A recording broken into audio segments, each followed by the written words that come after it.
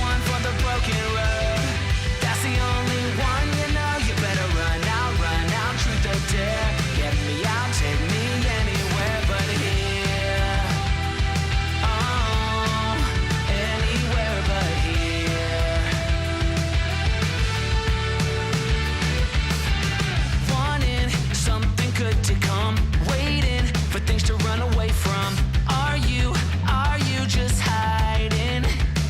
Yeah, walking into the fire, talking like you never die, like you're immortal. You try to stay awake, these walls you can't escape. Here's one for the lonely hearts, for the ones that fear the dark. You better run out of here. Bet you can't look the other way. Here's one for the broken road. That's the only one, you know. You better run out, truth or dare. Get me out, take me anywhere but here.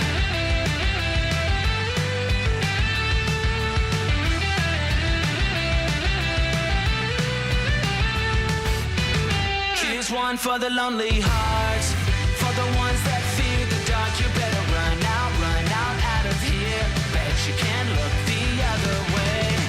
Here's one for the broken road.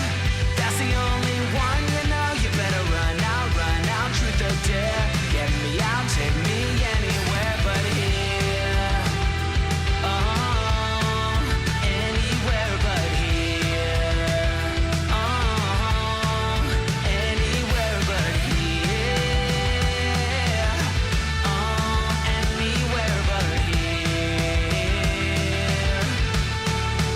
Anywhere but here. eer0 is honestly the world's biggest happy fanboy.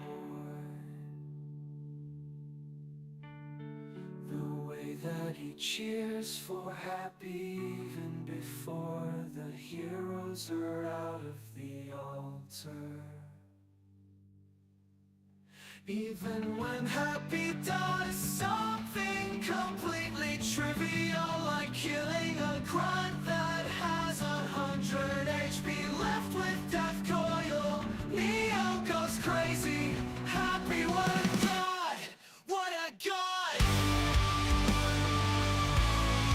What a god! Fuck silver linings. Happy is such a god. Silver linings are for nerds. I fucking love happy.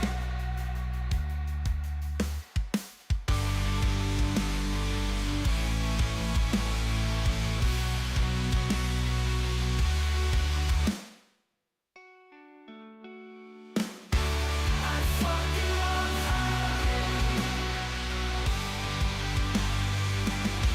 My name is eer0, I love happy.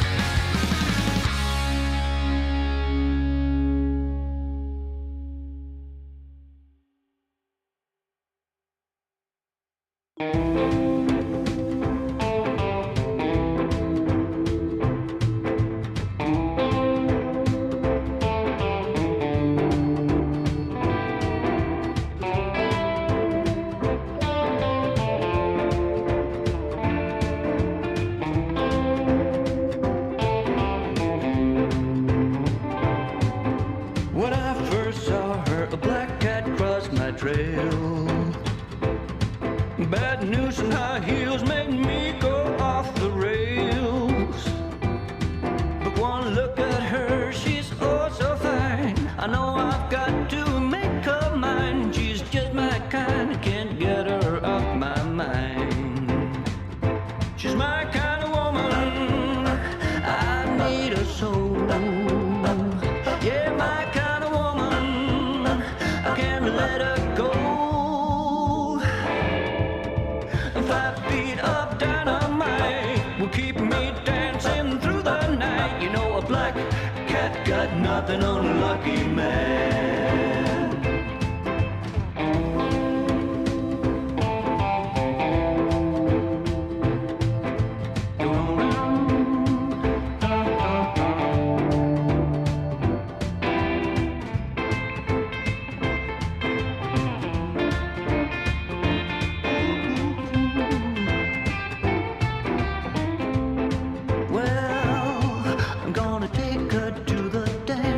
Saturday night. New shirt, new shoes, no room for oversight. Well, I'll be cooler than James Dean, and she'll be hotter than Marilyn. When there's electric in the air, you better be prepared. She's my kind of woman, I need her so. Yeah, my kind of woman, I can't let her go. 5 feet of dynamite will keep me dancing through the night. You know, a black cat got nothing on a lucky man. Yeah, a black cat got nothing on a lucky man.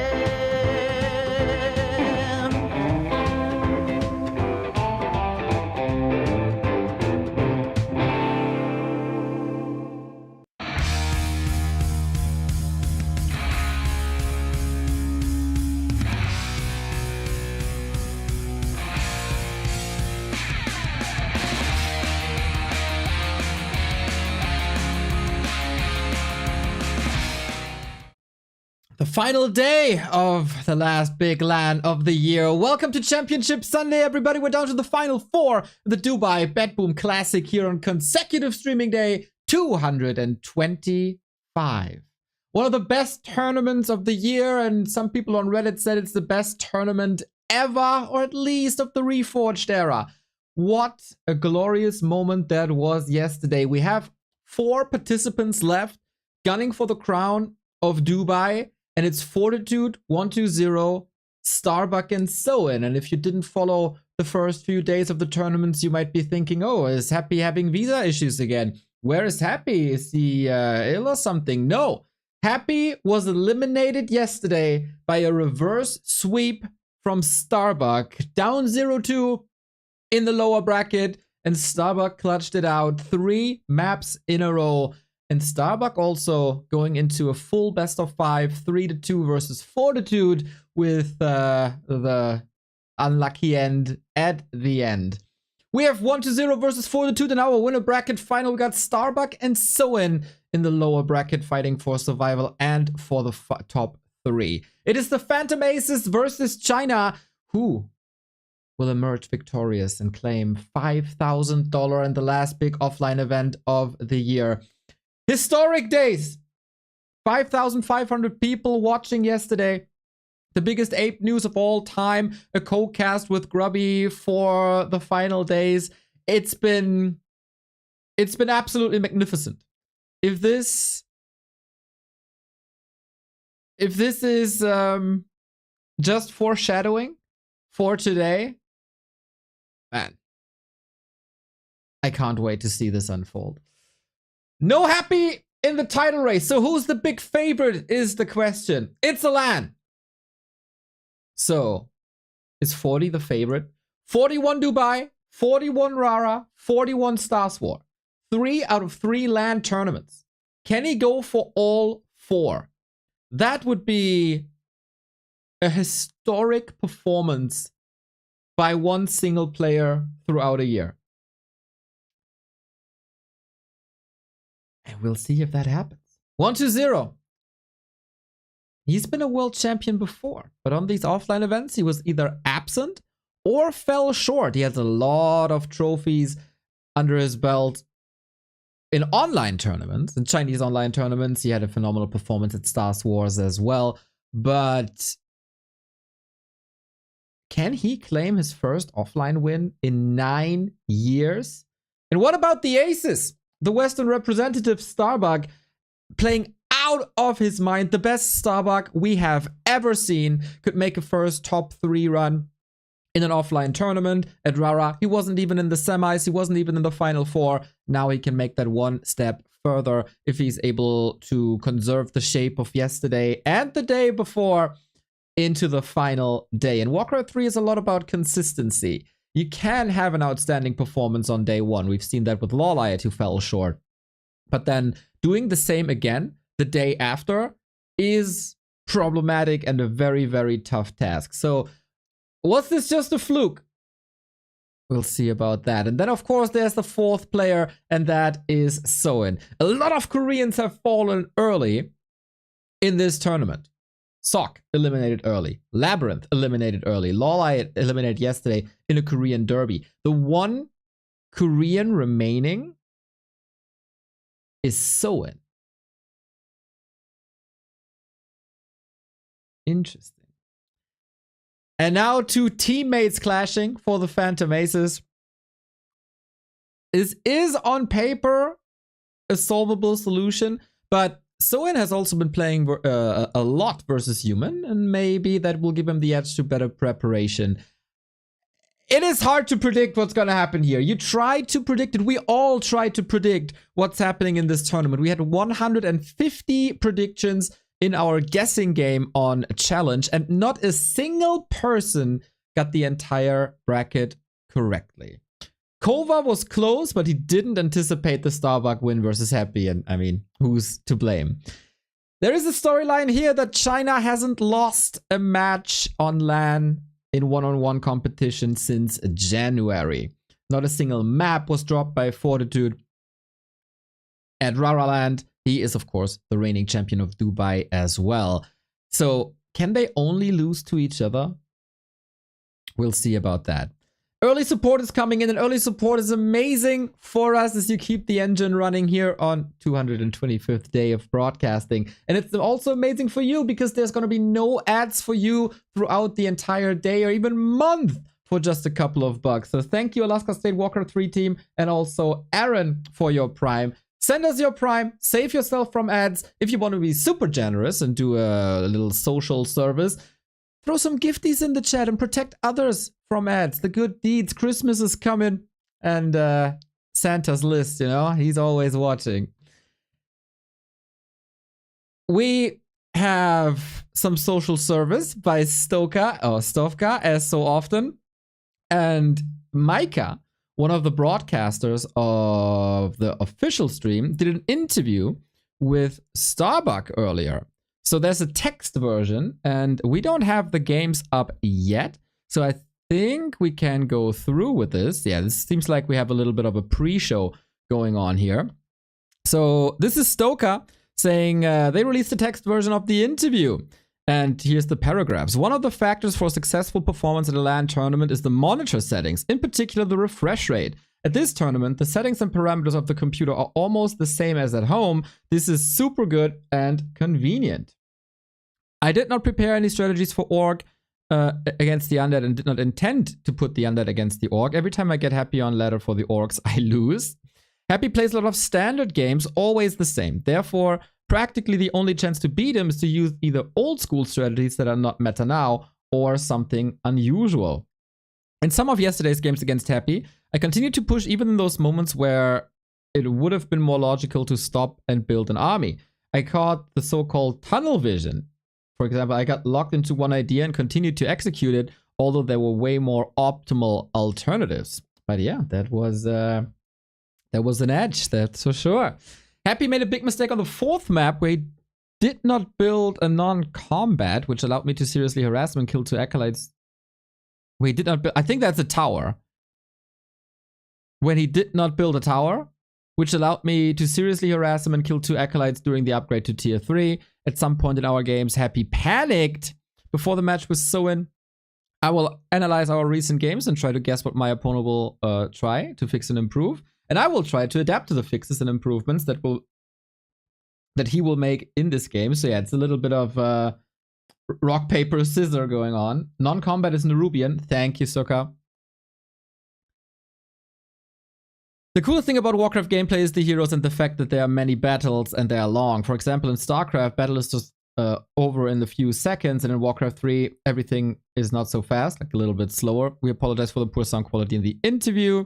Should be fine. Stoka, you're a hero. Thank you, thank you, thank you. Yeah, a tremendous tournament so far. 2 out of 3 days done. Let's recap this a little bit as we have the bracket up on Liquipedia, also courtesy of Stoka and the team. It started with the winner bracket quarterfinal of A Course, where we saw Lawlight pretty much destroying Labyrinth, who didn't have the best showing. And on day 1, we thought, Lawlight is a contender for the title. Maybe this is his weekend. But it was abundantly clear that the upper part of the upper bracket belongs to no other than 120. He eliminated Happy 3-2 in an amazing series. And then yesterday, he had all the counters ready. The counters to the Warden, the counters to any off-meta strats, the counters to the meta strats. 120 was way above Lawlight yesterday. You seemed a bit mentally broken after that game. Then we had 40 and Starbuck clearly being the better players in their opponent and their encounters to Soin and Sock. And that clash in the winner bracket final was the first sign that Starbuck is really performing way over his usual shape. I mean, he had some TP League runs into the final 4, but then there was a roadblock. And here in this series, he showed that he's also able to compete with the very, very best. And 40 said it himself in the winner interview. He was a bit lucky, and he also played phenomenally that he survived this. This could have gone either way for sure. So with the dominant performance on LAN, once again, the 2 Chinese players, 120 and Fortitude, similar to Fortitude and Colorful at Raraland, find themselves in the upper bracket undefeated, super strong. But in the lower bracket, we all thought Happy now will start a rampage through the lower bracket. And it started that way with a 3-0 over Labyrinth. That wasn't even close. Labyrinth eliminated early. But then the series of the weekend with a 2-0 lead. And here on Northern Isles and Terraner stand with Cryptlord, Dreadlord respectively, it very much looked like Happy will take home the series after 20 minutes, advance to the final day, and then continue his run and go for the throne. But Starbuck said no. Lost Temple was the turnaround. Starbuck outplaying Happy there a little bit. It continued on Tide Hunters with extraordinary aggression, something that we don't really see, and also one base human with lots of rifles and lots of damage output. Starbuck made it work. Very, very, very unconventional, and this was something that threw Happy off. And then he switched from Cryptlord to Death Knight, and that was a gigantic mistake, because Starbuck went for the pally and the rifles, and that was the counter pick to what Happy did. It was DK Ghouls, not DK Fiends, otherwise this would have been even worse. This series, by the way, casted by me and Grubby yesterday. You should definitely check it out. It was a wonderful moment for me. And the pally rifle dictated the game. There was constantly a 15 to 20 food lead. Happy didn't adjust well at all. He didn't have good fights at all. At some point, he missed like 4 surrounds in a row. Very atypical. And this is maybe something that's where Starbuck said Happy panicked a little bit. He felt under so much pressure that he wanted to get something done, but he couldn't. And then in the last fight, where it was somewhat even supply, Starbuck was level-wise so far ahead. And with a 5-3-3 human hero combo, that was just way too much. Then the first exclamation mark by Soin was eliminated Sock from the tournament, who was underperforming quite a bit. Starbuck was even microing better. Yeah, 100%. Like rifle control, dodging, splits, all that. Absolutely. Absolutely. Soin eliminated Sock in a very, very close series with amazing fights. And then even the series versus Lawlight, where you would think if you're a viewer from like 2 years ago, so in his Night Elf matchup is not that great. He definitely worked on that and made it one of his strongest matchups. Lawlight had no chance. It really felt like the winner bracket semifinal did something to Lawlight, and it wasn't the Lawlight of the past 2-3 weeks that was so outstanding in the qualifiers and also so outstanding on day one. We had a fun little sequence here on Twisted when there were 6 sappers in Soin's game. In Soin's base, but yeah. And this is how we end up with the final 4. It is 1-2-0, it is Fortitude, it is Starbuck, and it is Soin.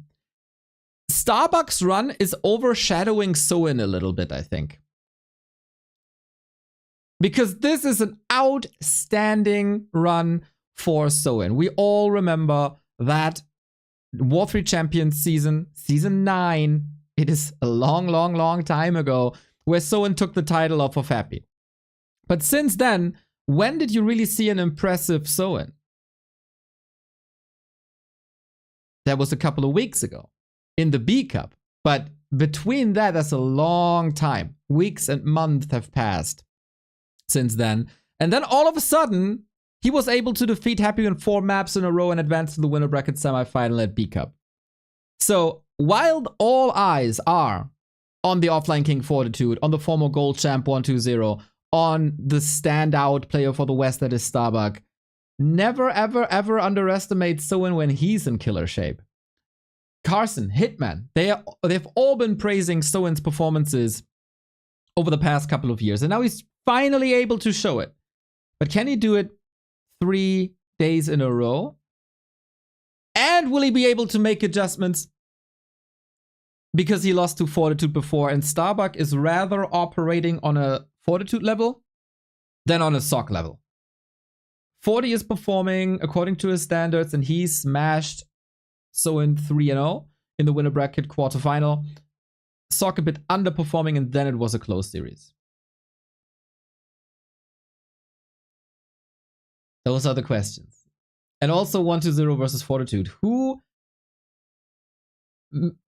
has a relatively relaxing day? I think this is important after 3 days of grinding. Whoever wins the winner bracket doesn't have to go down to the lower bracket. Whoever loses the winner bracket has to play 3 series in a row. That is potentially 17 maps in a row. Well, the winner can watch the lower bracket final, can chill, and then go back into the tournament relaxed and fresh. 2 series in a row for the person that coming from the lower bracket, but this is going to be a factor. This is going to be a factor for sure. It is wonderful to see 1,200 people already only here on Twitch. There's a couple of other people on YouTube. Spread the word, everybody. The last big highlight of 2024 Warcraft, and we had some amazing moments throughout the year. Nobody should miss this. It is a wonderfully executed event. The stage looks as good as any Warcraft stage. The level of play is so high.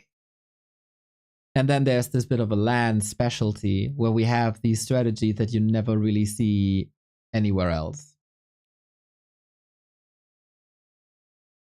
Interesting. The first 3 matches are going to be best of 5. The grand final are going to be best of 7. It was a wonderful moment, obviously. A moment that we'll talk about for a long time. We saw in the winner celebration that Starbuck was taking a selfie.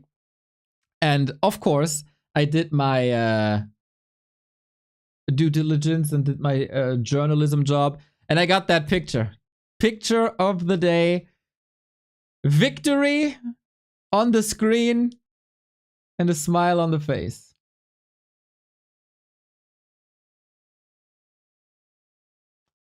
That is a picture for the ages here from Dubai. Thank you, Physics, for the 9-month. Go Starbuck. Thank you, Neil, for casting with Grubby. Was very nice. Rob, thank you for the 17-month. Starbuck, we're all cheering for you.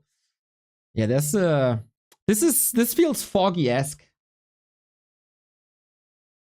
This feels like Foggy in Shanghai when he challenged for the title. A title that he could never accomplish, even though he made it to 2 finals. In the finals, he was always bested. So can Starbuck make that extra step and crown his rise through the ranks?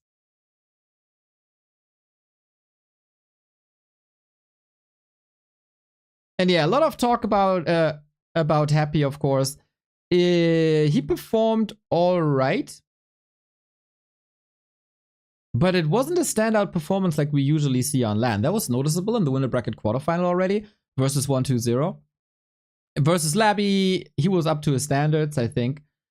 But against Starbuck, like, he got so outplayed and outsmarted, and let's be honest, out-microed by Starbuck. That wasn't... He kind of lost his aura. And I said yesterday, this is an end of an era. 2024 is a year where Happy didn't win a single LAN. Let that sink in. Let that sink in. But let's take a look, guys. The last day! One more time in Dubai. This is the trophy at the BetBoom Classic.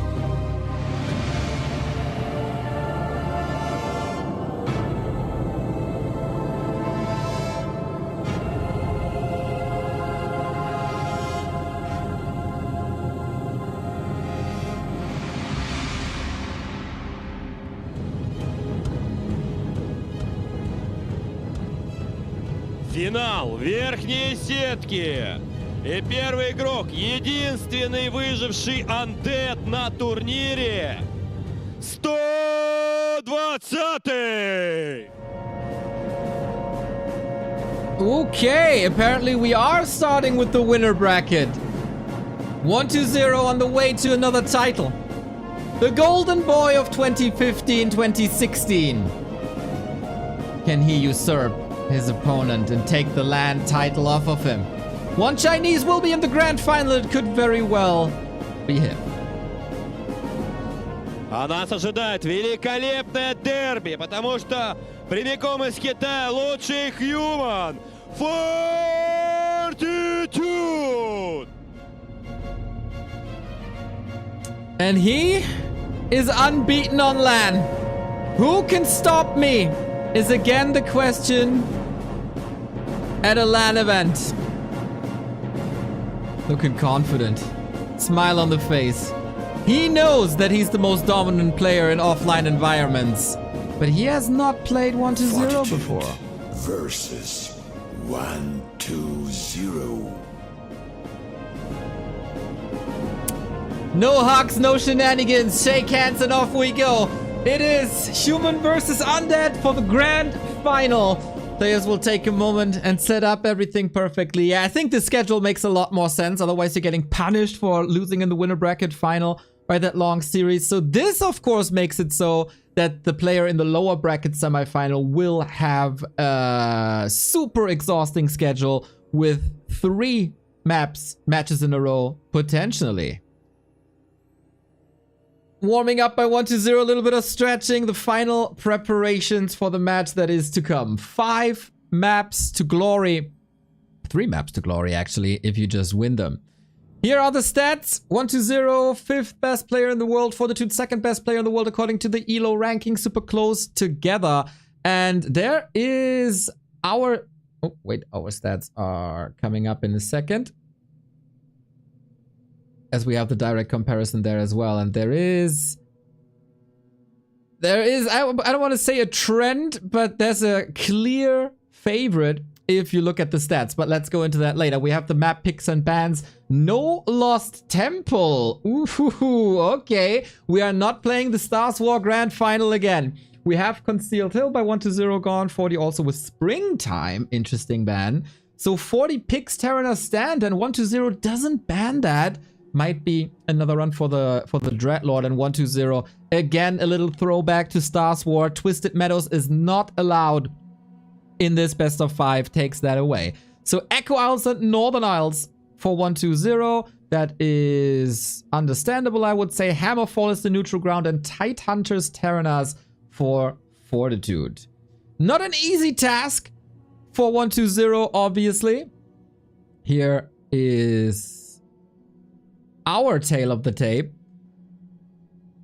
It is 14-3 on this patch. 14-3. 40 is the big favorite. 120 refuses to go Banshees late game, and he isn't that strong in this matchup early game. And this is what makes Fortitude so powerful. It was close matches though recently. Dolphin Cup, both of them 3-2. The Dolphin Cup before was a clear 5-0. But with 120, it is always the question, how much did he hold back? What does he really think is the strongest strategy? Is he going back to DK Fiends? Is he going the way of the Crypt Lord? For Fortitude, his plays are out there. Strong Archmage, lots of footmen, big economy, level 3, and then power washing the ghouls away. That is what he's the best at. So does 120 find a way to not give him that playstyle? What happens if it's just undead 1 base and DK Fiend pressure? Nobody plays DK Fiends better than this guy. And it might very well be the deciding factor. This was the most important match at Stars War. 120 versus Fortitude decided the tournament in Xi'an, and Fortitude was able to best him there in incredible series. Crazy back and forth, but only because Fortitude won there doesn't mean that it's going to be the same here again. Because those maps were weird. We've seen Warhail. We've seen Secret Valley. You can't just really add this 1-to-1. This is different. This is more standard. Yeah, Derbere, thank you for the sub. Insalon, thank you for the subs. Get the subs in if you want to protect yourself from ads. You don't want the gameplay interrupted by ads, and subs protect you from that.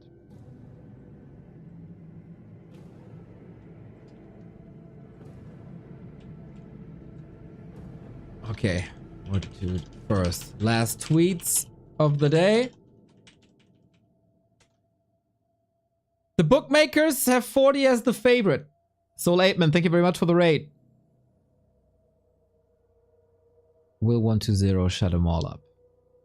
On the ladder, he doesn't really care. Sometimes in online tournaments, he doesn't really care. He threw a couple of series in the past month, but when he's focused and when he's ready, this guy is terrifying. He might be the highest performing Warcraft player if he's really on. He might have the highest peak. So far, he defeated Happy 3-2. That was an exclamation mark. He also shut down Lawliot and ruined his tournament yesterday. He wasn't up against Starbuck. He wasn't up against the humans yet.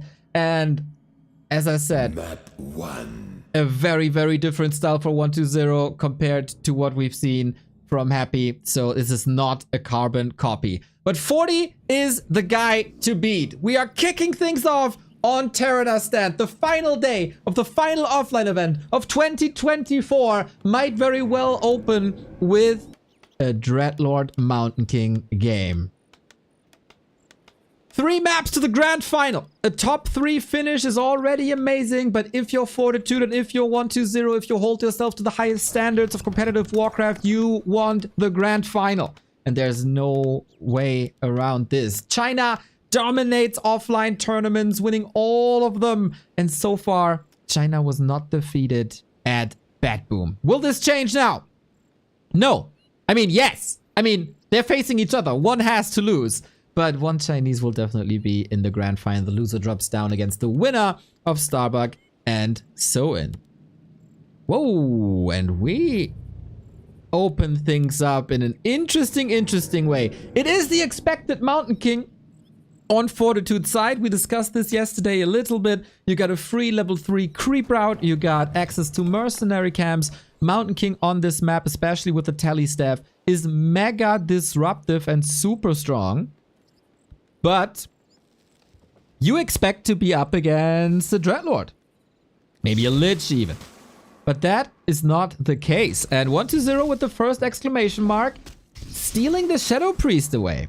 Fortitude not fast enough, didn't send anything to the mercenary camp and couldn't really prevent it. Not even getting the Acolyte on first try. So, with the DK here, this is instant harass.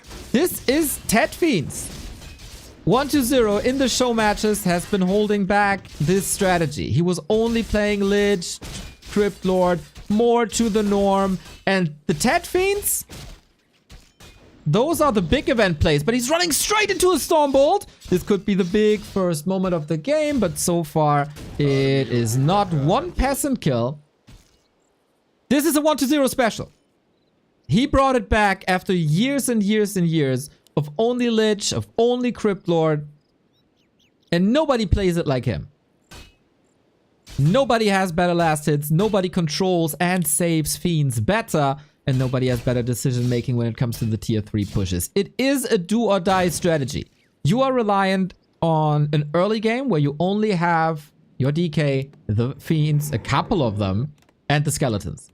And you gotta slow down the Mountain King with that. You gotta prevent an expansion with that. And speaking of slowing down the Mountain King, I think this is going well so far. Can't prevent level 2, but this took a long time. Shadow Priest is gone already, so he lacks that healing. It's a bit unfortunate.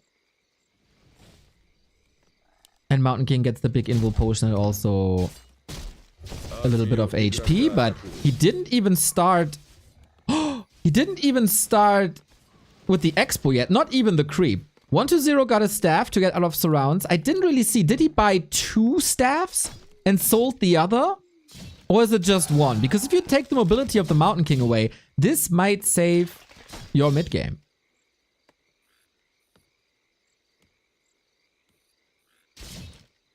I would say the tech running, mega fast tech by 1-0. He's putting some damage on the economy. 40 yesterday didn't look like the all-raining land machine that we've seen at Rara. Pump fake. Ooh, 1-0 gets that snipe. Stormbolt was ready, but don't want to compete with the coil. Maybe wants to throw these hammers on the DK. How many more kills can he get? 1.5 on the DK so far. That isn't changing. We have a mercenary now on Fortitude's side. Ooh, that coil got another kill. 1.9. And not only does that bring you very close to your own Unholy Aura, it also denied level 3. So the first 5 minutes is solid Tet Fiend play. 1-0. It is pretty extraordinary that the travel didn't influence him.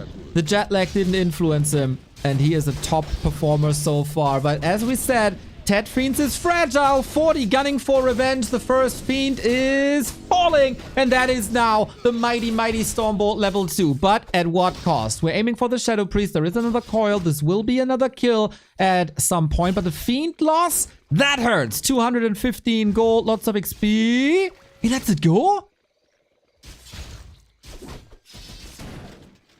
Curious about that decision.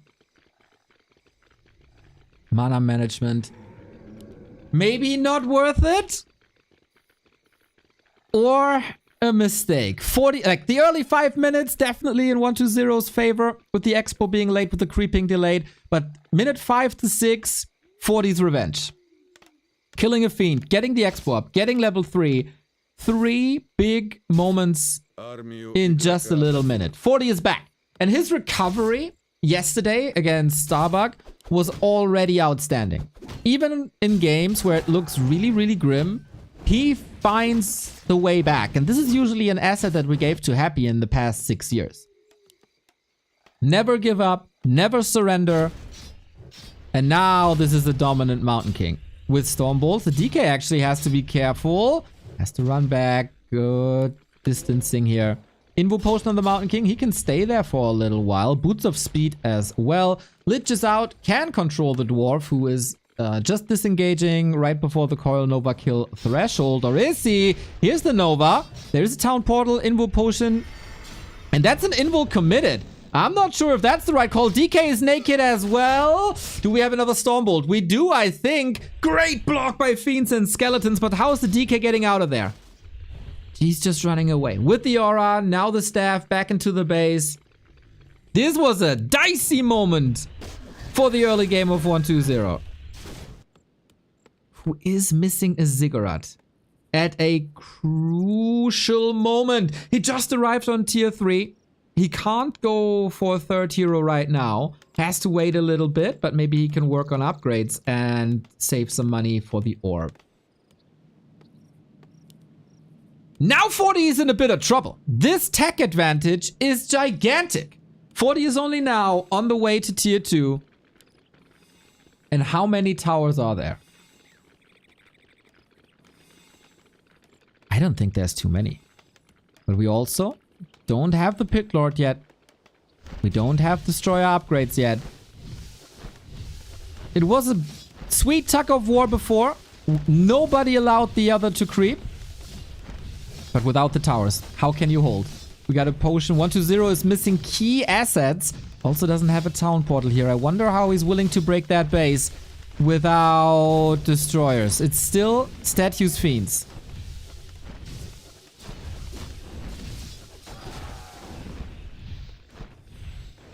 Militia coming in, no TP. He even sold the staff. Counter surround with the Lich. Dicey situation, 1-2-0. This is a DK who might be able... Oh, who might be falling. And he does against the tower. And now the Mountain King is able to clean everything up.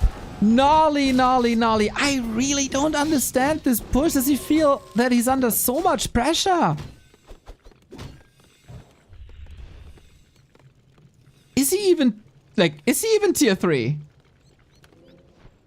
Армию игрока атакуют. I kind of... Oh, no, he's not. It's tier 2. Oh, I misread the icon. It is a tier 2 push. Oof, that makes things so much worse. That makes things so much worse. Okay. Yeah. What can you do now? What happened? What went wrong? Everything went wrong in that game then. I am very much confused. Kevin said I thought it's tier 2-3. Yeah. Tier 2 push. You can do that. You can do a tier 2 push with Garks or with wagons. I thought, yeah, why is he not grabbing an orb? Why is he not going for a Pit Lord? But yeah, when you're tier 2, obviously, Lich in trouble as well. And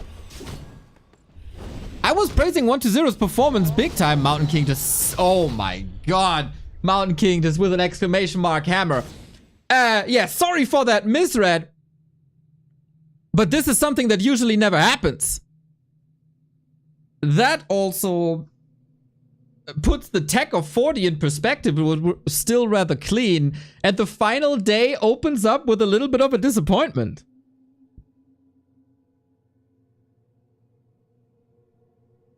Huh. 40 was pressured, but a sweet turnaround. That Fiend loss is something that you can't really afford at that stage of the game. And then he lost a lot of momentum. He never got DK3 because the Mountain King was contesting. The DK was super mega hurt, which is something that happens in matches versus Mountain King. You hammer away, you get surrounded, you lose that HP. Weird. But that was the human map. That was the Fortitude pick. But 1-0 under pressure and not too convincing. There were some good moments for 1-0 in this game, especially in the early. But then once the Mountain King is 3, clean this up. I wonder why 120 is not going for Dreadlord. That could have been a very good Dreadlord map. And we also have to say that historically, through 120's career, the first map is always, always, always the weakest. With DK Tet Fiends, you want to be in the face of your opponent the entire time. And Terranar Stand has the longest rush distance in the game, so the arrest just starts later. I think I don't even have to translate that. 120, a big Dota 2 fan.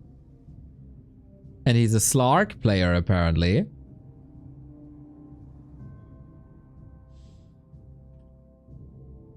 In his free time, he plays Dota 2. His favorite character is Slark. There we go. The past 3 matches between the two all went to Fortitude, the favorite. And a clean performance. Nothing really shaky, not phased. And we got a couple of subs in. Thank you, High Contrast. Thank you, Christian Beereth, for the 14 month. Snack and MW. So, with the first map of the series on the human map, this is the expected outcome. It's just a very, very weird way that how the match unfolded. And also for Fortitude.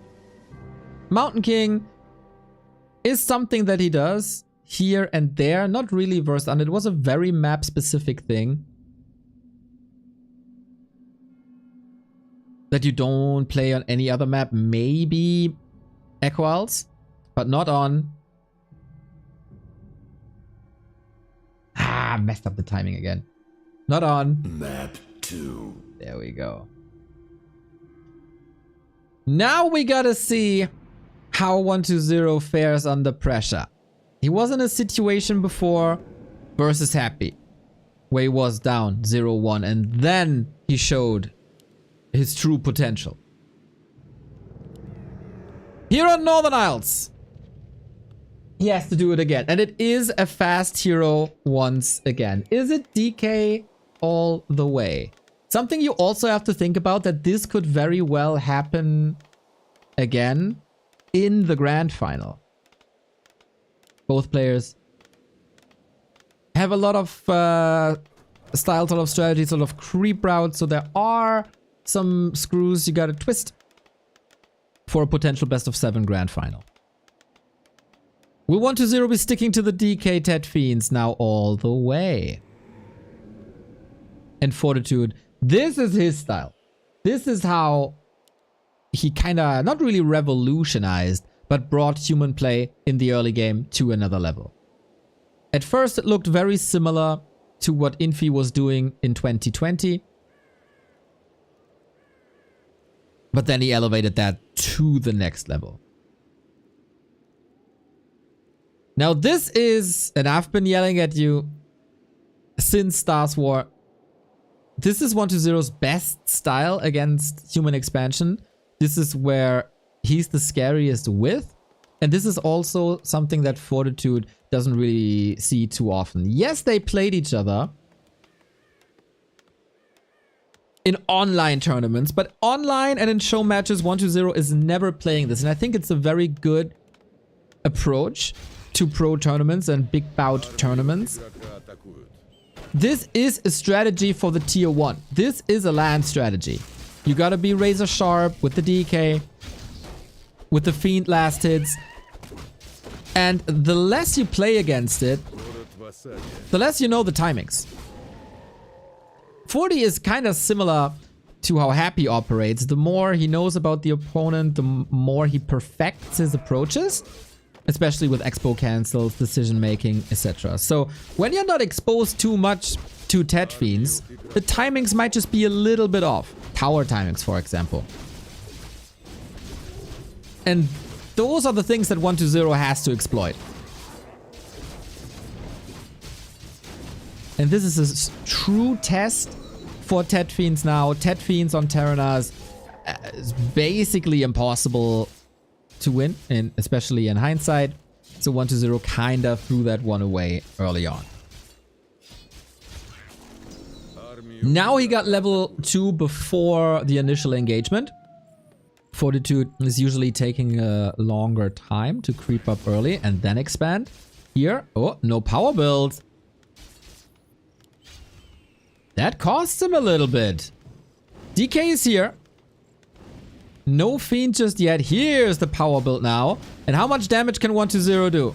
He needs to delay this expansion for as long as possible. Create corpses, raise skeletons, kill more and more workers. Love that footman position by Fortitude, blocking the entrance there. Another worker being coiled but not finished. So far, only one worker falling. This is great. There's one coil left and no Rod of Necromancy anymore. 2 workers now, 3 workers. This is acceptable, but not outstanding. He can continue building, and the expo will be up. 6 skeletons falling, not bad. And nice deny there as well. Not much XP. 4120, Fortitude level 2.7. And the tech is unfolding. Moving back now. Stay active on the map. Get the items. Even a Scroll of the Beast would be quite fantastic here. Big mana potion, of course. Amazing. On the other side, we get a little bit of HP, which is always good against Coral Nova. We also get the replenishment potion. We are incredibly close to level 3. And then Trouble City begins usually for the undead, but this is a different matchup where you're not having ghouls, which is basically one shot for the water elementals. You're up against fiends, and fiends with a medium armor damage type take a lot less damage from water elementals. Still scary here, as you can see. And they also tank a lot more. But Fortitude puts on the screws. No tier 3 rush. It is Lich into Slaughterhouse. And 40 food is open. So it's gonna be a heavier tier 2 sequence by 120 once again. But at the moment, you can't relieve your base. DK in trouble. Lich, he needs the Nova. He needs the Nova ASAP. 120 wasn't greedy. Got a Nerubian tower up. DK is suffering a bit. Same for all the fiends. But we're on Blight. So regen is kicking in and statues aren't too far away. 120 has to weather the storm. It is all quite wet in the base now. The statues couldn't come fast enough. Same for the Lich. All these fiends evacuating the base build is amazing though for now. Now we need some Nerubian tower. Micro fiends are not allowed to fall. You need the damage. You need the tempo. Lich is out so far. The fiends have survived. A ghoul fell, which hurts a little bit in the lumber. You need a lot of lumber ASAP. But the Lich is able to clean this up, and 120's defense was amazing. But 40 bought the time for the tech, for the expo. It's starting to pay off. 36 food. And again, 120 is not teching. He doesn't have the lumber. And he is not replacing the ghoul, but rather goes into a super heavy tier 2. No Destros, no Pit Lord. He could have lost a lot more, so that is good.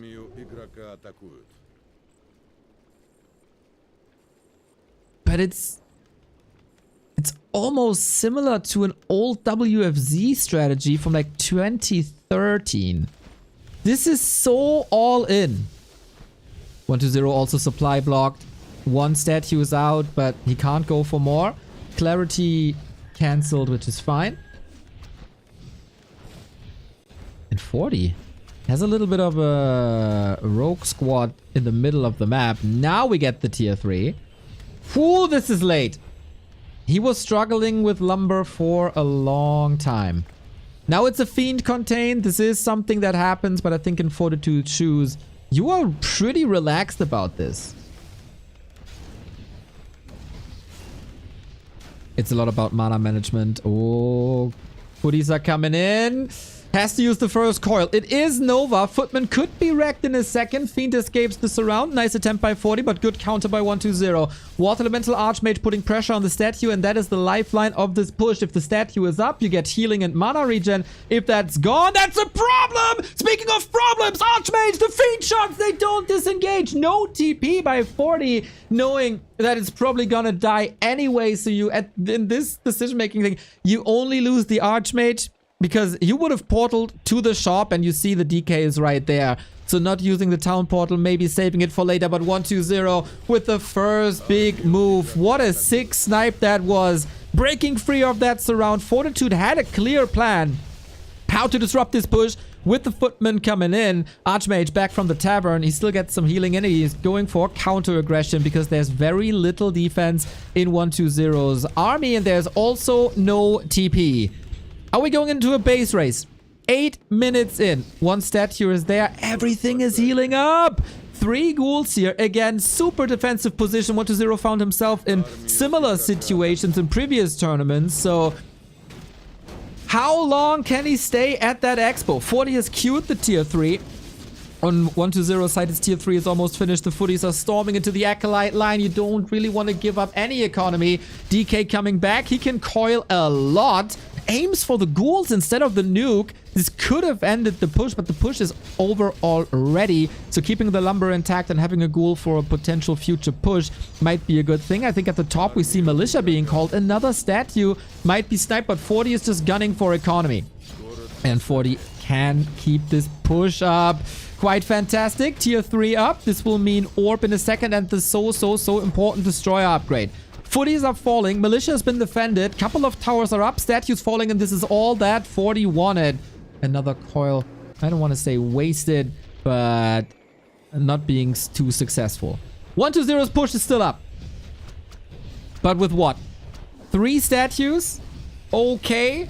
Destroyer push has to hit hard. We got an orb up, but no money for a third hero. Mountain King out. Double workshop coming. Tech is at 2/3.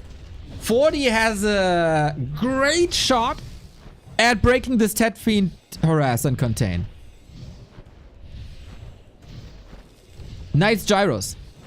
It's all gonna be about Knight's Gyros. Wait a okay, it's another Acolyte. I thought he's gonna counter expand now, but no, he lost an Acolyte during tech and he's just replenishing that.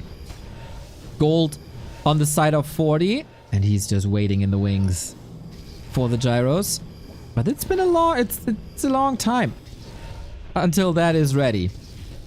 Not the greatest SimCity here anymore. Fiends are able to attack peasants, and without a blacksmith, you can't build knights, right? Ooh, Fortitude, this blacksmith is important. But it's also a lot of HP. He has to engage now to save the blacksmith. First destroyer is up. Still no third hero. Needs that repair, needs another Nova, but I think the blacksmith is fine. Destroyer, amazing for the dispel, especially if the water elementals aren't split like that. Needs another coil in a second. You want that magic damage up and a double dispel. Lich level 2 for frost armor immediately. This is a lot of drained resource, but the first 2 knights and the first 2 gyros are coming alongside the paladin. Lumber is an issue for 40. While he was masterful in fixing lumber problems of humans in the past, obviously oftentimes without a shredder, if it's not 2-base, you can't really go for it as you are under this constant Tet Fiend pressure. Blacksmith is done. Did he queue more knights?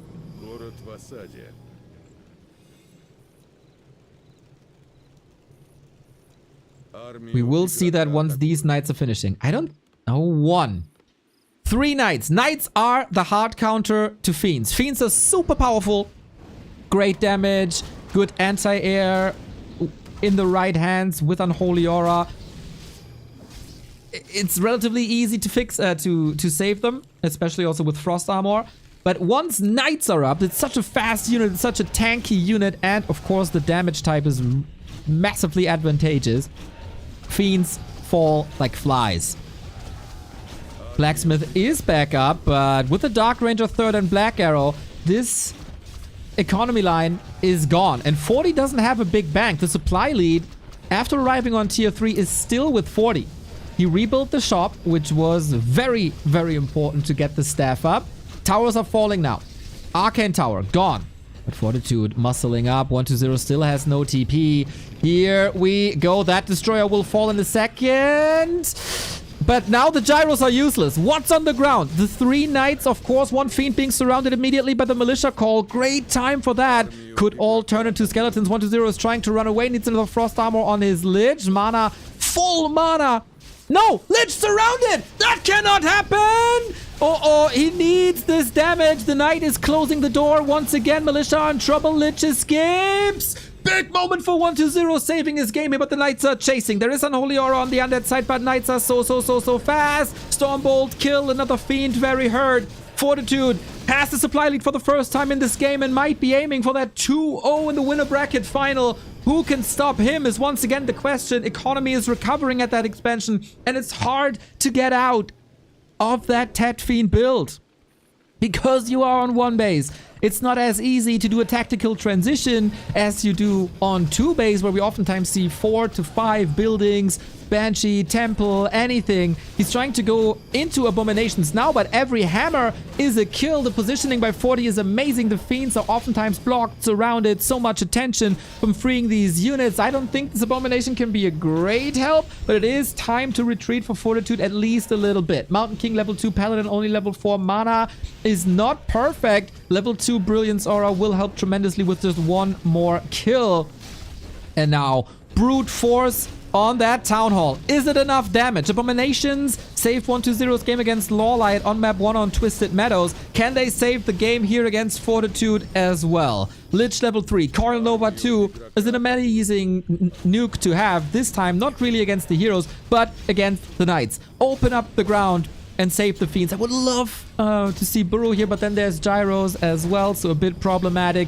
Usage of Frost Armor is clearly a priority here. We see very few Nova in these fights, but speaking of Nova, this Mountain King is kind of begging for one, but with the statues constantly under attack, this is problematic now as the DK and also the Lich are out of mana. Archmage Water Elementals do a phenomenal job at taking out this steady regeneration, but 120 also knowing when he needs a new statue, and that time is now. That statue needs to work overtime, and Fortitude couldn't really recover in the defensive position of his economy. Peasants are getting slaughtered again and again and again.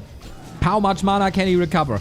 He needs that blue bar to be filled to the right hand side, and on Fortitude's position, can he accelerate the production? Can he stabilize the economy? Does he break that now? Aiming for the Lich once again. Counter surround. Doesn't even need that. Frost armor applied, and the tug of war continues again. This is exactly what we've seen between them at Stars War when it was World Elite versus eHome. Now Dark Ranger alive! Makes it to level 2. Got the silence up, but again, mana management. 3 statues up for grabs. You don't want to morph any destroyers anymore, as the gyros are right around the corner, and it is plenty. A-bomb about to fall. This is huge XP, but with that, Coily can stay in that fight for a little bit longer. 120 is trailing. The momentum is clearly on Fortitude's side. The supply gap is growing and growing, and I think only a Hail Mary Coil Nova can save 120 in this fight. He's gunning for the Mountain King to take control away. That CC Stormbolt and also Bash is hurting 120 big time. Knights continue to fall though with the Nova. But where's the damage now? 2 Fiends killed in quick succession. That frees room for the Archmage to again threaten these statues. And I think in this game, this is absolute key, the way Fortitude puts pressure on these statues. There's always a Knight. There's always an Archmage. There's always something. Hola! But there's no Mountain King anymore. A little bit off screen. Finally, the Coil Nova lands. Only a level 2 hero. And this was a Mountain King with a potion. 40 didn't see it coming either. The next mistake might cost the game, or what are the recovery options for 120? He's still scaling like crazy. Wants this level 4 Lich. Do we have a coil? No, we don't. Invo potion is necessary, and he gets it out. Knight traded for an A-bomb. These trades are, of course, a lot better for Fortitude as he has these 2 bases. With level 2, he'll probably get Frost Armor and finally... not Frost Armor, Dark Ritual to finally eat units. Lich in trouble, but he only has Ice for the Archmage. Great retreat by 40, but 120 is 4 now. Oh, wait! Is it a great retreat? Where's the Nova? He doesn't have the coil to finish it up. And there is now potions to save that Archmage. No lumber for 120 at the moment. More units. And he's going back to the economy. Fortitude is not fully mining. And the Mountain King is still benched, but only for a second. Another hero nuke is necessary. Oh yeah, that was easily telegraphed, but can 40 do anything against it? The staff is on the Mountain King. Archmage no TP, but the Pally is here. Is there another nuke? Mountain King at the ready. Coil! Oh my god! Last hit was already on the way. Paladin in trouble now. Potion pass! This MK! This MK is a lifesaver! First the staff on the Archmage, then the potion pass to the Pally. Amazing sequence. The dwarf saves the map. Армию игрока. Incredible sequence by 40. 1-2-0. Two big chances to get a hero kill in here, but no, no, no, no. MK to the rescue. Usually he's responsible for all the kills in the human army. Now it's been roles reversed. A saint. A saint. How long have they been fighting? Армию игрока атакуют. How long have they been fighting? And is 1-2-0 out of options now. Level 3 DR, level 5 DK. That nuke is crazy. And again, 1-2-0 with an invul potion. One healing and the staffs. Fortitude can never really establish more towers or a bigger static defense. Usually this is way more fortified with farms. Makes it way harder for the undead to attack, and especially that lacking arcane tower is something that is severely missing. But it's so many knights. Usually a position where banshees would take over, but on one base you have no option at all to do anything about it. First statue down, fiend suffering, coil has to be used defensively. Disease cloud is spread, and the statues are in a fine position for now. No frost armor at the moment. Beautiful coil again, but maybe sacrificing the A-bomb for it. A-bombs are basically mana potions at the end. Needs that. Dark Ritual. Frog block. Doesn't really matter. That A-bomb is saved. Mountain King not level 3 is a liability, but we're getting closer and closer to that important level. That A-bomb is living for a long time. Stormbolt kill, overshooting damage a little bit. The knight numbers are drastically reduced. There's 2 more about to fall. This is 8 supply, of course. You gotta be careful. The Holy Light is here, but for how much longer? Fortitude with more reinforcements, and the closer he gets to 5-3-3, the closer he gets to a 2-0 in the winner bracket final. The fiends are all suffering, and no more mana on the undead heroes. Fortitude's stability here in this game is out of this world. Now that he has finally unlocked the tier 3 human and the knights in the backline alongside the water elementals, he of course knows there can't be any destroyers, because then the gyros are coming back in, who are just chilling at the shop the entire time. And while it looked like 3 knights were about to fall, the pendulum was swinging back into 40's department. The Holy Light was at the ready, the staffs were at the ready, all the right clicks at the right time, and then at some point it's relatively easy to clean up the backline when the knights are able to threaten the fiends, and when the DK mana is getting low, because you put so much pressure on the statues and they can't stand still and they can't get the spirit touch in. This is now 40's victory lap, isn't it? 70 food. Heroes are amazing. Stormbolt level 2, Holy Light level 2. We're gonna end this amazing game with a nuke on the DK. Invo potion being passed. He's trying to squeeze out a few more moments. Coils coming in, but is that really the rescue? Surround open up, but get baptized. DK double kill 40, and he takes the 2 and the O. 15 minutes of fighting, and Fortitude remains victorious, breaks the Tet Fiends, and 40 is on a warpath once again. This is the Who Can't Stop Me 40. This is the King of Dubai and Dortmund and Xi'an. He is not willing to leave his land throne that he established here at this very studio in January. 1-0. You got close. You got close. But you weren't able to break this.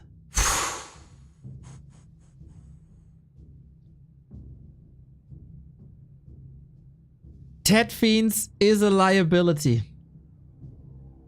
Tet Fiends is risky. Tet Fiends is all in. But I think you've also seen how powerful it can be. Why was he not able to break this? It's tough to make that call, man. It's so tough. Maybe the second attack to his base, when he responded with DK only, I think that is the moment where the game went into Fortitude's favor.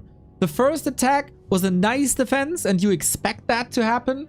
The second attack, where he was with his entire army in the north and had no TP and couldn't respond to it when the Acolyte fell, that pushed the timing further back. And every single second as a human that you survive is good for you. Because that tier 3 is so powerful, because the knights take over, because you get the paladin and the staffs. And there, that was maybe the minute, half a minute, that saved 40's game. In addition to playing Warcraft, he's engaged in his own business related to the sale of crabs. Little trivia here. This is why the Chinese called him the Crab King for some time. 40 is up 2-0. And 120 is facing the lower bracket, the first defeat. Starbuck was able to take maps off of 40. So far, no one else. And now, this is the downside of this map pick and ban system. In every other tournament, it's loser's choice. In this tournament, it's AB, AB. So the third map, the match points, will be played on Fortitude's map pick.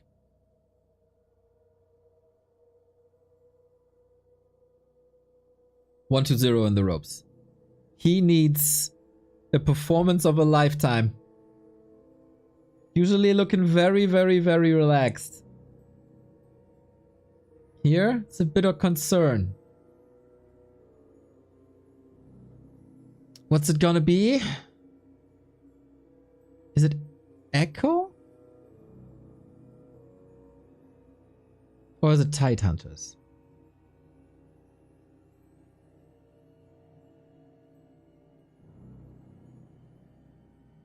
Northern Isles was the map that 120 had to win. And he couldn't. 40's resiliency, once again, unparalleled. But can he do it on map 3? Can he prolong that series, or will we accelerate the schedule? 10 euros by Nunok, thank you very much. 120 got this tournament easy. Lieutenant Frank Draben, thank you very much for the 51 month. Belusted as well, coming in with the subs. We need your support. 120 needs your support. You need to protect yourself from ads with the subs here on Twitch.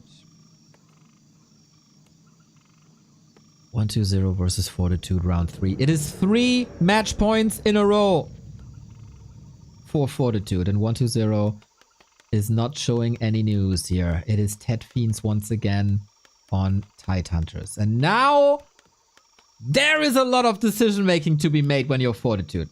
Do you expect 120 to go Ted Fiends again, or do you expect him to go Crypt Lord? If you expect Crypt Lord or Lich, you can go... Oh, well, not Lich. If you expect Crypt Lord, you can go for the Laboratory Creep and get level 2 in one of the strongest items immediately. If not, you have to go for a smaller camp, slows you down. Holy moly! Jay Celerex with 20 gift subs. 20! That is the appropriate support for this very tournament, for the final day of this tournament. You madman, thank you for the big support over the years. Ho. I still think Ted Fiends is the better strategy against Fortitude. I think 120's calls are correct. If he loses a Fiend less, if he has a bit more regen, this can work well. This can break 40.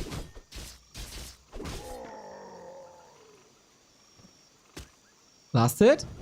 Not allowed. Denied. 120 is going for the turtles first. Армию игрока Fortitude did the sidestep, no lab. He was expecting the DK to harass again. He was expecting 120 sticking to his guns. For 120, will he perform under pressure?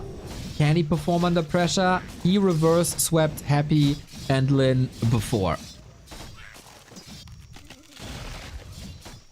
He doesn't need the momentum.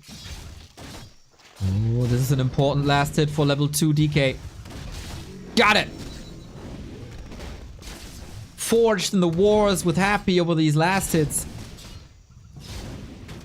This is, of course, skills that you can apply now. No Expo up just yet. This harass might hit a lot harder. The DK is getting some chip damage in. And this is something that is outstanding for Fortitude this series. Always finding that one attack. игрока атакуют. But the skeletons here are connecting way better than they did on Northern Isles. That is already one peasant down. There's more to come. Number 2 right there. We have no Rod of Necromancy anymore. Is he seriously protecting that peasant? Oh my god, Fortitude! 120 has to invest another coil, and that's the moment where you gotta retreat because you have no skeletons anymore and the mana is too low as well. Was that enough? It is again only 3 peasants, similar to Northern Isles. But this was a bit more experience Игрока атакуют. on the 120 side. So 40 has a clear path in front of him. Get that Expo up, stabilize, build towers, harass, and make it to tier 3, similar to Northern Isles. 120. He has 6 acolytes. Tech is done. Will you double down on the harass? He's creeping a little bit. Армию игрока атакуют. He wants to stay close to his own base because he knows that 40 is going for this harass.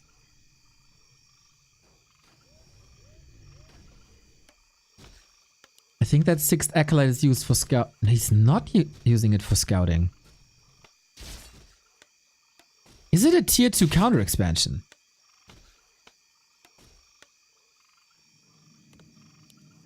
Made very... Oh, bad timing for the slaughterhouse. Bad timing for the slaughterhouse. 40 has other interest, and that is ghouls, because lumber is of the essence. You want it for the tech. That slaughterhouse can't survive, can it?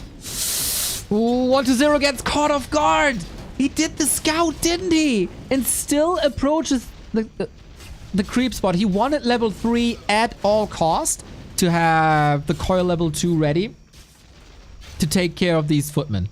Was it worth it to sacrifice the slaughterhouse for it when you're already low lumber? I guess so. Expo isn't cleaned up yet. With the lumber at the moment, there's no chance you can go for an Expo. He techs. I think he should. But when? Армию игрока атакуют.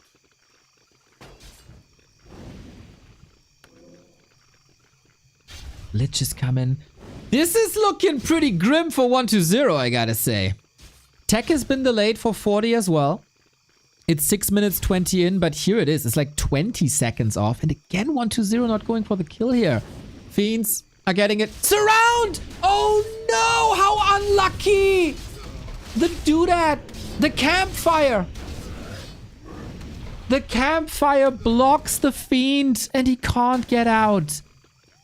Oh, this is not good. This is not good. Lemez, thank you for the gifts up, but this is not good at all. Игрока атакуют. You need the fiend punches against the towers, otherwise repair is too strong and too fast. Was that the crucial mistake? This is Coil Nova galore. We have a town portal.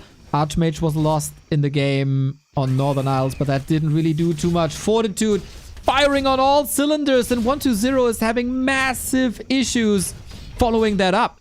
He's just not fast enough. He's not clean enough. And for Tet Fiends, you basically have to play it from the bathtub. You gotta be so clean.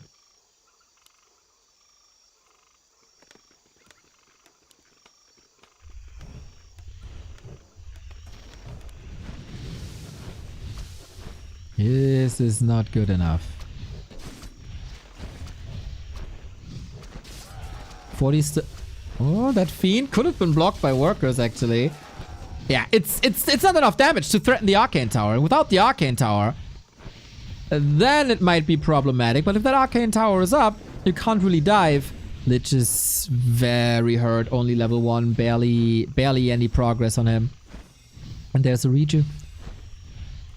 There's Reju. There's the chip damage. Water Elemental. I think Fortitude. Fortitude definitely learned the lesson from Stars War. This is looking so much better.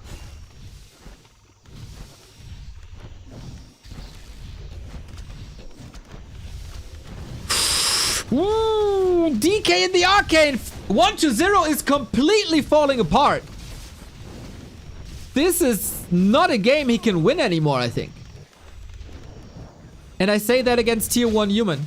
But you rely on momentum. And another Fiend is getting surrounded. Yeah. There's no doubt who's the better player in this series. Way too much damage. You don't want to run away. You want to do the damage. You want to kill peasants. But when was the last time the peasants fell? I think it was right at the creep spot, wasn't it? 40 is playing out of this world, and for the first time this tournament 1-0 is underperforming. And 1-0 is underperforming big time, to be honest. All he can do now is to hope for a 40 slip, but he's saving the Archmage. He's surrounding the statue. There's another statue up for grabs due to the water elemental power. I'm sorry, I'm supposed to hype this up and look for the silver linings. But 40 is the Chinese wall, and 1-0 can't break him. That coil missing by a second is another indicator on that. Super dominant. 40 on LAN is Super Saiyan level 4.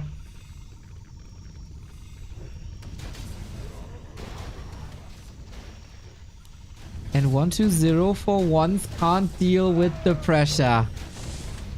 The winner bracket final is going Fortitude's direction. On map 1, on map 2. Map 2 by far the best. Double racks tier 3 on the way. There's one last push in 1-0. The DK is making great progress, and the Lich is close to level 3 as well, with maybe 1-2 more Footman coils. But there's also a Mountain King now. Fiends without Burrow, not really a threat. It's so fragile. There's one. Okay, Nova level 2 online. 1-0 needs a Hail Mary. He needs these 0 kills without losing too many Fiends. But there's one. Footies in the hands of Fortitude look like a tier 2 unit.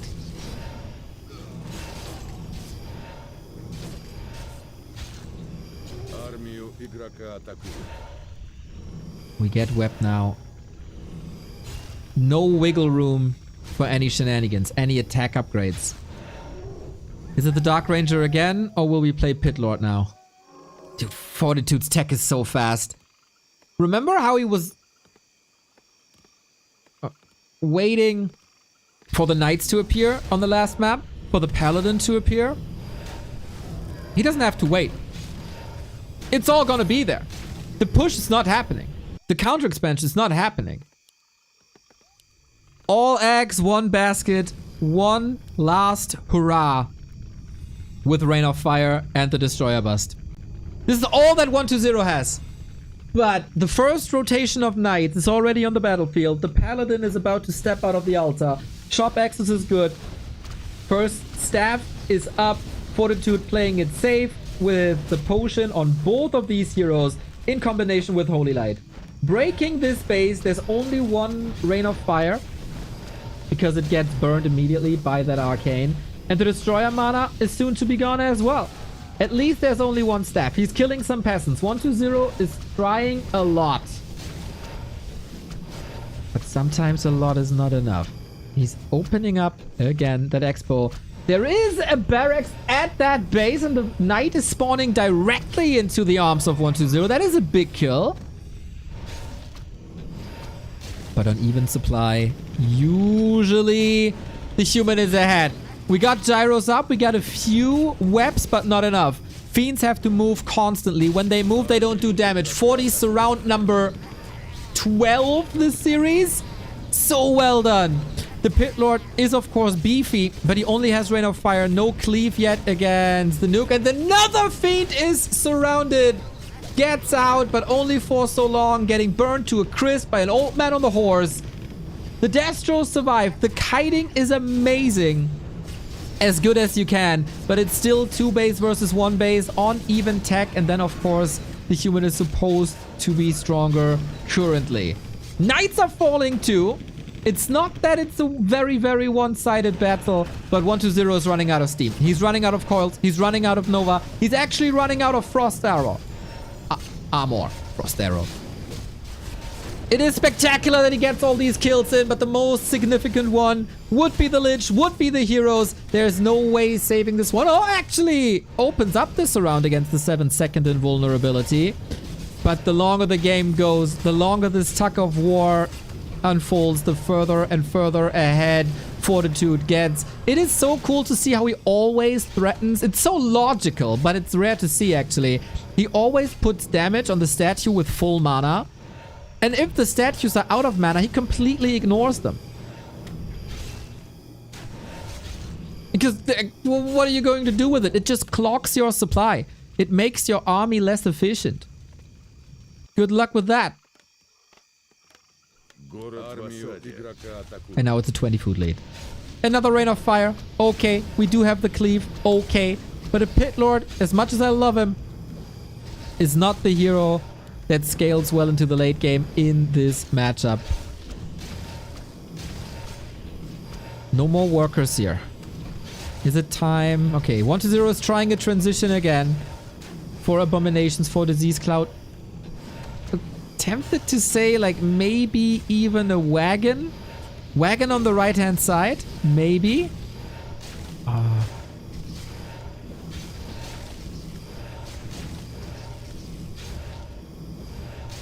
Blacksmith gone is again. Oh, 40 holds the Blacksmith. Can go for more Knights after this. And now they're everywhere. Knights in the back row. Similar to how you use Raiders versus Casters. I like that approach a lot. Paladin a little too far forward. One mistake by 40. Is that the moment of hope that 120 was waiting for? No more Holy Light. Mountain King was also in a little bit of trouble. Staff was ready. But 40 just doesn't care. He has this huge army. Maybe the Paladin was out of mana anyway. Coil has to be used on the Pit Lord, who is soaking up a lot of damage. 2,000 damage thrown already. But Knights are fast and Fiends are slow. A-bombs come in, but the Fiends are just suffering way too much. A handful of Knights. Sometimes all that takes. And if you can go... I wonder, if you can go for Disease Cloud, couldn't you also go for Banshee Curse? Curse would be quite sick.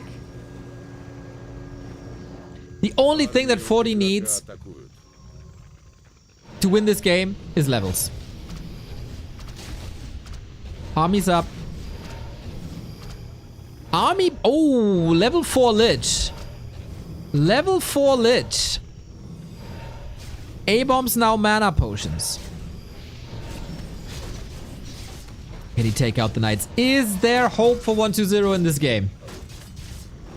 Or is it gonna be the same as Northern Isles? The heroes are the strongest asset of 120, no doubt. The entire army has to move all the time, but you also want the damage output. Paladin is back. Well done. Knight safe. But Disease Cloud is working in 120's favor. And on the other side, for the first time in a while, actually for the first time this entire series, the statues can do their job.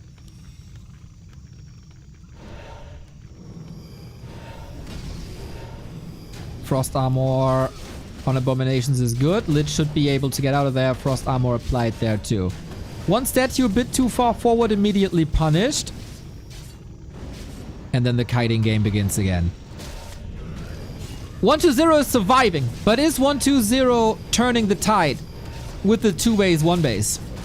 I still doubt this. Bash coming in, A-bomb gonna fall. And the Lich has Dark Ritual on cooldown,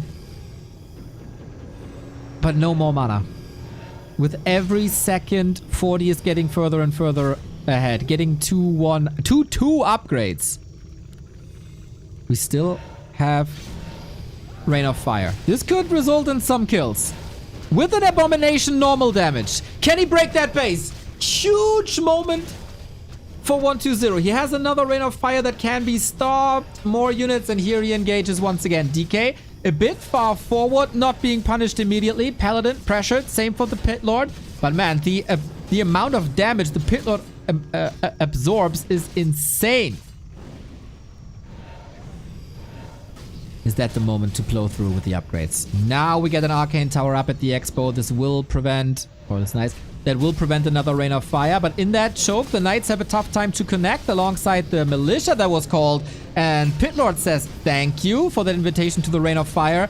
Needs another coil. It's there. Could pass an Invo Potion. That kill is level 5. A big one. The Militia are blocking the way for the Pit Lord. Pally! Dead! Level 3 on the Pit Lord now. Cleave 2. Rain of Fire 2. Not too clear what's best here.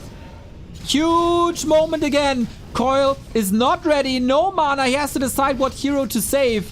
Here's the coil, and it is level 3. And the Pit Lord is growing stronger and stronger. Are you kidding me, 120? An entire map, 20 minutes, up against an Expo. But keeping the Mountain King levels low so far is the key. OMG. Армию игрока атакуют. A little bit of recovery necessary for 120 now, especially in the mana department. Did he buy a replenishment potion? Rain of Fire 2. It's about building kills, and Rain of Fire is a lot better against buildings and workers than Cleave is. Is it enough, though? Wow, replenishment potion 20 minutes in the game. Nuke on Knights again. He's not satisfied with the levels yet. 120's Fiend game, kiting game is getting better and better. Replenishment potion is paying off. Needs the coil, gets the coil. DK though, is he surrounded? Blocks the way 3, but 3-4 units for 120 about to fall. New abominations. The macro is insane, by the way. Not even, he doesn't even have a ziggurat. For more than 60 food, he's constantly gonna be there. And now the tide turns again. Disease Cloud is working. We need a Scroll of Regeneration. Pit Lord got the mana. We're mining out the mains, by the way. If 40 loses this base, he's losing all income. 120, Rain of Fire. He gets the base. 20 food advantage still. But this was a big moment for the Undead in this game and for 120's hopes in the winner bracket. Pit Lord, oh, on the wrong side of the battlefield. You were so good for so long and you tanked so much and you squeezed through. Unbelievable. And now the pressure for the first time for 120 in this series is off. There was a 20 food advantage for Fortitude in this game. The nuke on the Pally opened up the levels for 120. And with the 5-4-3, he's able to make a comeback. The Disease Cloud now is amazing. A little bit of an issue now that the statues are empty. Mostly. Fiends are suffering. Pit Lord as well. Fortitude now changing pace. He's the one going for the hero kills. And the Pit Lord, is he still surrounded? He is. Oh, there's a lot of hatred by 40 against that third hero. It must be an Asgalore. Base broken. Main base is empty. And that's another Rain of Fire, isn't it? 40 was able to build that base again. Oh, that positioning with the Pit Lord is tricky. 2 abominations. Usually you suffer with building damage, but not with abominations. It's Gorgonage? I think it's fake news.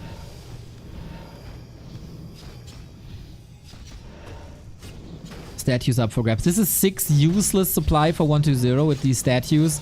The winner bracket live on the line. 40 is mining again. 120 is not. Everything you see here, this is the last he can get.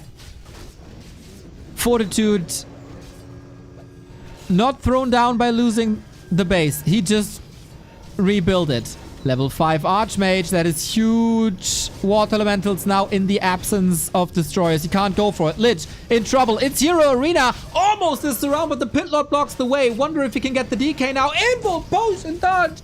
Wonderfully done. 7 seconds. Mountain King out of mana. We are playing eer0 Arena now. Whoever loses the first hero is dead. And looking at the mana and looking at the health for 120, this game might end here. We had a little bit of recovery. Pit Lord! One more pick with the lands, and that's the end for him. But how do you heal up now? How do you heal up now?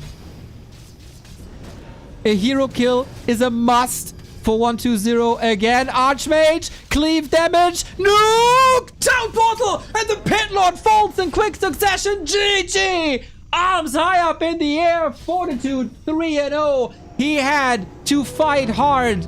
He had a clinic of a game on map 1. He had a wonderful performance on map 2. Still a smile on the face of 120.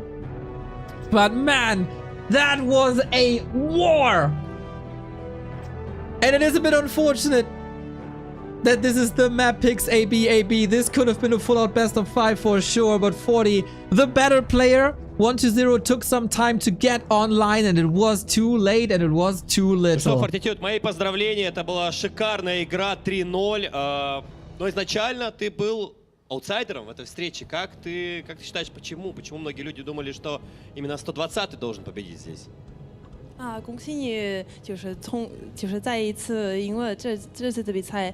然后我们觉得你今天开始的时候，前期的时候，你打的不是很稳定的，但是还是有机会赢。那你觉得就是今天的比赛怎么样？今天因为是决赛日，所以说内心之中还是很有紧张的，特别是第一盘开始的时候，甚至有一点点慌乱。 但是我觉得这可能就是我的能力吧，就是可能在慌乱的时候，我依旧能够调整回来。然后，因为大家都是相同的一个境地，可能对面也是慌乱的，看谁能够咬牙，顶住这口气吧。特别是在最关键的时候。 Да, действительно, было некоторое волнение, особенно на первой карте, но мне кажется, что я такой человек, который умеет все равно адаптироваться во время игр и перенастраиваться. Я чувствую, что на многих, игра на финале, она оказывает очень большое давление, вот, но я с этим справился. И ты, 120-го, игроки из Китая, как часто вы вообще тренируетесь между собой? Как хорошо ты знаешь его тактики, стратегии, его игру? 你跟子香会不会就是很经常训练？你这么理解他的战略？确实会经常训练的，但是120他平时的训练他从来不会这么打的。然后我今天我想了想。 我觉得他肯定不会用平时训练的打法来打我，所以说我已经做好了准备，面对他的这套战术。然后我也觉得我从第2盘开始，我越打越好，我的手感越来越好。Да, мы довольно часто с ним тренируемся, но на самом деле. Когда мы играем КВ, он не всегда играет так, как он играл сегодня. Вот. На первой карте, да, я еще пытался понять, что он будет делать, но уже со второй карты все пошло намного легче, и я смог выиграть. Вот, кстати говоря, и следующий вопрос вытекает из этого. То есть 120-й играл через ДК все игры без второго экспанда. Как думаешь, стоило ему попробовать сыграть по-другому, взять, например, Лича или Неруба, попробовать через них сыграть с тобой? 最后一个问题是，你刚刚说了，你知道他的战略怎么样，是不是？然后我们想问一下，你觉得为什么他今天一直就是一排选那个死亡骑士，然后他没有建筑了第2个就是分矿。那你觉得如果他会改变他的英雄的选择，或者他会建筑分矿，会帮他赢呢？这是一个战略的博弈的问题。就是说，一般来说，现在人主打受 UD 的主流，它是一个 UD 也会开分矿，但是可能在这样的比赛上，在这样的一个规格如此大的比赛上，会有很多的针对和博弈。如果他选择用一个很常规的一个开矿来打，我认为我也并不惧怕，只是说他现在想的是一个出其不意，但是他并没有做到出其不意，所以他输了。你可以再说一遍，就是我没听出啊。就是现在人主打 UD 的主流其实是 UD 要开矿的，但是并不是说其他的战术 UD 用不了。他今天想用一个复古的战术来打我，然后打我一个出其不意，就是他认为我不知道他会用那个战术，让我手忙脚乱，并且第一盘其实他做到了。然后，但是如果他要是开矿来打我，我也并不惧怕，因为我平时的训练非常的多。На самом деле, вот игра через второй экспанд, она не всегда может помочь людям выиграть. То есть, допустим, я играю на хуманах, но тоже стратегия через экспанды, она не всегда является выигрышной. Вот, поэтому сегодня, возможно, даже если бы он пошел через эту стратегию, если бы он поменял, не факт, что он все равно смог бы меня победить. Ну и последний вопрос. Осталось сколько? 2 матча у нас в нижней сетке, да, 3 игрока. Кто выйдет в финал, по твоему мнению? Кто будет с тобой играть в гранд-финале? 那你觉得今天谁会到决赛跟你就是见面，在决赛见面？我觉得大概率还是120吧，因为从世界排名上来说，他比别的选手的排名要高，他的实力比别人强，所以我认为，而且他是一个在线下比赛很有经验的选手，也从来不怯场，所以我觉得他还是很有概率可以打回来的。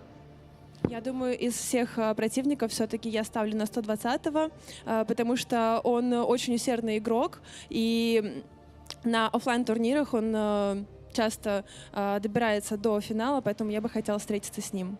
Спасибо большое, поздравляем еще раз с победой, увидимся в финале. Сисини. Ну что, дорогие друзья, финальный день All только right, начался. guys, Самое once интересное again, we впереди. got, Нижняя сетка, все матчи будут на amazing выезде, конечно же, translations in the chat. гранд-финал. Shout Поэтому out ни в коем случае не переключайтесь. to the И слово translators нашим on комментаторам. site. This is so hard, man. Chinese, Russian, and then all the in-game terms as well. Thank you, chat, especially Stoka this time. So we started off like congrats to the victory. You guys are both from China, so how well do you know each other? Did you practice together often? He said, yo, we do, but usually he plays very different. Like online 1-0 is oftentimes a Cryptlord player. So the question then was, he played DK Ted Fiends the entire series. If 40 thinks that it would have been better to go for Lich or Cryptlord. And he said, Ted Fiends pressure is an old strategy. And he thinks that I'm not ready for it. And I'm not that good with it. Because I don't play against it that often. So he tried to get an edge by playing unconventional. But I was prepared. I knew that he would be playing that. I was ready for it. I practiced for it. And yeah, that then backfired.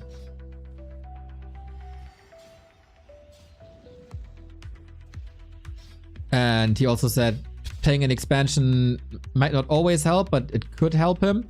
And switching it up would probably be a bit better.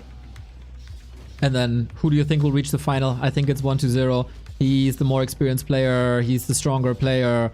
So he expects a rematch in the grand final. I think this is what we got.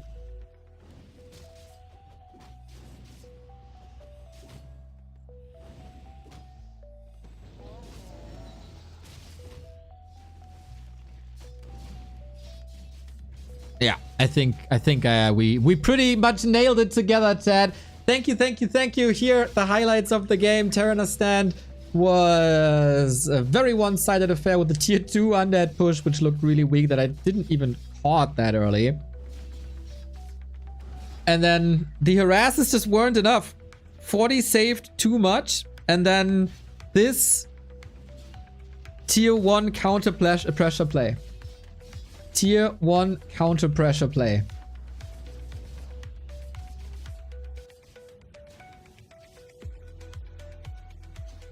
That elevated the strategy. That elevated Fortitude to the tier 3, where he can go for that 666 human army.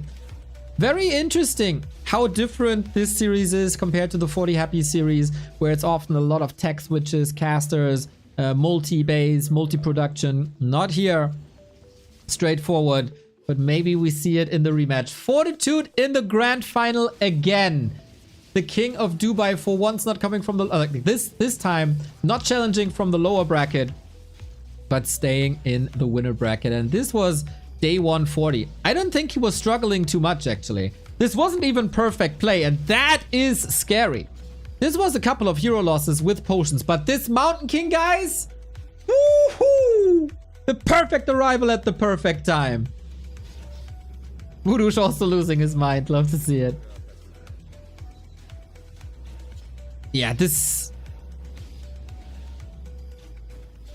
is pretty much perfect human army execution with this composition.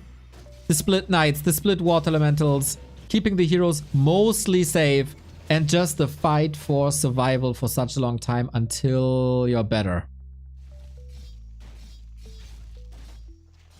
On Tidehunters, this was 120's best map, which might give hope for the lower bracket.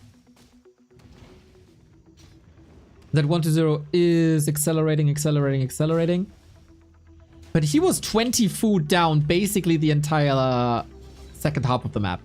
Some hero kills gave him hope. The Rain of Fire was nice, but then when you don't have a Dark Ranger, you don't have Silence, and the Holy Light Stormbolt hits you and the Mountain King gets level 3, it's overwhelming. You don't have the spell because gyros counter the Destros, and you can't go into a war of attrition when you're down a base. And then the water elementals have so much uptime, and that uptime is used to pressure the statues, and then you lose your biggest asset in HP and mana regeneration. There's a lot of small puzzle pieces coming together, and you need to do so many things so right to be able to hold here. It's very easy to lose the game to the Tet Fiend push tier 3. But not Fortitude. 3-0 Soin, 3-2 Starbuck, 3-0 120. Once again, Fortitude looks like the best player in the world. He will be challenged by either 120 again, by Starbuck or Soin. And we go to the lower bracket now, where we do have the two Phantom Aces players facing each other for the lower bracket final versus 120. All four players here are happy slayers, as we see the bracket. But who is truly the best player this weekend and maybe in the world right now?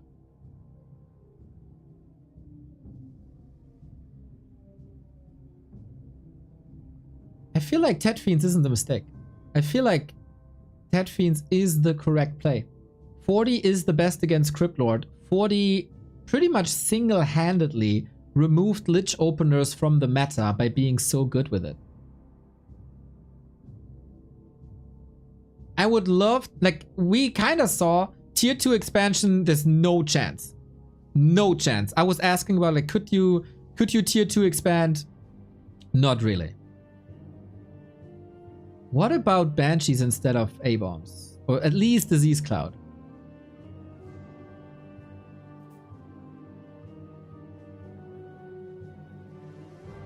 Maybe some food for thought. Thank you, Limes, again for the gift sub. We're going into Starbuck versus Soin slowly but steady. The players will have to set up. I did get a video from Limes. Let me see. I have to check. Oh, maps. Okay. It's gonna be human versus orc. Terranas out for Soin alongside Lost Temple. Starbuck bans Hammerfall and Springtime. Two very good... this could be Blade Master maps for mirror image. But no. We got Soin on Northern Isles and Tide Hunter, Starbuck on Echo Isles and Twisted. So it's very similar to what we've seen in every other human versus orc. The humans try to go for macro maps. Starbuck on Twisted and Echo, everywhere we can go for an expansion relatively easy. And the orcs try to deny that. So I got a video from Lemess with all the Pally rifle hype. I gotta check if there's music on it.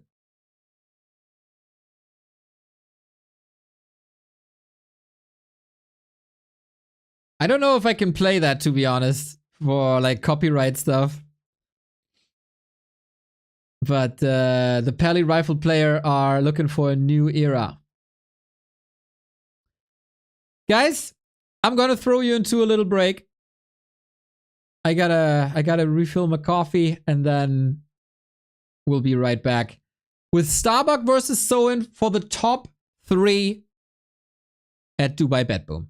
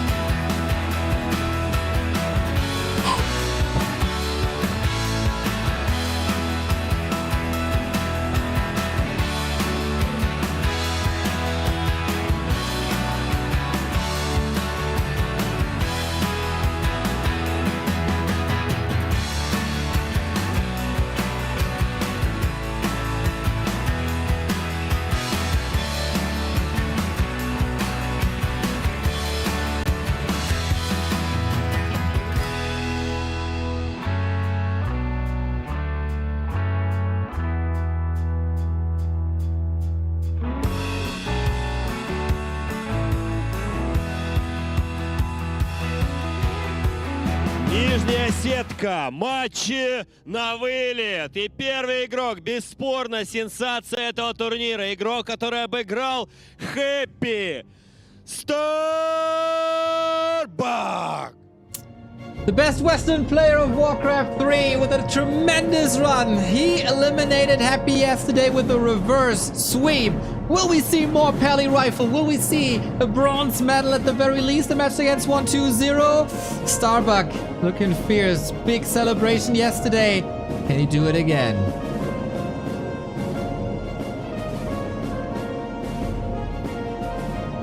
И его соперник, говорящий с духами, последняя надежда Орды, Soin!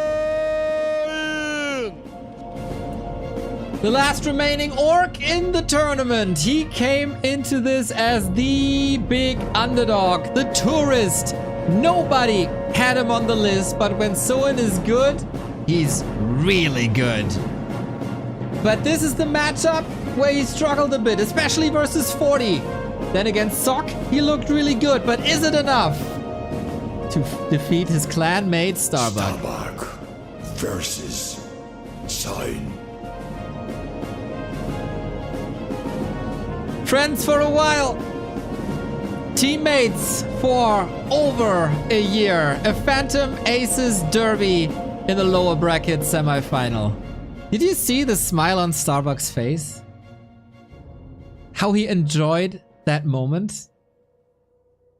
I gotta say, he's not looking nervous at all. And he has good reason not to be nervous. If we look at the past results, he is going into this as the favorite. And that is some encounters in our Back to Warcraft Weekly Cups. The finals and weeklies we got 3-1, 3-1. But Soin is not without chances. The third last encounter was Soin winning 3-2. Starbuck has been playing a bit of Pally Rifles, not only yesterday versus Happy, but also against Orc. But unfortunately, and I saw this yesterday in Soul 8-Man stream, Starbuck told Soin how to beat Pally Rifle yesterday morning before they knew they would clash. So is Soin ready for this? Was he able to process all this information in less than a day? These guys have been spending all their time together since the arrival in Dubai. We've seen them sightseeing together, hang out together. And now they face. Soin already had to eliminate a lot of his friends. Sock in the lower bracket fell to him. Law Lyot fell to him. And maybe his next friend is gonna be slaughtered. Soin's big breakout performance was obviously War 3 Champion Season 9. That's been a long time ago. 2 weeks ago he defeated Happy 4-1, but that is oftentimes the successes against the undead. Now, Starbuck is playing human. And isn't that interesting? How Starbuck was playing Orc versus human in the winner bracket versus Sock, and he defeated him, versus 40, and he brought him to the edge 3-2 in the winner bracket semifinal. And now he is playing human versus the Orc.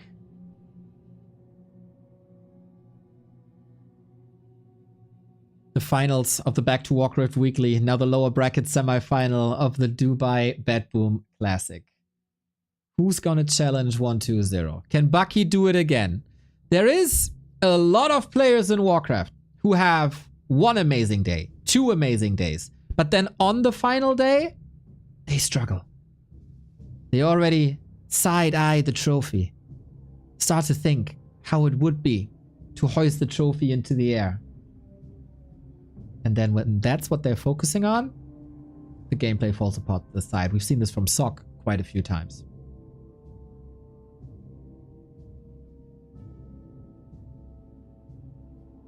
And now they're both in the same boat.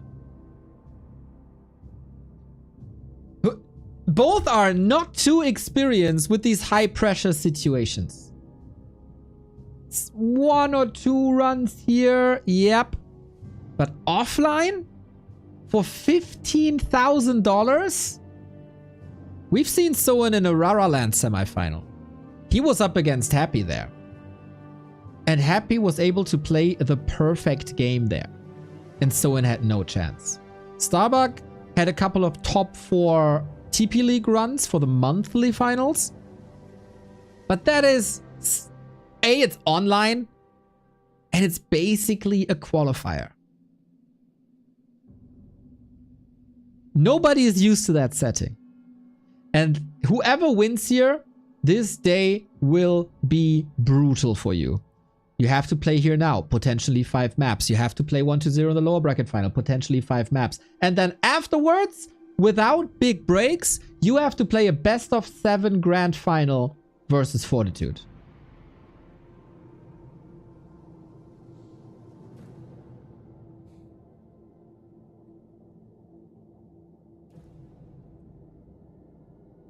Are we getting ready? Is this it?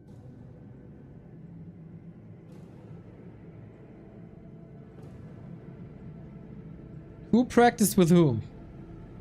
Soin probably with Sock. But there is no other orc here. It's really not that easy for Starbuck to find the practice partner, is it? Yesterday, Starbuck was all over the moon.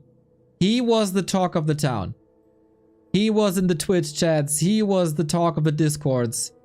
Soin's win against Lawlight felt a bit overshadowed. Also the win against Sock. Who's the real underdog?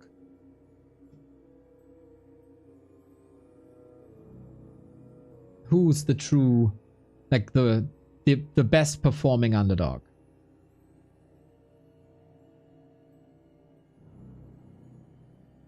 Finishing touches on the setup. Soin has to ask himself a lot of questions here. What's the style that Starbuck's going to play? Level 3 creep rush onto burrows? Expansions? Pally rifle? That is a new facet of this matchup that is added to especially these two players, and especially this player on the screen right there. Do I also have to get ready for Pally Rifle? Map 1. Maybe this map will tell us already. The fight for survival.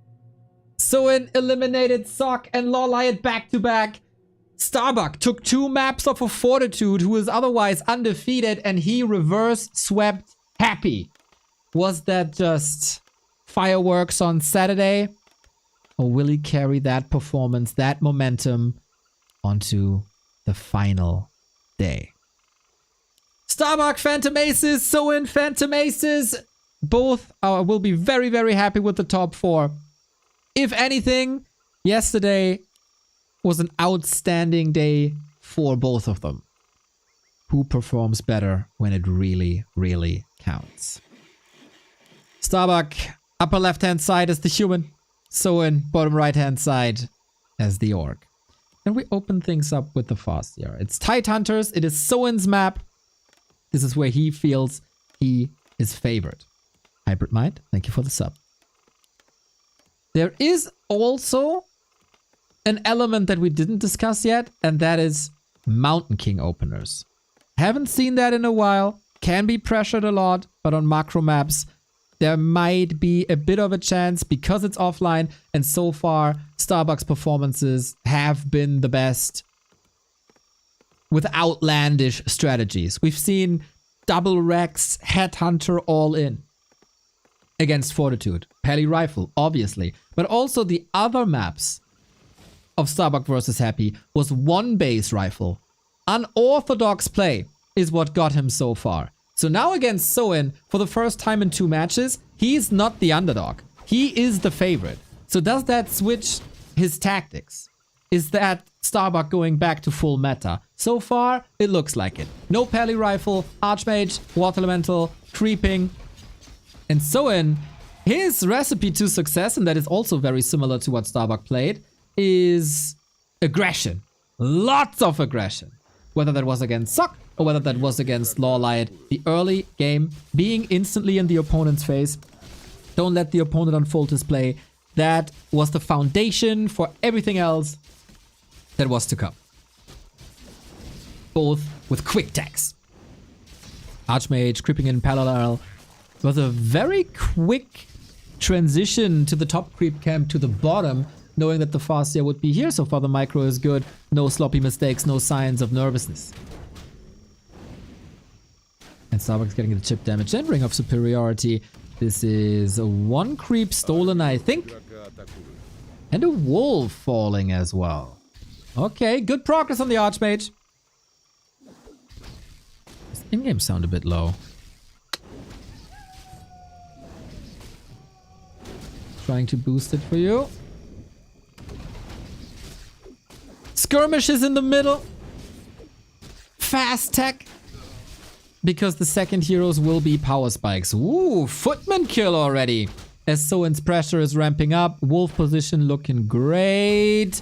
You don't want to lose 2 footmen in the early game. You need them for the mid game fights. You need them for the creeping and you don't want to feed that wolf up. I would say this early game looking solid for Soin. He was always in the shadows of the other Koreans, Lin, Moon, obviously. But also Lawlight, Focus, Sok. They all had their great moments, great tournaments. Soin had one up until now. Turtle goes to Soin as well. I think Starbuck is struggling quite a bit. With this 2-farm tech, you know that your progress will be slower. You know that you can't really be in your opponent's face because the pressure is on you. Another was elemental. Level 1.9 is pretty extraordinary for Soin, I would say.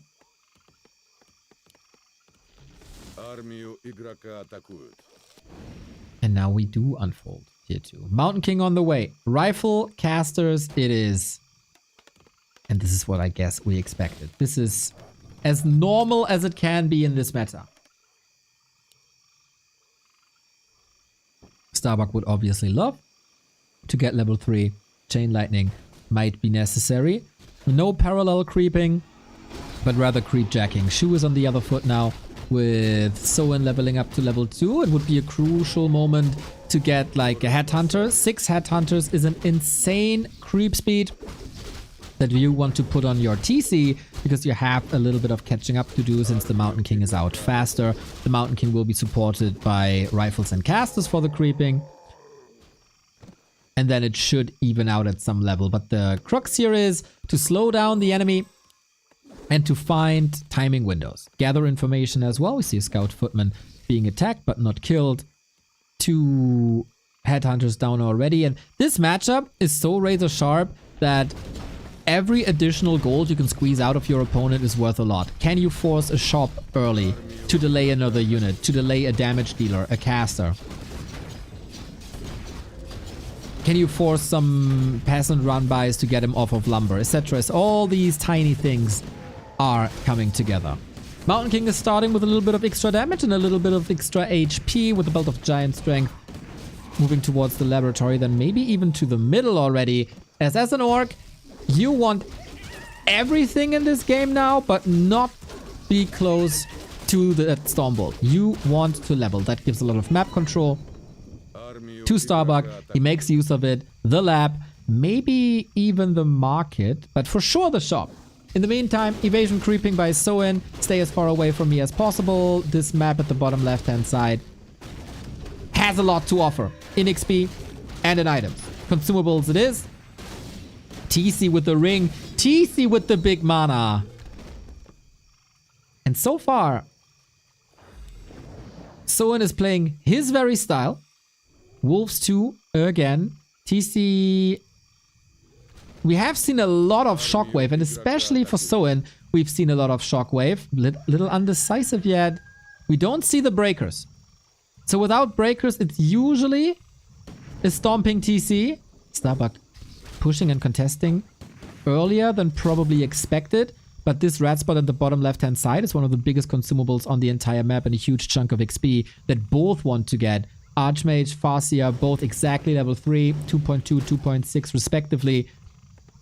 And the peasants are here.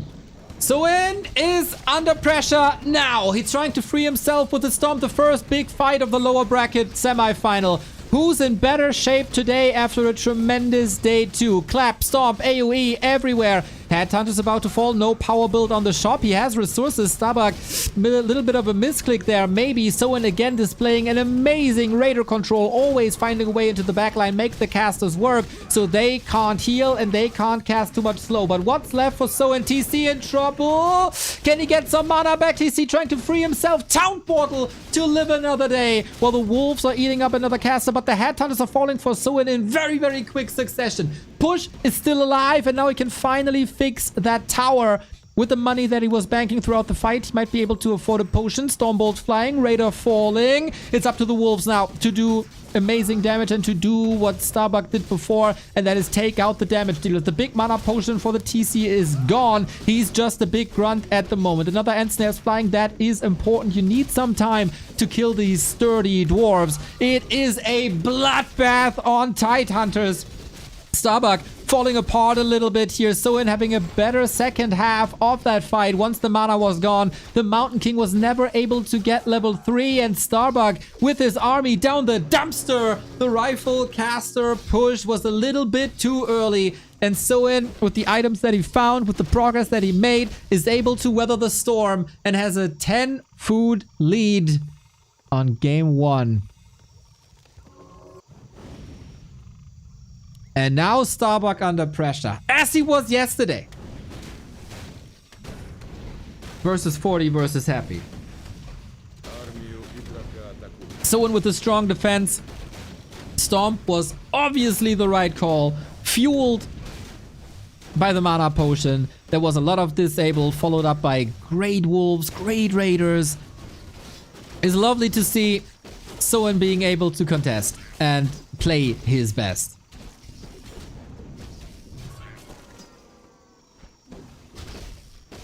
And Starbuck, maybe a bit shaky at the beginning of the series.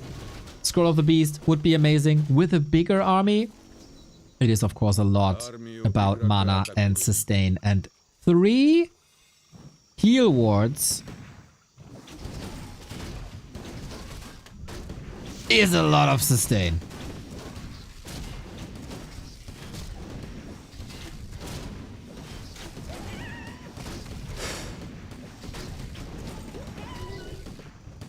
How can you recover from this? High-level heroes is the way back for Starbuck. 5/5 are kinda necessary. He still has a lot to creep on his side of the map. The lab, the expo. There's one more consumable here, and that's the marketplace. Speaking of consumables, in fights with Clap, Chain Lightning, and Stomp, very little is as necessary as heal scrolls. And Soin got one. Starbuck did not. He would have the resources now. Has to hope for a good item. It is an Invo potion, which is nice, but not fantastic unless you can dodge storms with it and enable a play. That is a lot of security. Both players have their eyes on the prize in the upper right hand side. We see a transition by Soin with Shaman. So far, it was only the new style that Soin helped implement with Raider Grunt's Headhunter Kodo. And now he feels safe. Now he feels secure. Playing this one base was damn smart. Usually the Orc is always looking for an expansion. This wasn't the case here. Starbuck had the perfect army for an expansion play. Soin said, nah, let's not do that. I'm going to be playing without an expansion. I'm also going to be playing without casters. And with Grunt's Headhunter Raider Kodo, I can fight. You might be able to overwhelm me later, but until then, I have an advantage. Heal Scroll Invo Potion. TC coming in. Epicenter Stomp. That is the opening that Soin needed. Oh my. Starbuck being caught by surprise. 2 riflemen ensnared and killed, eviscerated. Starbuck still has the supply lead. The rifle splits were amazing in the game against Happy yesterday. But is that enough? The heal ward untouched for the most part. That is now a blessing that he found that Invo Potion because the Mountain King behind enemy lines. That TC is a menace, but how long can he survive? He has an Invo Potion himself. Maybe a heal ward to get some healing in. Militia are a big backstab to these Headhunters. Is Soin falling apart a little bit. The sustain is, of course, on the human side thanks to Brilliance. Aura mana is all empty. Pure out brawls. Soin's army is everywhere. Farseer falls! Oh my god! Starbuck being caught by surprise, but now Soin is the one with his pants down. Double kill, Bucky! Can you believe it? The heal one on the right hand side. He's saving the TC. He's level 5. The vampiric aura as well. So much sustain, but there's no way to fight out of there. Soin tried his very, very best, but it wasn't enough. An amazing start to the fight via the stomp, but then Starbuck with the rifle control once again out of this world. Whenever he has a rifle, he's a monster. And now he's cleaning up the entire battlefield. There's not much left though. Army-wise, he lost all the rifles, all the casters, but he got the heroes, and the heroes are what wins you games in this matchup. Next question. What's up with the Expo? Starbuck has been down for 7 to 8 minutes. This was the fight he needed. Benching the 2 heroes. Very unfortunate to lose so much army though. So explosive. This is why we love Human Orc. More units to be falling. Farseer is benched for a long time. But Starbuck must know it's a lot about recovery. He does invest into items though. Армию игрока атакуют. Heal scroll double invul. 5 Archmage 4.8. Is that level 5? Close.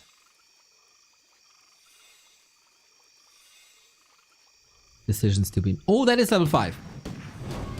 Clap 3 with no heal scroll. And Water Elementals 3.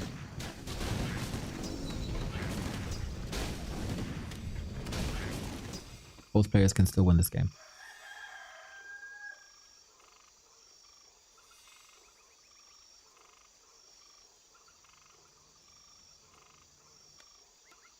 Армию игрока атакуют. 4.3, 4.2. No. Gold looks the same to me. Red spot. No experience, but the biggest item on the map. And he takes the XP away from the Farseer, who will have no chance to get level 5 outside of fighting. Battle bongos. Nice for rifles. Not ideal, but won't complain about that. Another Sanctum. Starbuck is transitioning. He's investing a lot into something that's not units. He's not catching up in supply that way. Soin is mining. Starbuck knows. Город в осаде. Soin is ready, playing a defensive game. Transitioning into breakers. But is that too little too late?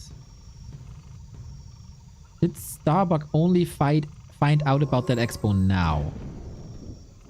Or did he know it before?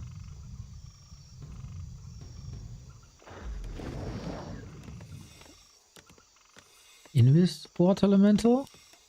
We don't have Invis yet.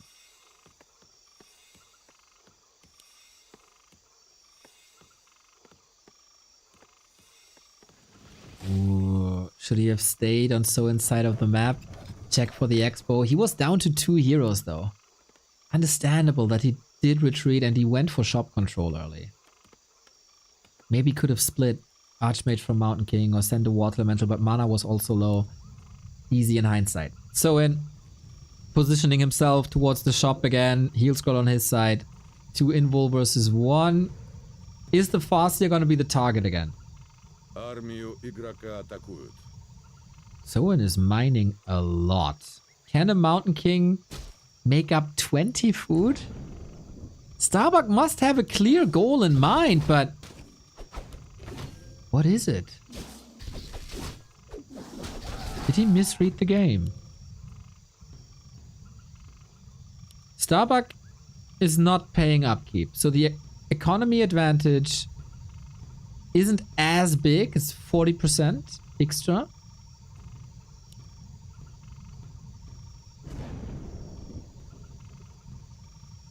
Starbuck is banking a lot. But you can't bank until the mine is empty. That's too much. We got a Witch Doctor. I was thinking Witch Doctor upgrade. But no. Usually the sign of a tier 1 player. Knowing when you can be passive. Because you always have that incentive to be active on the map. But X-Lord, happy. Also a Lin. they showed that sometimes sitting is winning.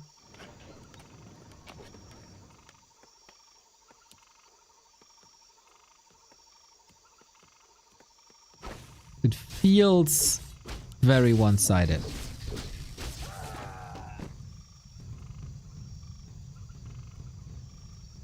Invis potion, second heal scroll. Vamp aura for Grunt's Raiders is, by the way, tremendous. Is this the fight now? Starbuck has only 400 gold. If Starbuck is fighting in a choke, Breakers up front, Blizzard behind, Raiders far away from the Archmage, there might be a chance. He wants the Tome of Retraining, but Soin knows. Like, he's right there.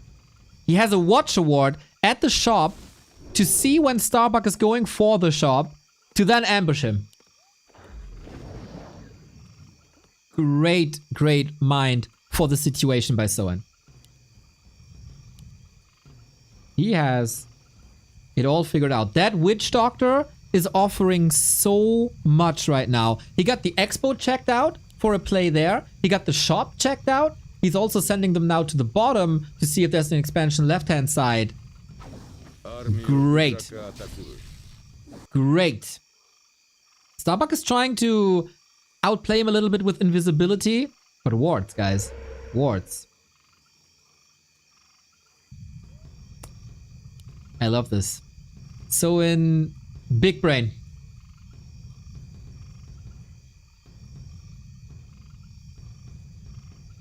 Someone could... Oh, he is low on lumber. Otherwise, he could go tier 3, actually. So many upgrades. So many upgrades.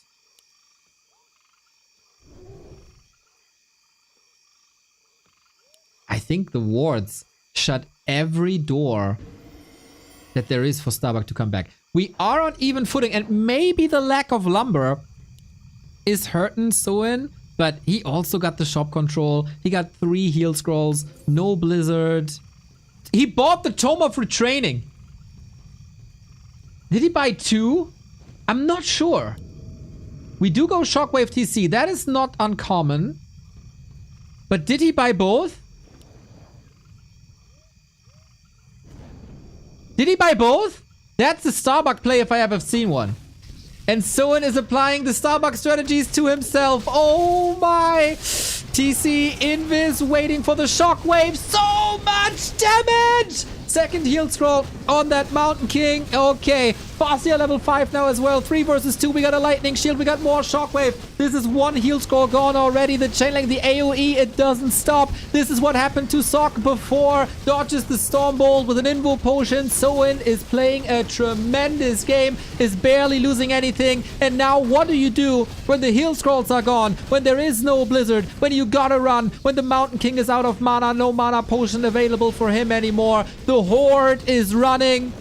What a show by Soin. The perfect plays. Mountain King is dealing a lot of damage, but the TC is level 6. There is no chance. And a shocking start to the series for the hero of yesterday.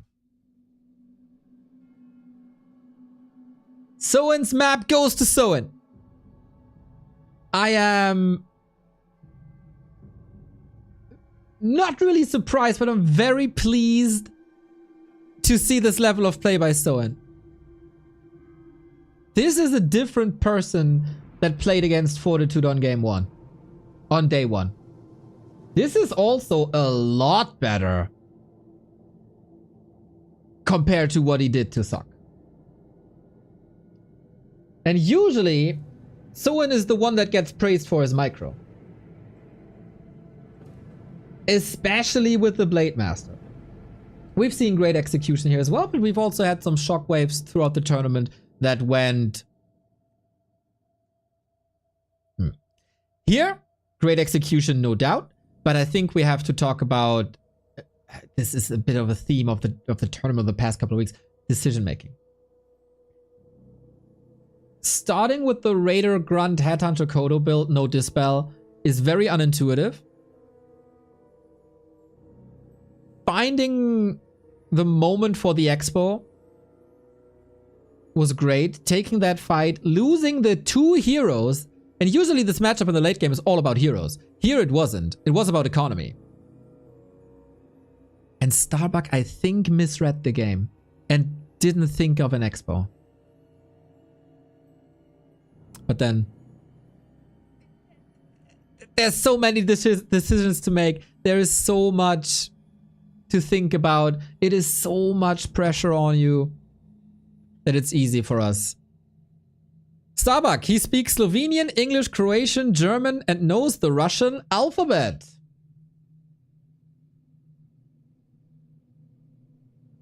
That makes him the doctor. Jockelbremse, thank you for the sub. Map 2. But this was Soin's map. That was the one that he had to take.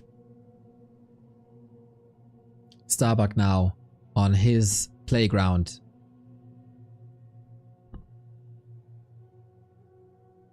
Gotta turn the series around and tie it up. Echo Isles it is. It is Soin upper left. It is Starbuck upper right. If Soin pulls ahead 2-0, the door for the lower bracket final versus 1-2-0 is wide open. Two players that know each other inside out, that exchange ideas a lot.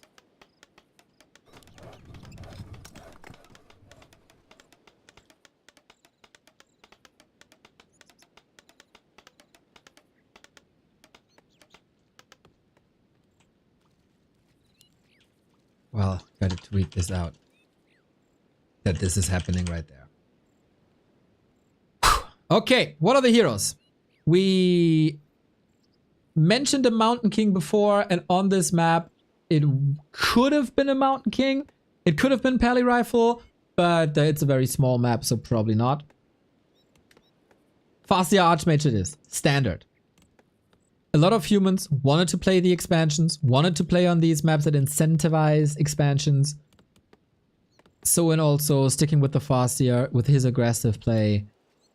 They so far play what they played before.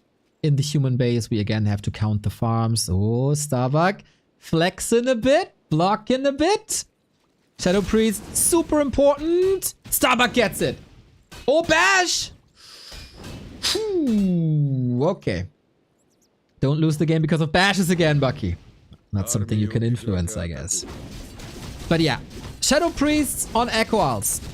Both first heroes rely heavily on summons, Water Elemental Wolves. Shadow Priest gives you Dispel. Both players want to skip the shop for as long as possible. It's mostly due to healing. Great lasted by Soin. And that Shadow Priest offers you healing. WC3L happy, thank you for the sub. Yesterday being eliminated by Starbuck, now subbing for 45 months. Kappa. It is 2-base rifles again. It is the same strategy. Last game, this rifle push fell a bit flat on its face. The first push wasn't good at all. But that was also because it wasn't an expansion. Archmage lasted important to unlock the Brilliance Aura. Rifles are the best versus expansions. So Soin is playing this a little bit differently than what we've seen before. It is a Fascia super fast tech. Maybe expecting an expansion play by Starbuck himself. So Starbuck will be getting rifle casters out, while Soin doesn't have a production building. You can see the mind games. Creep denied? Wait, what happened?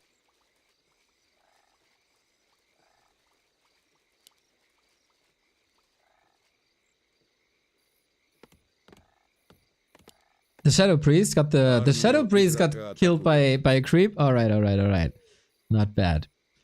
Fascia was able to get one Water Elemental, but that's about it. Taking quite some damage. Soin wasn't interested in the mercenary camp.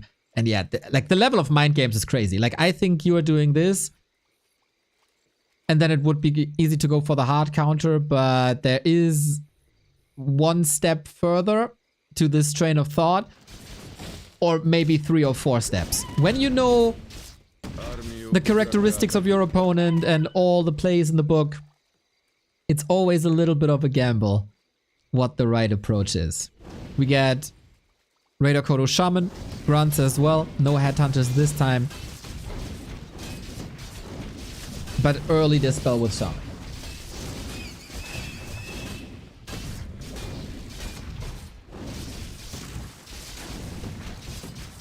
This is good experience for Starbuck, and this is a fast level 3. He doesn't have a push in him, I guess. Maybe he can pressure some burrows with the last remaining footman, but it's really not that many. It very much looks like another one of these rifle pushes. Soin has his eyes on the map. Once again, we saw that little red dot. He knows the movement of Starbuck, who's orienting himself towards the north for the marketplace to get the big consumable. And Soin, his job should be to contest this, but he doesn't have any forces to contest this. There is no Chain Lightning for the last hit. There is no Storm Shockwave for the last hit. I think this should be a clean marketplace, and that's the biggest consumable on the map.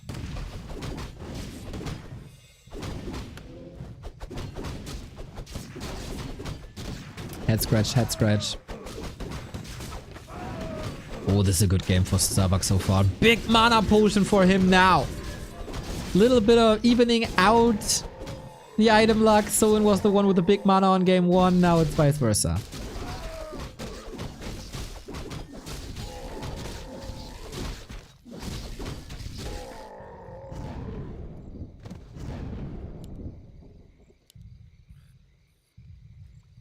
Both players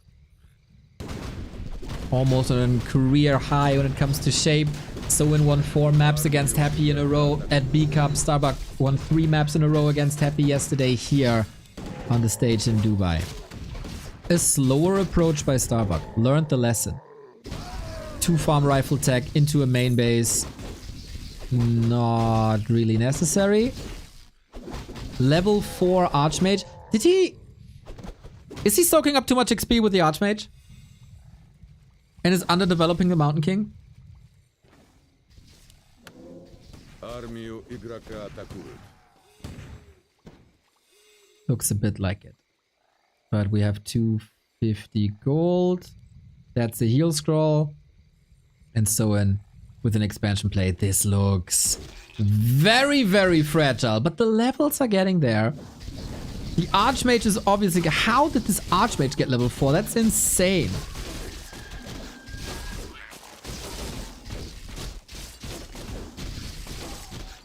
And he has shop control.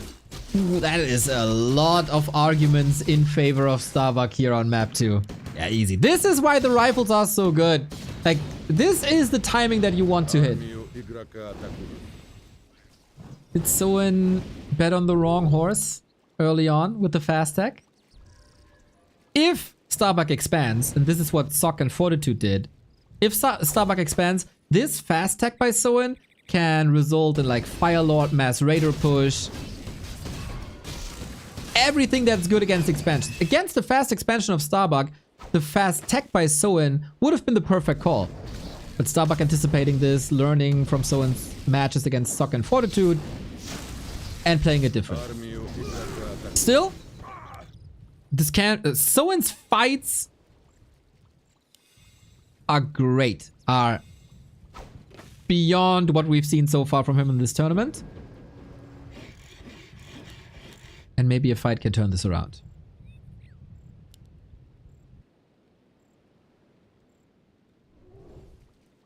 It's Shockwave, Chain Lightning, Double Claws, lots of mana. Oh my god, this Mountain King.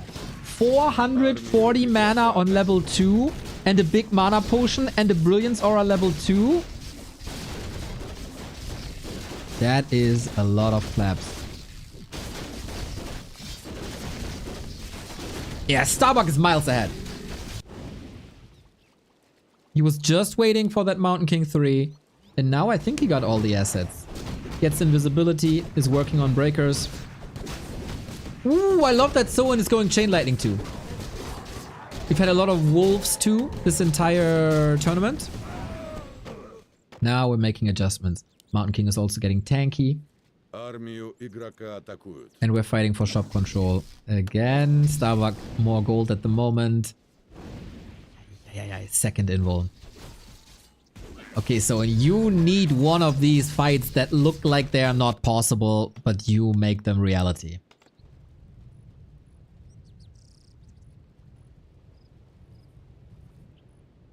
There are no breakers yet, as the shop is also late. And Soin is trying to force a fight on the last lag of this expansion. Is Starbuck again too passive? Армию игрока атакуют. Soin moving north at potentially the worst timing. Trying to force Starbuck back. He sends the militia back. And this is how you want to play. To distract and buy time. Shockwave, Chain Lightning on workers and casters. Starbuck. Parts of his army are trapped with the Murlocs? Oh, that's not good. Soin with an easy retreat here, I think. Dispel against the slow. Doesn't even need the speed scroll.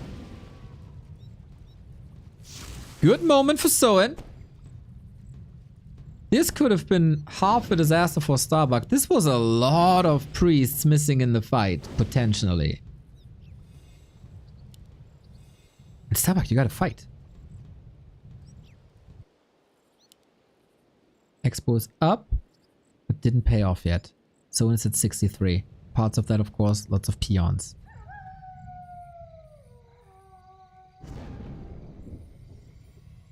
He sends the units back again. He knows there's... Like, where's the aggression of yesterday? Oh, we're running into the army. Starbuck isn't fully here. Stormbolt, clap, Mountain King surrounded. Starbuck now with a better fighting position. Shockwave trying to dodge. Dodged it half, I guess. Raiders are making a connection, but being gunned down by rifles. All open battlefield. Oftentimes good for the Orc. The Shockwave is amazing. Mountain King has to follow this up. Soin, this might be your moment here.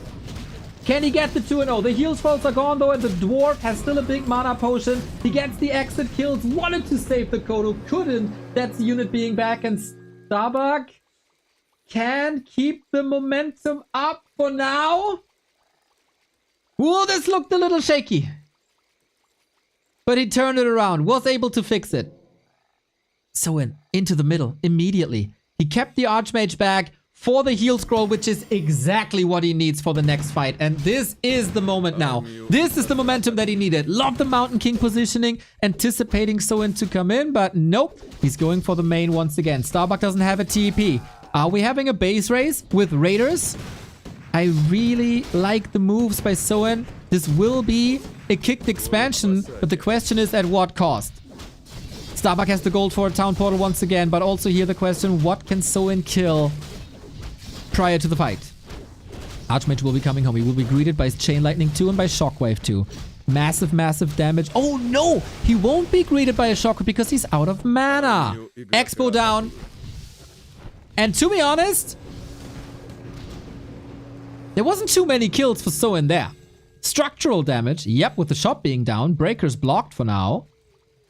And 2 workers. That's about it. And that expansion was expensive. That expansion was expensive. This was, I think, the only move that Soin could do. There wasn't enough time to recover for a fight, as humans are always recovering faster than orcs. And cheaper. And Starbuck is riding the momentum.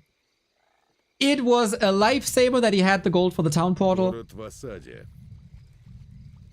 And this Mountain King has 9 armor on top, by the way. 9 armor. And now this base is wide open. Starbuck, not a perfect game, but this should give him a lot of momentum. Knowing that he made the right calls.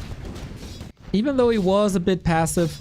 Soin with Raider, Pillage is getting a little bit of extra income. Starbuck also supply blocked, getting some upgrades in. He's walking back with, again, no TP. Soin is supply blocked already, losing the burrow's cost. Starbuck now losing a couple of workers, and I love that Wolf Scout to know exactly when to retreat. Город в осаде. Soin is playing some really, really, really good Warcraft. Even when behind Армию on игрока атакуют. Starbuck's map.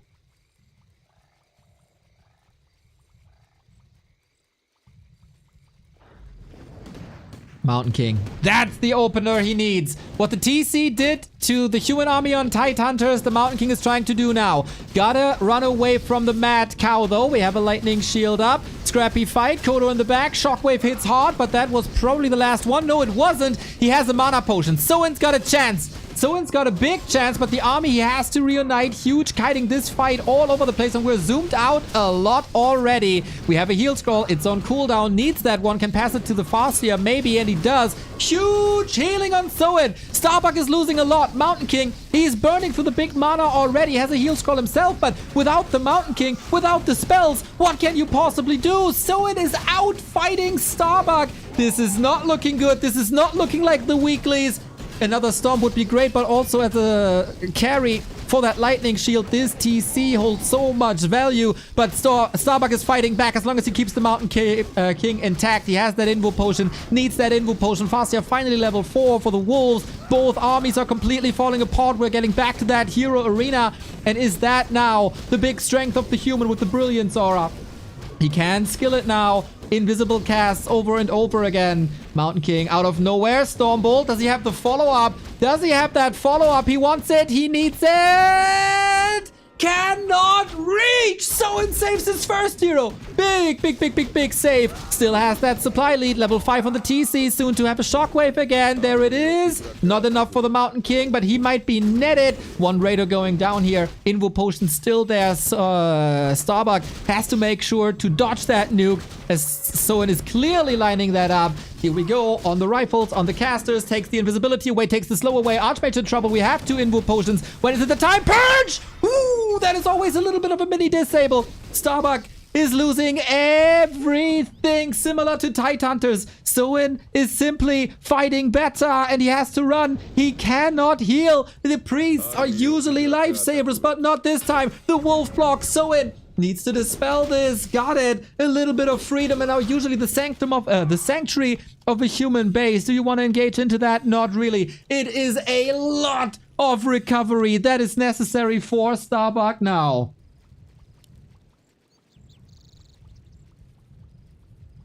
What happened to Soin between map 1 and day 1 and day 2?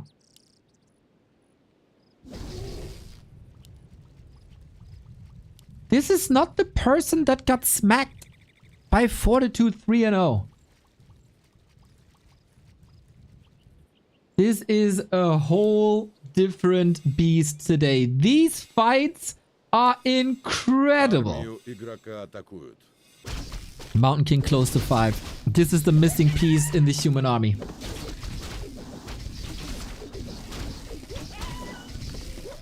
Soin doesn't have an expo, right? No, there's a building at the bottom left, but this cannot be an expansion. I think it's too close to the gold mine as well. Thank you, Clemens, for the sub. Hey, Neo and Chad, wish you all refreshing weekend. No lumber for Starbuck anymore. He has 2 lumber workers only. The turtle is level 5. Soin knows, though. Oh, Soin knows. Starbuck, you gotta scout the army movement. There's no way you can take the fight. He knows. But how do you get out there? No heal scroll on Starbuck. Even supply. This is a free kill. How do you stop the cow? With the Stormbolt first and foremost. The splits are amazing. The clap didn't connect at all. Dodging the Stormbolt as well. This is like an ARPG here, where you have to dodge the enemy's ultimate attacks. We're going for the TC, Shockwave again. We have no heal scroll anymore. This is all hero focus now. He's trying to be the one to block, and the rifle lay the damage, and the Mountain King ends there. Oh, he was controlling him so well. And the second hero escape in quick succession. Starbuck desperate, mercenaries, and they might bring the damage that is necessary. No TP, but the Mountain King is out of mana, and he saves the Farseer again. Again and again and again. Starbuck can't edge out the victory here. He's down to 30 food. Mountain King desperate for mana, trying to stay close to this Archmage. You gotta wonder if Brilliance Aura level 3 wouldn't have been better. He calls for the game, shakes his head, desperate. Soin is Mr. Unbreakable so far. And the road might just be over for Starbuck here. He needs again a reverse sweep against a player who looks undefeatable today. Soin didn't even have the best early game. He was a bit outmaneuvered, wasn't he? But he fought his way back.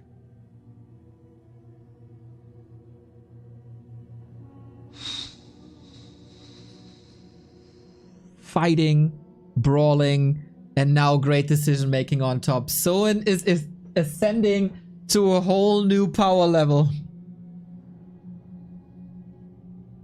0-2 again. Starbuck. For all the Starbuck fans, there is a silver lining. Yesterday, the series versus Happy looked the same. The first two maps versus Happy were an absolute disaster. And it was also over in like 20 minutes. And then the turnaround started. So far, Starbuck has been playing rather conventional. 2 farm rifle tech. There is so much pressure here. Is it similar to TPL? Was he basking in the glory of that victory yesterday a little bit too much? Enjoying the moment instead of focusing on the next? And do you have, like, not going Brilliance Aura 3 in this hero arena? Big mistake. Map 3. Are we starting Championship Sunday with 3-0-3-0? Please no. But it's a similar situation that 1-0 found himself in. And that is forced to defend match points on the enemy map pick.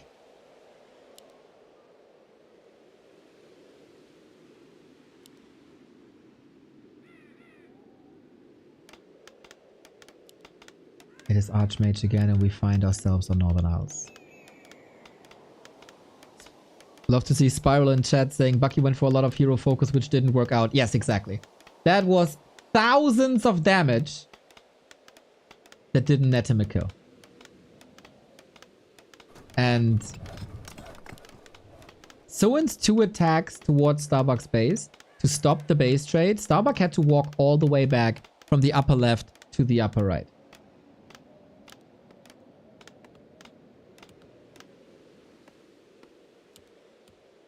This time, Soin plays it a bit more conservative than the fast tech before. It is Farseer and Headhunters immediately. Archmage farms Starbuck. What's left in the playbook when the fight for survival is on?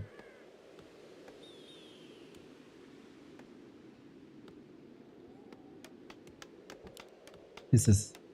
If Starbuck loses this, all the glory of yesterday's match versus Happy is down the drain. And Soin is the hero of the lower bracket.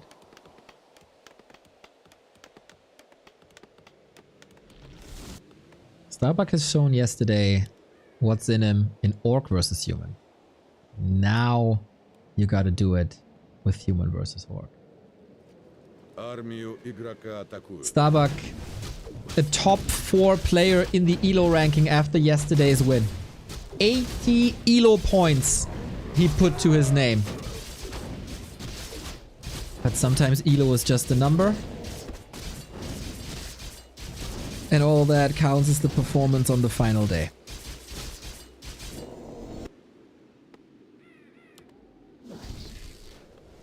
Was yesterday just the fluke? Армию игрока атакуют. Farseer's here, trying to catch herd peasants. There is a deny. Big heal potion can be great if Starbuck is looking for a fast level 3 and a push towards Soin's base. The play that put human ahead versus orc for a long time. The fast level 3 into the base. At early level 2, we haven't seen that yet. Rather focusing on rifle. And Starbuck is a super rifle heavy player. Versus Night Elf, double Rex rifle. Versus Happy yesterday, one Rex rifle or Pally rifle. Here also, both maps fast rifle casters. We start attack. Definitely later than before. Was that 3 farms? Игрока атакуют.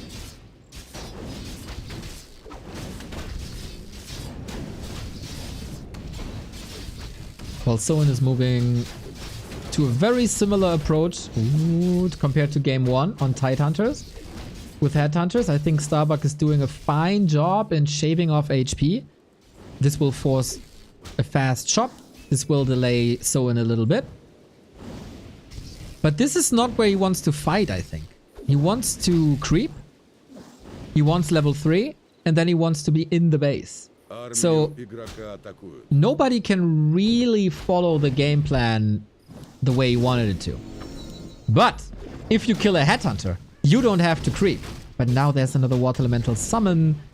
105 mana. Ooh, this could line up perfectly. Defend is a little off. Mana is a little low. This is not mega scary for Soin.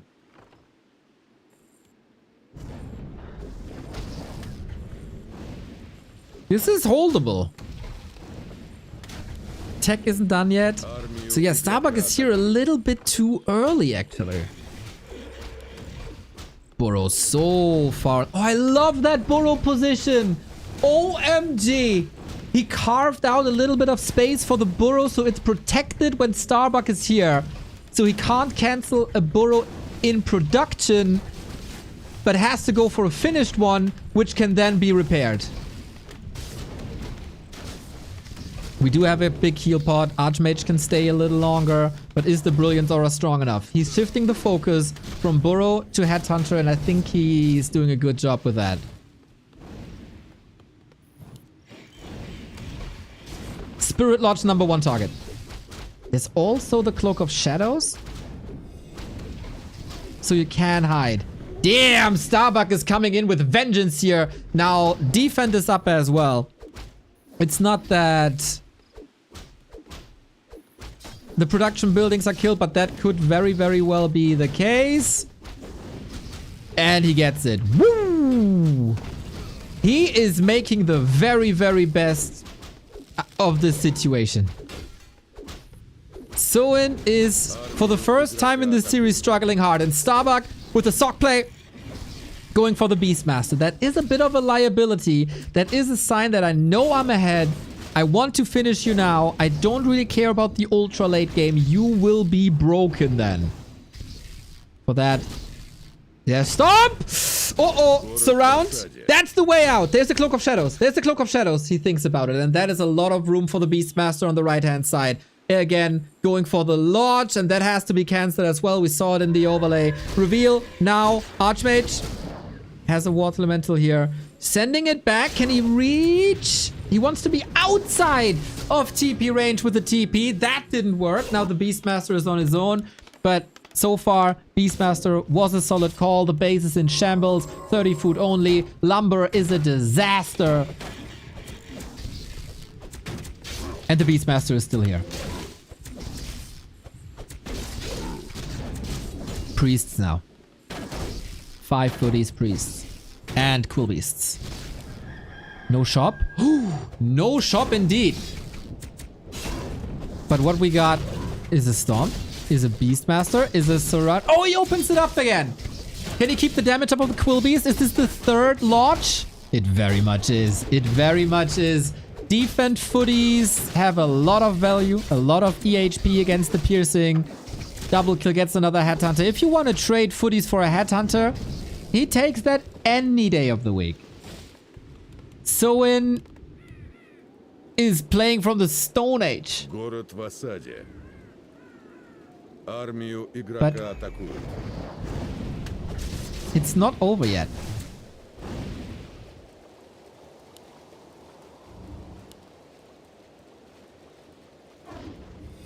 This is not over yet. It is a Beastmaster who falls off heavily.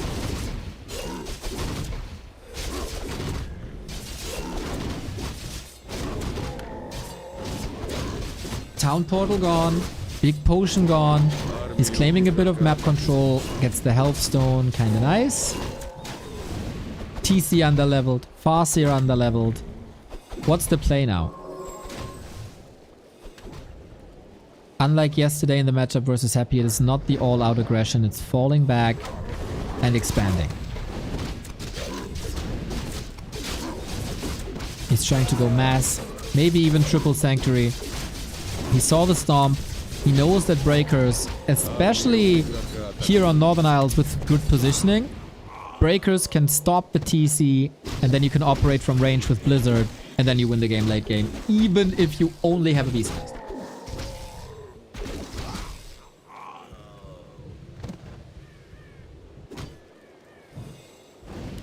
But Soin goes for a counter expansion. This time Starbuck with 3 summons has to scout this earlier.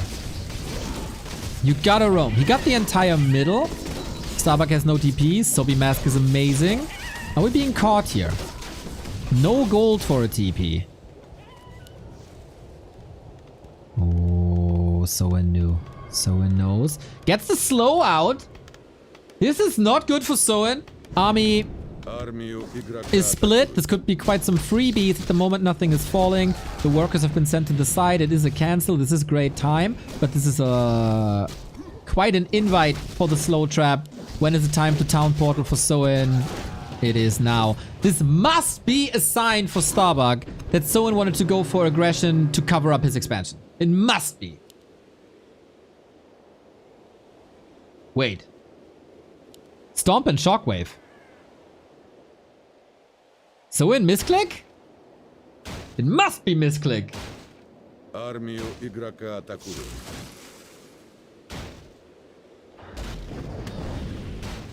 He got the scout out. He got the damage. There was a shaman here, but what do you do against bears? Город в осаде. Yeah, no extra movement speed is a problem.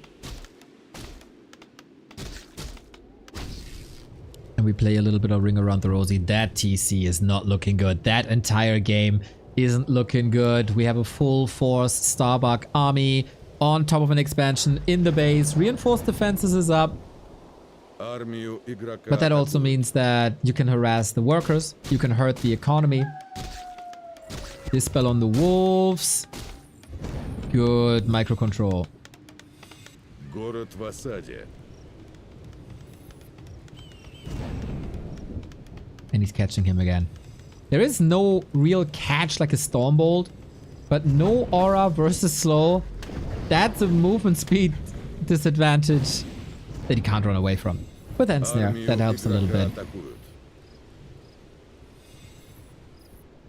Starbuck slowed back though. Slowed back, held back. Soin 1,000 gold. What's he going to do with that?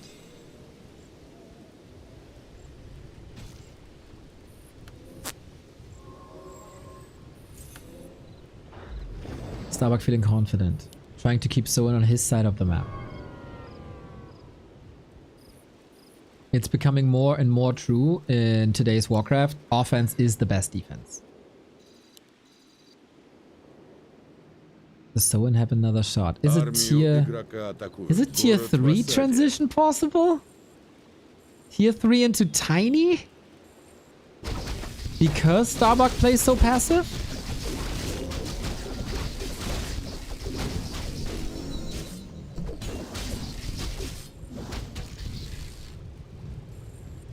I guess rather not. You're gonna be overwhelmed by mass breakers.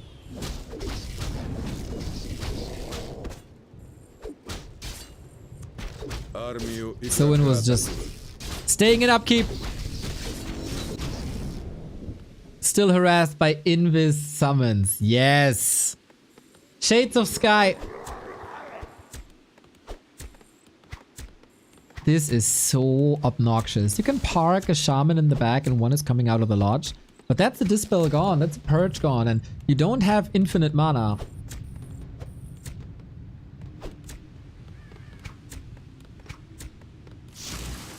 And there you go. Can prevent the kills. This is good. Soin. Yeah, he's running into a wall full force. Perfect positioning. He's not allowing Soin to come all the way to his base. But there's the needle hole here and he clocks that up with breakers. Love that positioning. Perfect. And this summon harass never ends. It is the PGL Grand Final Fly versus Infi all over again. Oh, and Soin is getting caught. That was on Rock, that map. I think a lot of old schoolers remember. Chain Wave always strong, but it's already hard enough to run away from slow with an aura. Now you gotta do that without an aura. And Starbuck feels confident enough to go into an open battleground. This spell is available. We need a lot of Kodos. TC surrounded, readjusting the surround. No Invo Potion, no TC. He's able to snack his way out. But this caster army should be very well protected with a perfect time for the heal scroll, and Soin sees it as well. This was not a perfect game. GG. Starbuck is back. Is it happening again? Is this where he takes the momentum? Is this where the series turns around? After seeing what happened yesterday,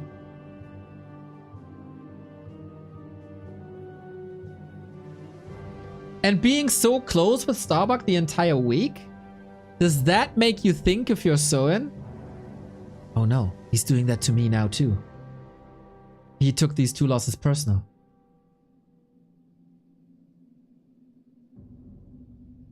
I think he wanted a cleaner level 3 with more creeping, and Soin tried to shut this down.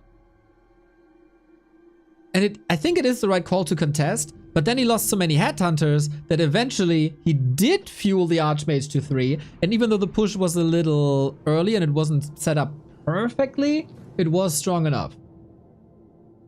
And the Beastmaster follow-up was a liability, was a little bit of a risk, but eventually worked out.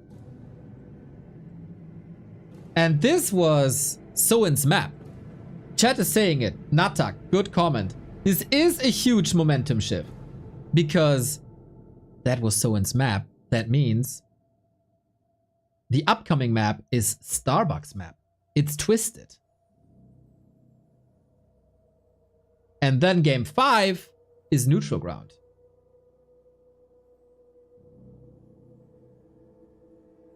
It is not impossible that we see Starbuck reverse sweeping back to back. Yeah, that's... How can you keep a straight head now? This must be in the back of Soin's head. Let's see what this means. A little bit of trivia in between the games. I started playing since I was a child, so I choose the nickname Soin, which means little man in Korean.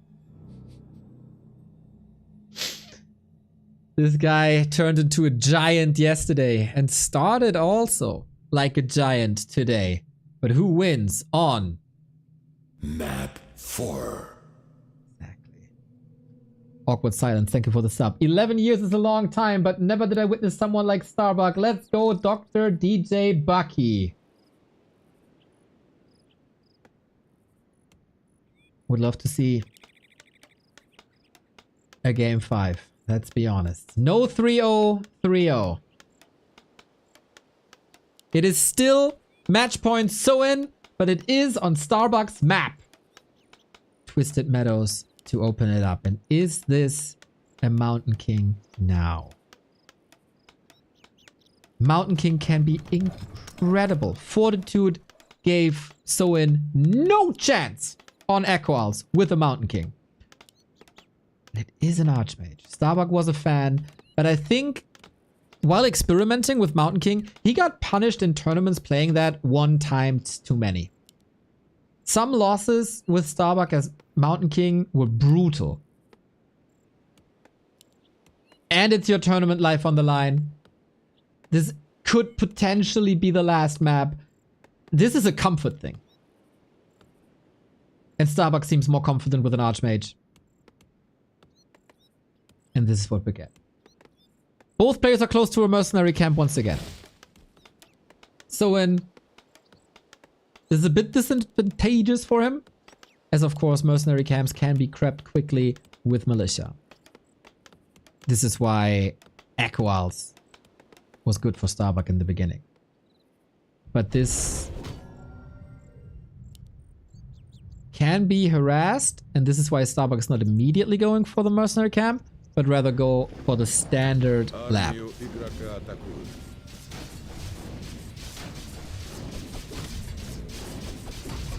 How many peasants will die? Fortitude yesterday on this map lost 5 peasants in this harass versus Starbuck.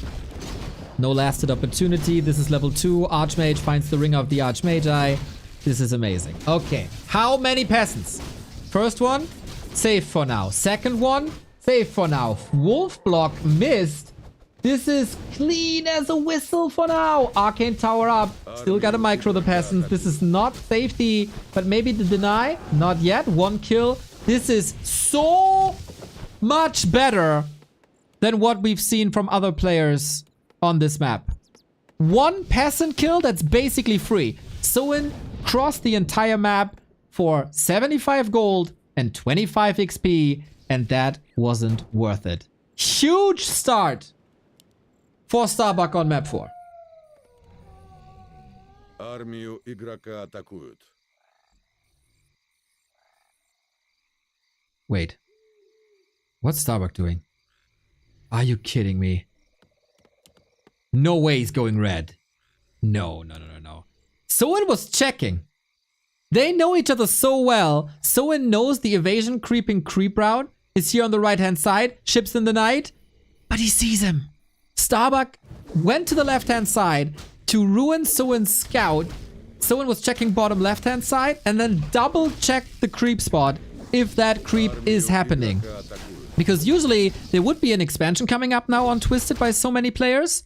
Starbuck is trying to move away from that expansion play because Soin is really good with high tempo tier 2 against expansion plays. So he's moving to an unusual macro map level 3 creep route for base harass. The mind games are next level like for both players. You could probably explain the situation for like 1 hour.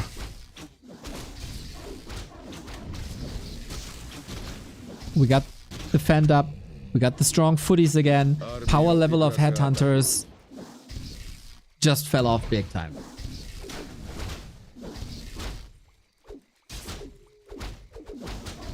Wolves are helping for now.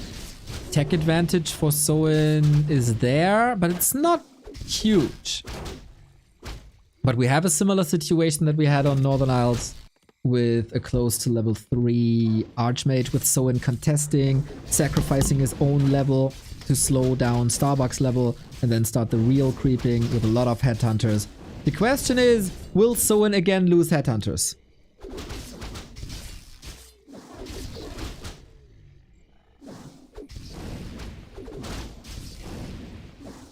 And I don't think that is the case. So this is way more even than Northern Isles?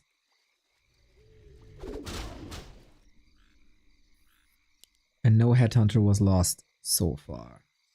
Defend enabled and disabled to keep the movement speed up. And he lets him go now. Troll regeneration? Starbuck is taking quite some hits here. I think Soin is gaining some momentum. Армию игрока атакуют. He's already building a bit proxy.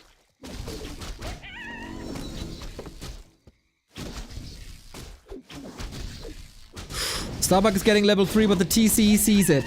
No Storm this time. It's the Beastmaster again! Oh boy. The Lodge is still in production. Can he reach? Town Portal immediately. Archmage, Water Elemental. He cannot be forced into a Town Portal now. He needs the damage. Beastmaster needs to summon a lot. It's a very different game now with Bear first. Starbuck not committing full time to the Spirit Lodge, but rather take the fight. And I wonder if that was the right call. We will have a very, very strong Dispel now at the beginning of Tier 2. But what about the creeping game? This is all about Headhunters. And a couple of Headhunters were falling in the process of this fight. Water Elemental, for once, not interested in buildings, but on these Headhunters. And that is another kill. And heal self cancelled. The Bear is actually reaching. The Water Elemental is still up. This could be 3 Headhunters here. One more splash. Doesn't get it. Good save by Soin. But was it enough? The buildings are up. The burrows stay up. Creep speed is at best mediocre.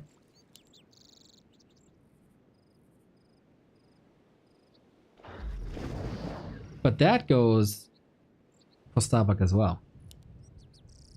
Армию игрока атакуют.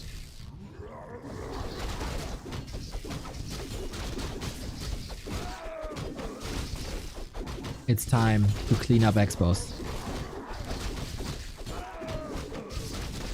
Should he have gone for the launch?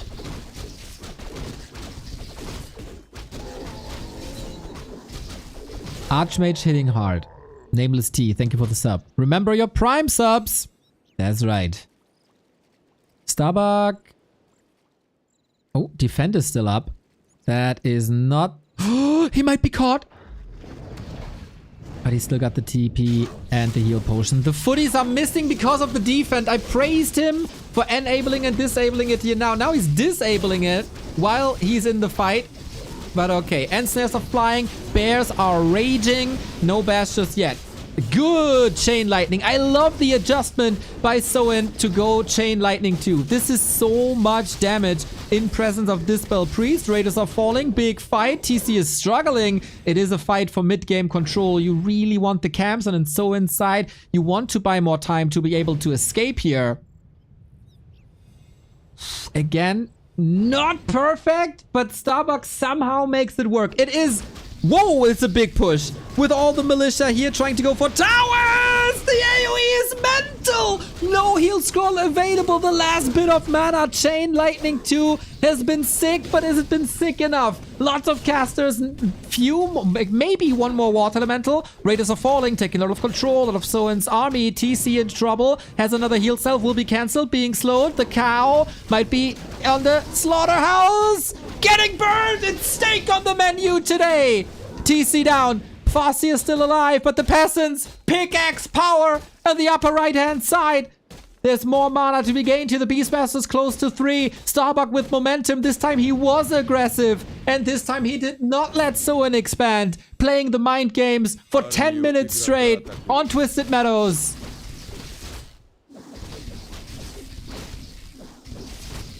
That TC kill is a big dent in Soin's play. He had an opportunity there, almost going for the creep jack.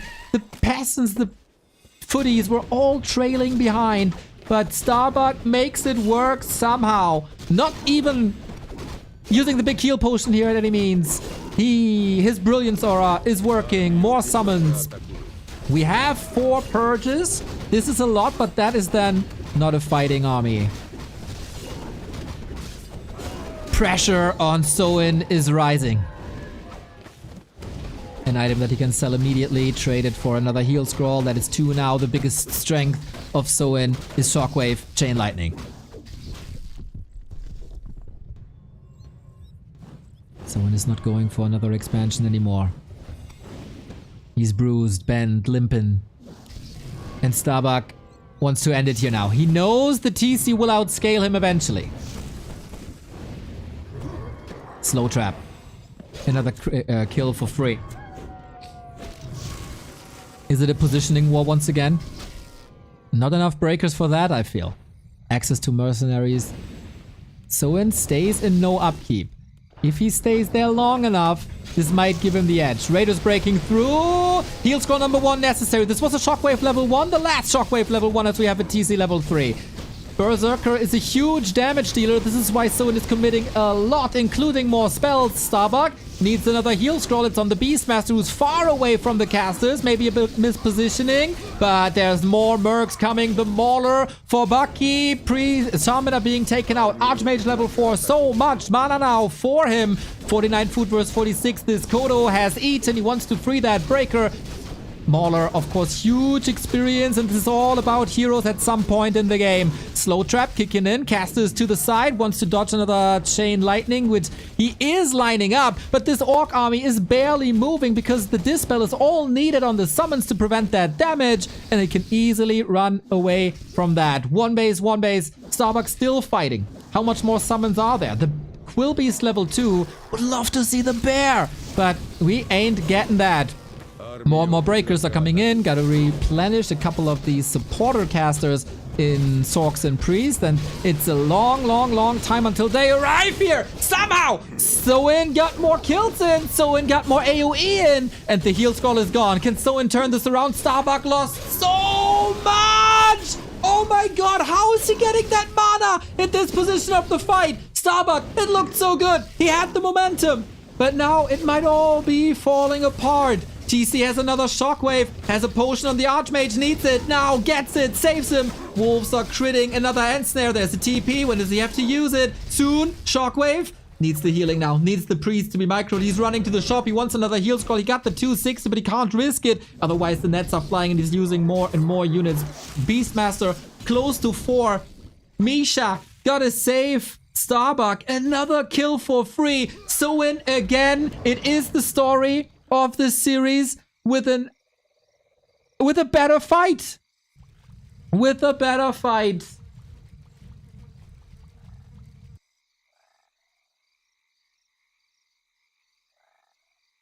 Starbuck was expecting another expansion that wasn't there just yet. These games are so back and forth. Every AoE combo can change the game. Every heal scroll can change the game. How much fight is left in Starbuck? It is one base. He's not under that much pressure.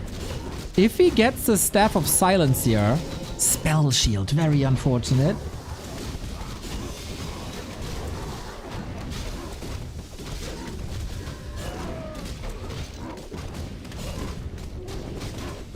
Heal scroll. I think he has to sell it.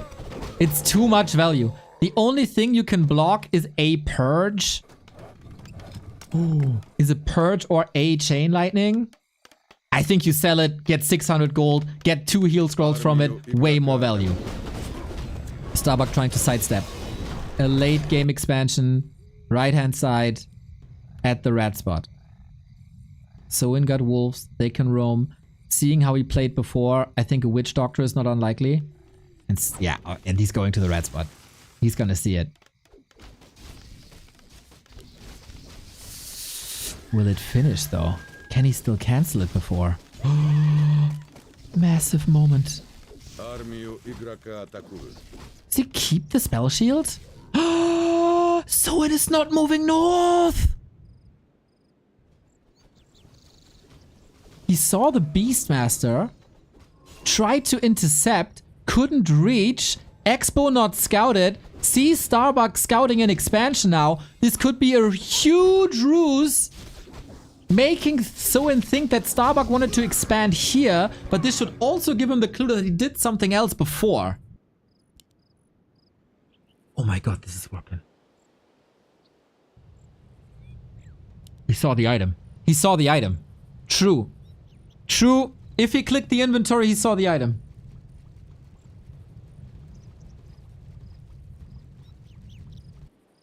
Did this Wolf Scout and Beastmaster position just save the Expo? Archmage portaling again. This is red spot Soin. Oh, imagine Starbuck portals to his Expo now. Star senses that Soin's Expo is up and pushes. But this is red spot. Kiro Slays. Thank you very much for the sub. Nobody hates Neo more than my wife first thing in the morning. Greetings.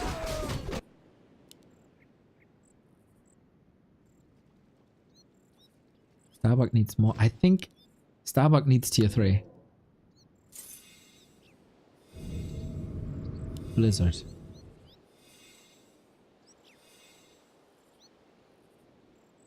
TC5.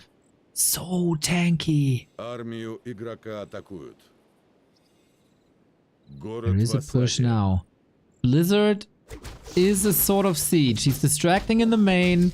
Soin with the counter expansion. And Raiders are, of course, amazing at base races. Same for Shockwave, Chain Lightning. It's... Oh, good dodge. Peons down. Got a TP. Soin, same army. Militia can be called, but it's all gonna be fodder for the Orc Artillery.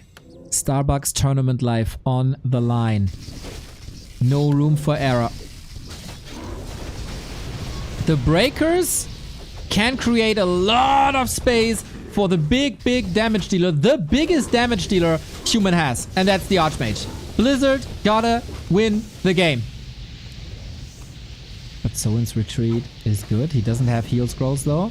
Usually Blizzard is combined with Clap. And then it's harder to maneuver out of the Blizzard. Archmage exposed! Might need an invul very soon, but can he just stick to it? There's no TP. Is there a way out? Breaker blocks the door. Invis and retreat. He tried to gun for the Archmage, but there was a bit of healing. Shockwave was great, but not enough.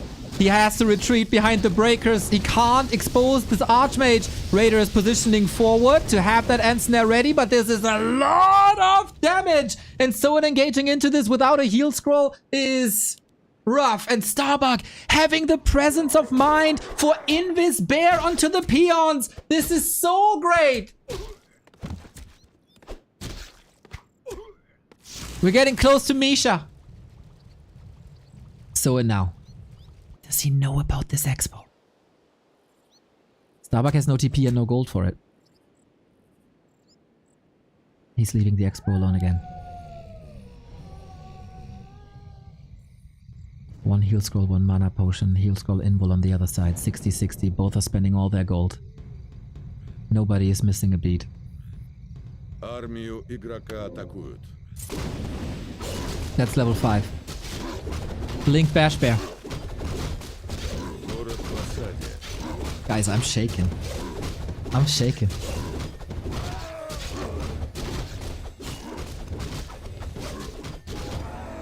Flute.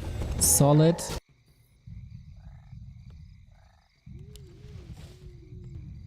Really curious if this spell shield is worth it. He goes Quilbeast 3. Really? There is 3 shaman? 5 shaman. That's different. 3 heal scrolls and a town portal. There's finally a scout. And a witch doctor. Finally. Okay, here's the attack. Армию игрока атакуют. Soin has a gigantic chance to eliminate that second base and kick open the door to the lower bracket final versus 1-2-0. Starbuck, I don't think he can respond. He's going for the main. But where's the damage? Archmage no blizzard. Archmage no blizzard. Starbuck shaky. He doesn't want to fight even with 3 heal scrolls. This expo is toast. In the meantime, he is harassing again with summons. He's trying to keep Soin supply block. Doesn't work. This is not good. He's jumping right on top of it. What's this here? Uh-oh. He's trying to reposition. Archmage, Blizzard, again, there's very little wiggle room. Headhunters are, of course, very, very fragile. So is the Archmage. Can he stay in this fight? Reposition, go for the Blizzard once again. There's a Shockwave. Beastmaster has no invuln. Needs an invis, needs a TC, exposing this Archmage. Purge Chain Lightning! Invul Potion forced as well. But now the recovery is obviously on Soin side. More supply, better levels, expo up. Soin making the better calls. Starbuck, this was probably for once not the right play. This was so much. Heal scroll, invul, TP, units, falling, everything. Farseer close to 6. Archmage is not. Mass teleport could be amazing, especially with invul. This fight was so disruptive. Dondo says amazing end snares by Soin. More than true. And Soin can play his very game. There was hope after map 3. There was hope after the early game. But this is no Mountain King. This is Beastmaster. Fighting on open battleground is not where you want to be. Is that the last moment? Shockwave. The artillery hits hard. Breakers have no support. He's just throwing one spell after the next. Uh-oh, heal scroll on cooldown. No TP. Has to pass it ideally. Invul Potion used immediately to get rid of the cooldown. Militia coming in, but he only has eyes for the old man on the horse. He wants to take that Blizzard away. That Brilliance Aura away to not fuel the casters anymore. Beastmaster. Can he save him again with Invis? Maybe. Purge and Snare. Second hero for Starbuck falling. Level 6. This is the end of the line for the hero of yesterday. He was able to reverse sweep happy, but he cannot eliminate his teammate. Soin, top 3 performance. His best offline result ever. Ruined Starbuck's dream of an offline final. 2 best friends. It's not easy to go head to head on a final day of a tournament. Still, fair play, hugs. Great sportsmanship by Starbuck there as well. But Soin, maybe a bit better prepared. Maybe just a bit better shape. The better execution. The better fights. Starbuck's roads ends here. It will still be a legendary series versus Happy. Nobody's gonna take that away from him. But Soin makes it to the top 3 and is challenging 1-2-0 for the grand final. Это была классная игра, уверенный 3-1, но в начале матча ты был аутсайдером, да, только вчера Starbuck выиграл Хэппи, казалось бы, должен был и здесь побеждать, но ты просто великолепную игру показал, ты разогнался по турниру очень здорово. Как ты оценил свои шансы изначально в этом матче? 네, 일단 우승을 축하드리고 그리고 이번에 훌륭한 경기를 보여주셔서 너무 감사드리고 그리고 어제는 스타벅님이 햇비도 이기셨고 그리고 이번에도 이기실 것 같이처럼 보였는데 이렇게 3대1로 이기시고 그리고 경기 전에 혹시 이기실 확률이 어떻게 됐는지 알려주세요. 우선은 감사의 말씀을 드리고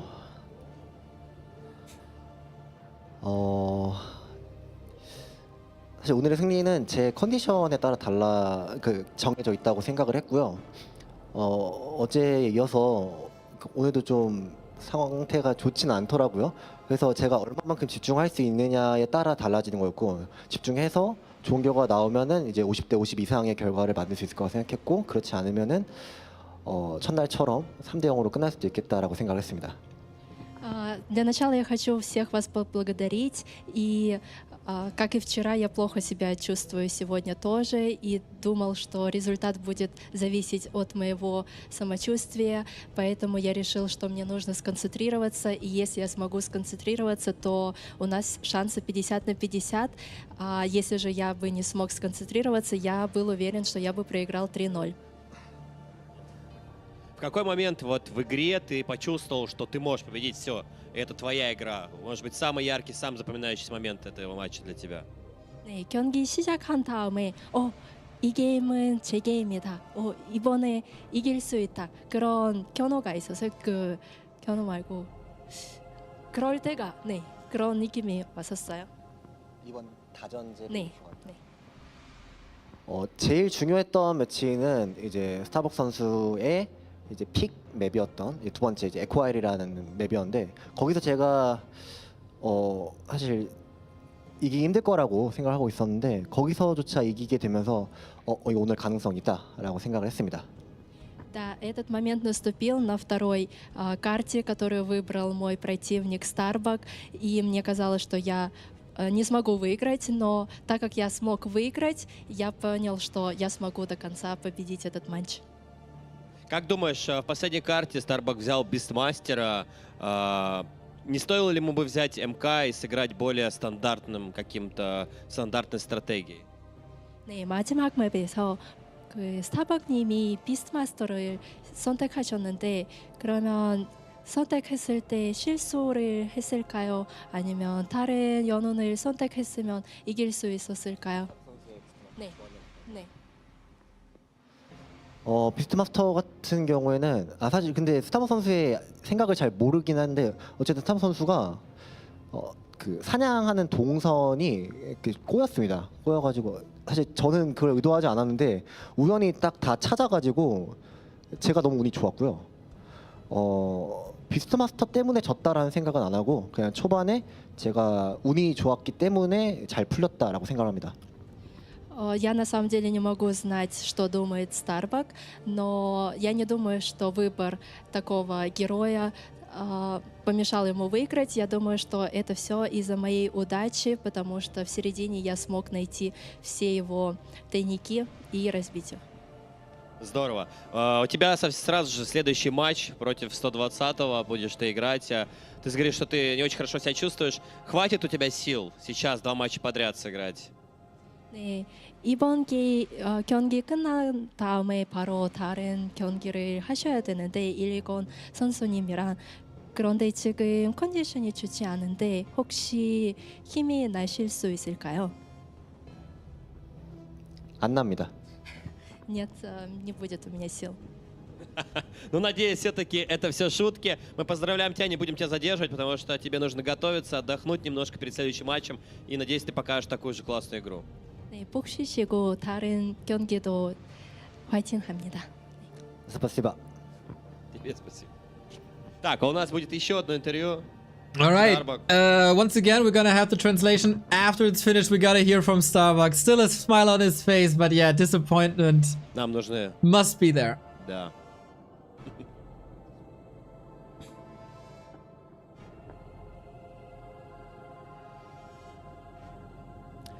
Starbuck, ну что, вот и закончится твой путь по турниру. Расскажи, почему сегодня, почему ты до этого обыгрывал сильнейших игроков планеты и здесь, казалось бы, был явным фаворитом. Но что пошло не так? Как ты себя ощущал в игре? So this is last game for you. Today, tell us about how did you feel before? How did you manage to beat the best players? But today you lost. Just tell us about your emotions and feelings. I just had like minor mistakes that had big impact on the game, and it cost me. For example, the heal scroll usage on last map. You know, when we fight like 60 against 60, I had 2 heal scrolls. I thought for sure I win, but I forgot I had it. I only thought I had 1 heal scroll, and I lose like half of my army before. I realized, I checked my item, oh no, I could heal all of my units, but they're dead now. So that was like a really big mistake, and I was like, oh my god, I just threw the game. У меня были маленькие ошибки, которые привели к серьезным результатам. Одна из этих ошибок была то, что я думал, что у меня всего лишь 1 heal scroll, а у меня их было 2. И то есть, когда моя армия погибла, большинство, я бы мог воспользоваться им, и это бы, не совершив эту ошибку, наверное, я бы выиграл на одной из карт. Почему в последней карте ты взял именно Бистмастера? Я понимаю, что ты хотел сыграть в темп, но, может быть, стоило более дефолтно сыграть через МК, как ты считаешь? Why did you choose Beastmaster on the last map? Maybe you should choose MK. I agree, MK would be much better because I couldn't disrupt his building production. So Beastmaster was not a good choice. Other hero like Mountain King would be much better. Да, ты прав. Наверное, мне нужно было выбрать МК, потому Beastmaster был не очень хороший выбор, и я не мог... Я бы разрушил, наверное, больше. Ну, в любом случае, ты очень ярко выступил на этом турнире. Как тебе турнир, как тебе организация? Доволен ли ты своей игрой? И какие у тебя вообще эмоции и мысли по поводу этого турнира? Anyway, you're one of the brightest players during this championship. Are you satisfied with your game? Are you happy with yourself? Just tell us about your emotions. Yeah, about my performance, I'm really happy, and I think this is probably the best tournament I have been to, and the organization is amazing. So, thank you. Я очень рад своей игрой, и, на мой взгляд, это один из самых лучших чемпионатов, на котором мне удалось побывать. Спасибо большое. Что ж, спасибо тебе, что участвовал, что подарил нам такие яркие матчи. За кого ты будешь болеть? Есть ли люди на этом турнире, которые остались, за которых ты хочешь притопить? Кто, по твоему мнению, победит? В общем-то, и можешь пару слов сказать своим фанатам. Thank you very much for participating in this championship. Whom do you think will be the winner of it? And you can say a couple of words to your fans. I think Fortitude is like unstoppable right now. But I cheer for my friend Soin. Hope he makes it to the finals. And thank you to everyone supporting me. I hope you enjoyed my performance, and I will try to show similar results in the future. Мне кажется, что Fortitude, его невозможно остановить, но я буду поддерживать своего друга Соина, потому что они из одной команды. И я надеюсь, что в будущем я буду играть только лучше и лучше. И спасибо, что вы за меня болели. Тебе спасибо, ты действительно очень крутой игрок. Starbuck!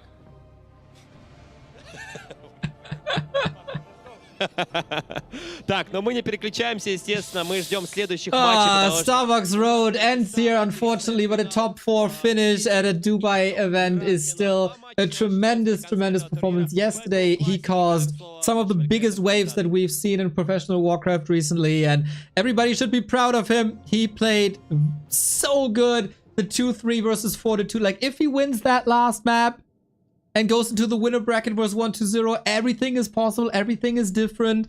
Today, he couldn't follow up the shape. He played phenomenal day 1 and 2, but to be the champion, you gotta perform all 3 days.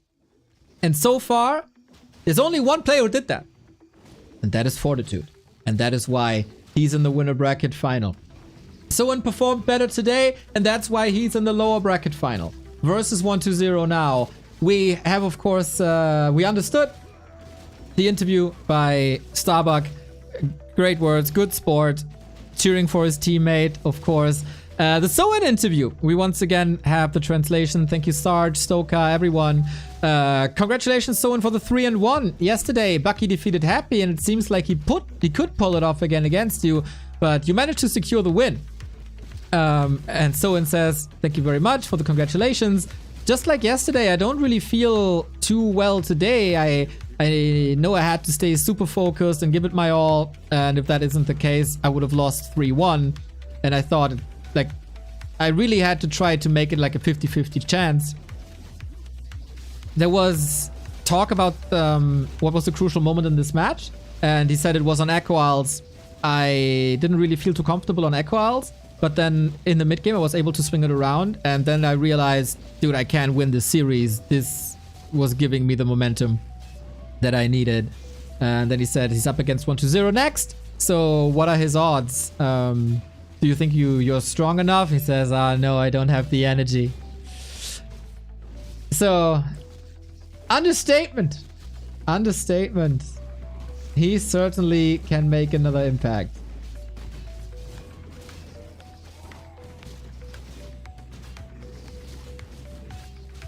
$1,500 for Starbuck? Not bad, not bad.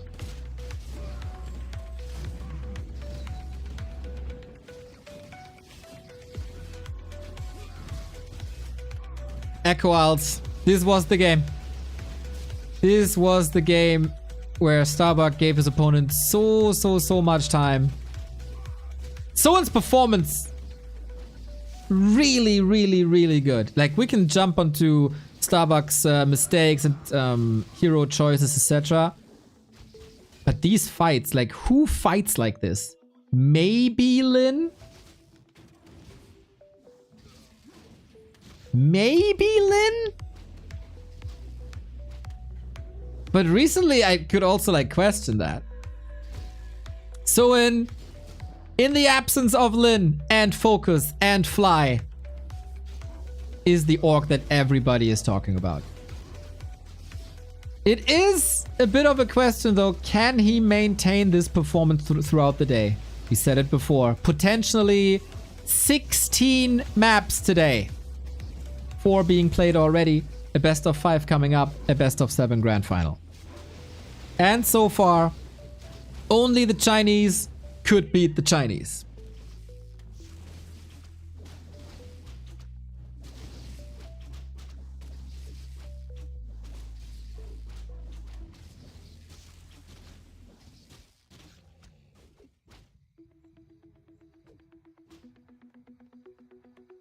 How would this game look with the Mountain King?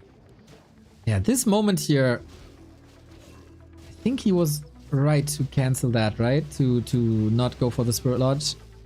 This AoE is too crazy. And heal scrolls are the essential item. And if you mismanage that, that is a huge problem. Having 2 heal scrolls on the same hero at some point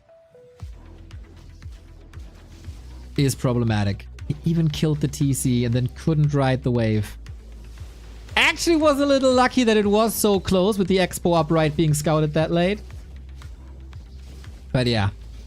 Soin, the last Korean standing. Not Lawlight, not Sock. Not Labby. It is Soin. And nobody would have thought that. Nobody had Soin on the menu.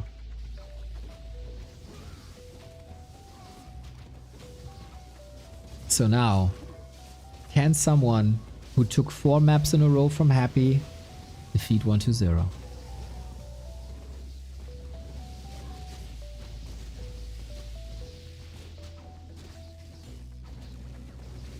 He tried he tried it all. He tried it all.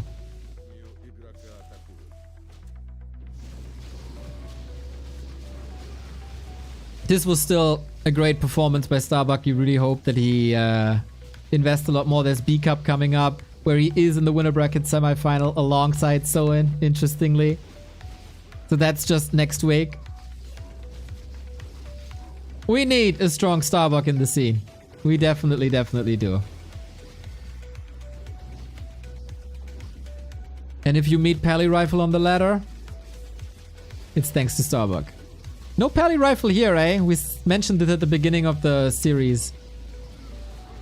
He told Soin how to beat Pally Rifle. The performance versus Happy will go down in history as one of the all-time great series. His performance versus Fortitude will go down as one of the greatest matches and series in this tournament. But at the end of the line, when you look at the scores, it's Soin top 3 and Starbuck is not.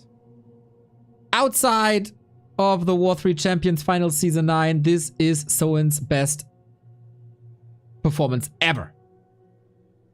Can it be his first offline grand final ever? 120 had some time to rest. Soin does not. Couple of minutes, maybe. 120 still has to set up. We have to do the map picks and bans. But yeah, it is it's gonna be a tough day for Soin. It's gonna be a tough day for Soin.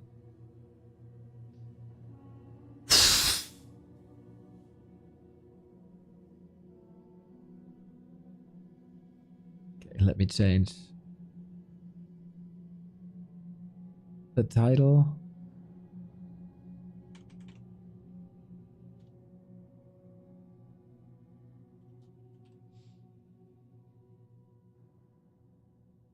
Who can stop me is still the story.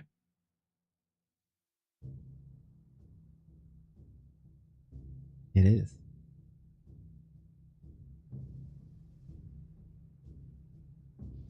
How much time will we have between the games? How much time will they give Soin to recover? He mentions that a lot. Like, after War 3 Champions Finals, he was the most tired he's ever been. After defeating Happy 4-1, he said, oh my god, if that goes one more map, I'm completely falling apart. Sok also said during the Rara interview, maybe Soin should hit the gym. These fights are exhausting. These fights are going on for a long time. Need to have that stamina and endurance up. We'll see about that. After the BetBoom today, we're gonna have a weekly cup, by the way. You can all sign up for that on a challenge if you can't get enough of a Warcraft. The winner of today is qualifying for the monthly finals. It's 50 bucks on the line. If you want to participate, here is the link in the chat. Grubby, how about you? How about you? Wouldn't that be great content? I think it's great content. For you, of course, I'm not thinking about me at all. Happy is not playing anymore, our weekly cups. And of course he's in Dubai, so he couldn't.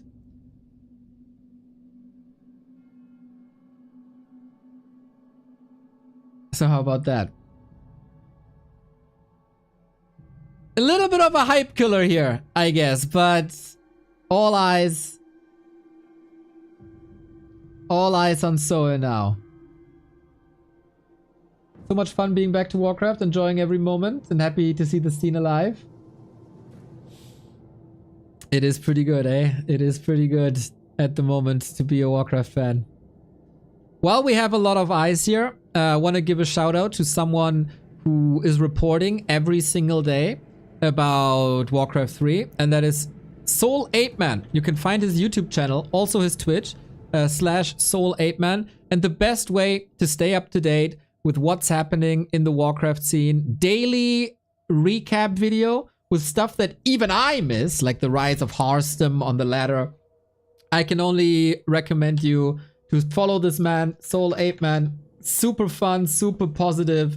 Every day, every one of my days starts with the ape news, is how he calls it. And this has been a puzzle in this puzzle piece in the scene that's been missing for a long time. Makes it really easy to follow the developments in a fun and entertaining way. Is it like uber mega professional? Probably not, but who cares? There's so much charisma and enthusiasm and just high spirits coming from Soul8Man that he pours into the scene. So leave him a like, leave him a follow. I can only recommend that person if you are currently following Warcraft 3 and plan to follow that even further. Thank you, Neo, for everything. I didn't do that much, did it? I'm just sitting here reacting. I'm just sitting here reacting, am I not? Oh, are they doing tier lists again? Oh, I hope I can get an image translate. Which unit would you like to summon in real life?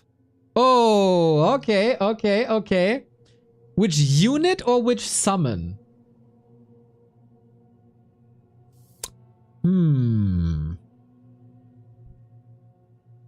Which unit would you like to summon in real life?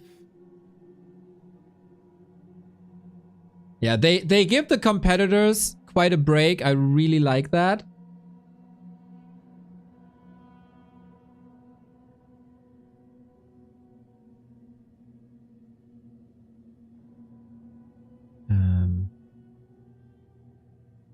No. Shit. Wrong button. There we go. What's their first answer? Sorceress. Bit creepy, isn't it? Every time when invisibility is in a discussion. Okay, so it's unit. Which unit? So many people say sorceress. Are they just going for like, oh, give me the ladies?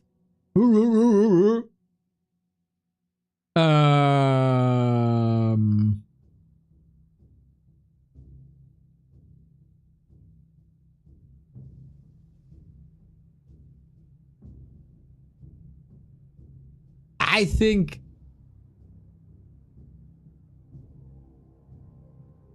a Druid of the Claw would be quite amazing. I think a Druid of the Claw, a bear. Dude, if you have to do something, this guy is mega motivating. Everything you do, he can boost. Then if you're exhausted, if you're hurt, this guy can patch you up. And then if you're in trouble, the guy can always can also fight for you. So I say Spirit Bear. Reju? Yeah, for sure. For sure.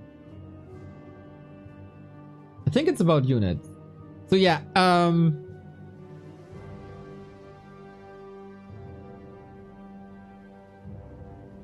I would say Shaman, but I love to shower, so I don't need that purge. Oh, they have to guess the most popular answer. Oh, so it's like family duel. Family feud. Well, if it's I don't think it's heroes involved, otherwise Panda. So what else is there? So bear for me is number one. I don't know what's the second. They said they guessed sorceress. They also guessed Panda. Oh, with heroes.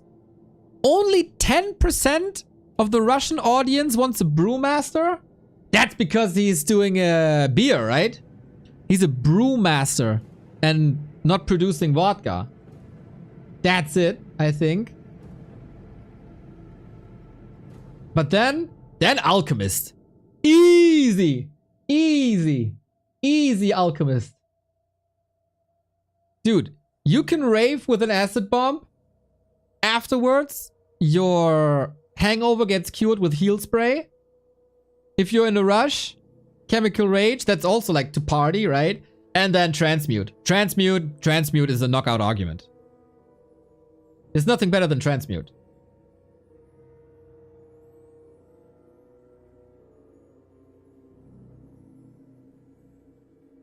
Fourth is priest. Yeah, makes sense. Healing, buff.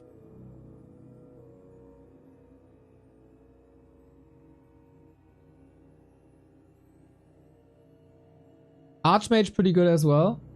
2 heroes in the pool. Alchemist. Like, no doubt. No doubt it's Alchemist. To me, at least.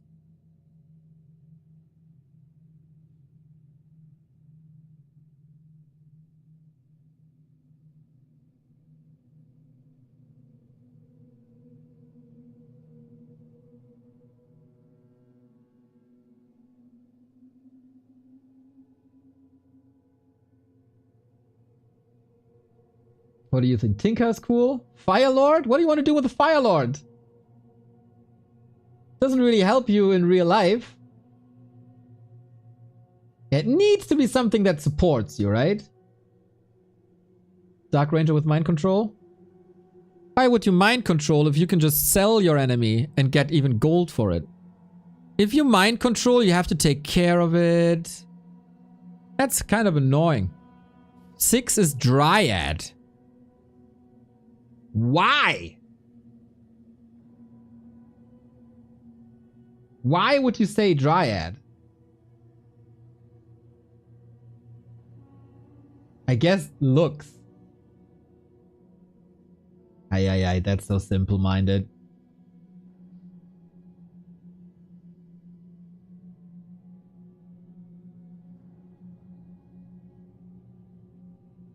Worker? Dude, there's a lot of workers in real life already. You don't need that.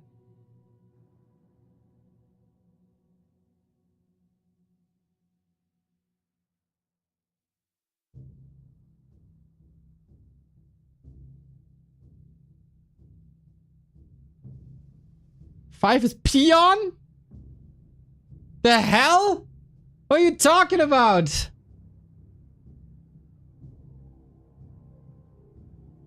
I'm making my own. I don't care. I'm making my own.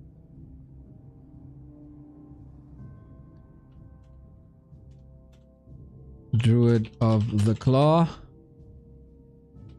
Alchemist. What else did we say?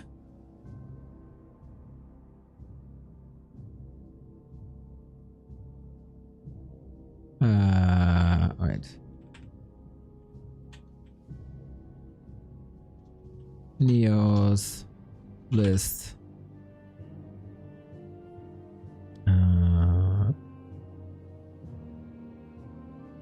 Shit, what else did we say, chat?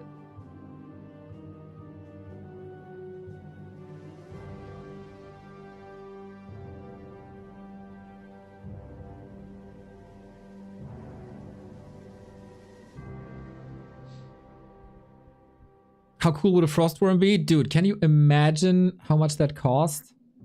Just an upkeep? So Druid of the Claw and Alchemist are no-brainers for me. Priest really good. No, Priest would annoy me with religion. I delete that.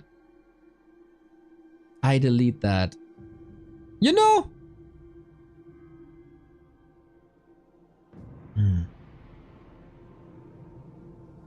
Archmage is also so mega religious. Statue!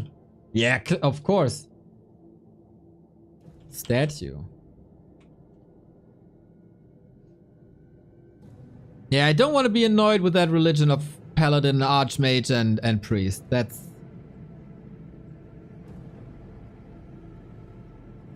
not too great.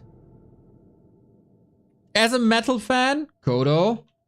Or a punk rocker, Kodo. And then I have one hero, right? I can pick another hero.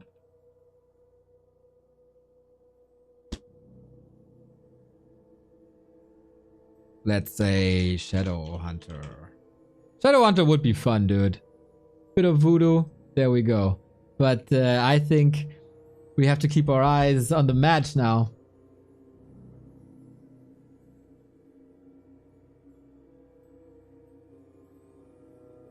Picks and bans. This is the first Orc versus Undead match this entire tournament, right? Crazy. Springtime and Tide Hunters, Hammerfall and Twisted.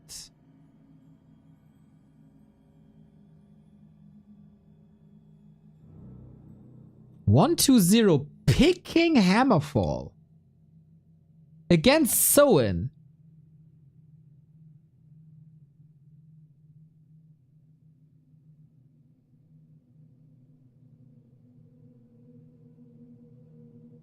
Interesting.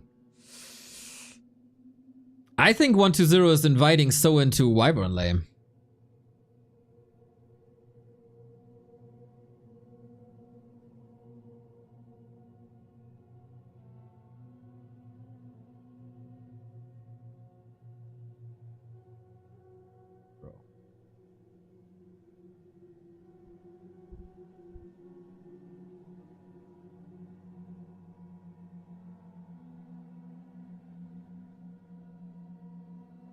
One 2-0 is the big favorite.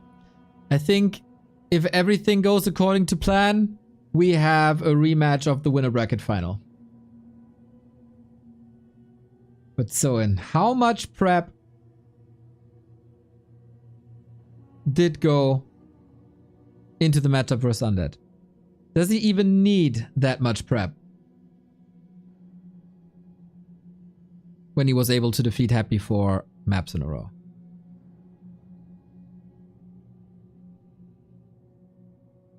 Stefan, can you give it irritated the longest timeout that's possible, please? Thank you. 30 minutes, not enough.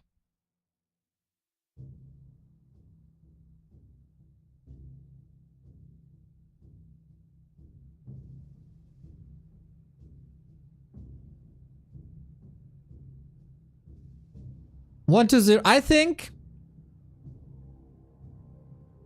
1-0 was more dominant against Orc than Happy was.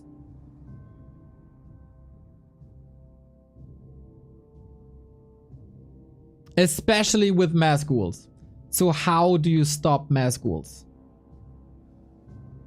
Farseer Mass Wyvern would be the chillest way to play. Blade Master Headhunter would probably be the best.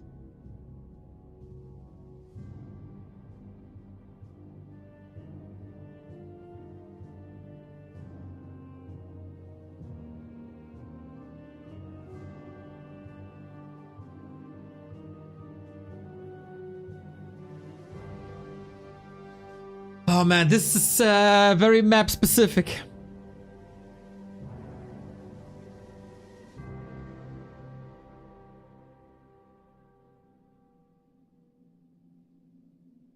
By the way,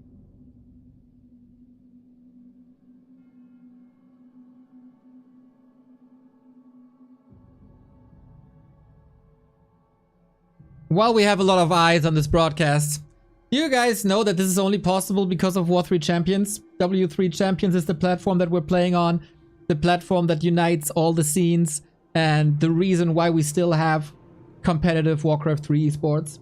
And currently, there's a lot of hype around War 3 Champions. It's the highest activity ever. I just got a DM, which is via the rise of Direct Strike, obviously. But for pretty much every game mode, W3 Champions is there for you. And if you can support them with maybe a couple of nice words on their Discord or a dono or their Patreon, that would go a long way. Without War 3 Champions, we are nothing. War 3 Champions is also the reason that we can play LAN conditions on LAN. Because Warcraft has that ADMS ping built into LAN, and War 3 Champions is able to put a server to the location, or at least as close as possible to the location, so everybody has LAN conditions. Otherwise, on what server would you play when you're in the Middle East? Good luck with that. Amsterdam? Los Angeles? Seoul? Those are the 3 servers that Battle.net provides. So everything you see, day in, day out, here on the broadcast for 225 days straight, is not possible without War 3 Champions. And it doesn't matter if you're a one-on-one tryhard, 4-on-4 person, or just a casual Direct Strike player. Got it all covered. Freedom got us covered again. Dude, thank you for the 10 gift subs. The perfect introduction for the lower bracket final. Нижней сетки на вылет и за выход в гранд-финал. Первый игрок, легендарнейший Undead. Топ-4 планеты. 120-й. 1-2-0 again on the way to a world championship. He has to win back-to-back series, first against Soin, then potentially against Fortitude. Did he show his best already in the winner bracket? I don't think so. Certainly his weakest performance. Will that carry over to the lower bracket as well? Or can he show again what he's truly made of?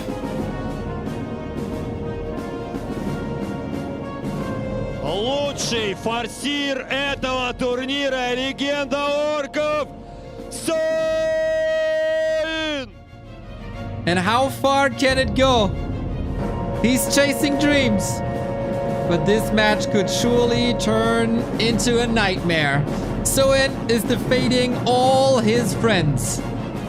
Sock, Lawlion, Starbuck. Now, another match against the Chinese, and the first one was a beating when he was up against Fortitude 0-3. Is that exhaustion already? 1-2-0 versus Soin. Or can he bring his A game once again? 1-0, almost forgetting about that handshake again. I can't stress enough how good Soin can be versus Undead. This can be his best matchup alongside the matchup versus Night Elf, if he's able to bring his A game consistently throughout the series. He can play Farseer, Fast Tech, Mass Wyvern, Lame. He can play Farseer, Headhunter. He can play Blade Master, Headhunter. All the different styles, and especially with the Blade Master, he is probably the world's best. But the world's best in Undead versus Orc, in my opinion, is 1-2-0. Better than happy. With mass ghouls, nobody in my opinion, looks more dominant when facing orcs, especially against the mass air strategy. How good is he versus Blade Master? We'll see about that. Fortitude is waiting in the grand final in the best of 7. He can relax, enjoy the green room, take a rest, prepare. Soin charging up.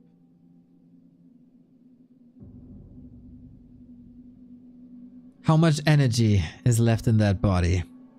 Oh, is that nasal spray? Hopefully he's not addicted. Chat! Soin with yet another upset? And the run into his very, very first Tier 1 Grand Final? Or 1-0 with the rematch versus Fortitude. And that would mean that the Chinese stay undefeated on LAN tournaments.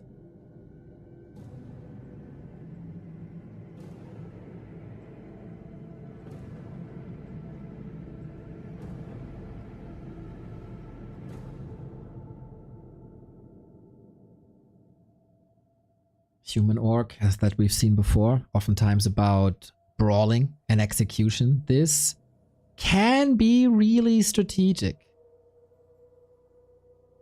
We call it nasal spray nowadays. I don't know the English term. It's basically nose spray in German, so I thought I'd just directly translate that. Don't mind that. So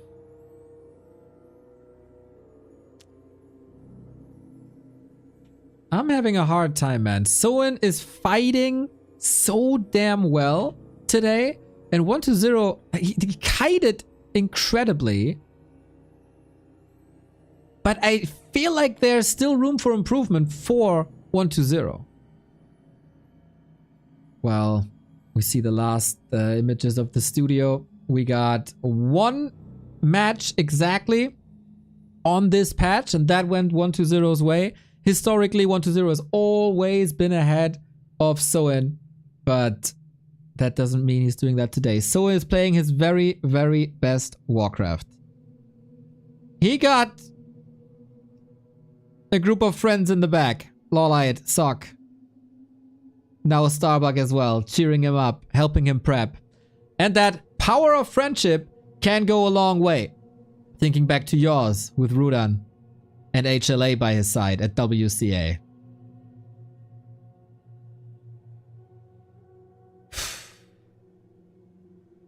And 1-0? What kind of adjustments does he have to do? Or can he just play DK Ghouls? Very different from Happy most of the time. Here, seeing 16, 18, 20 Ghouls is not that uncommon.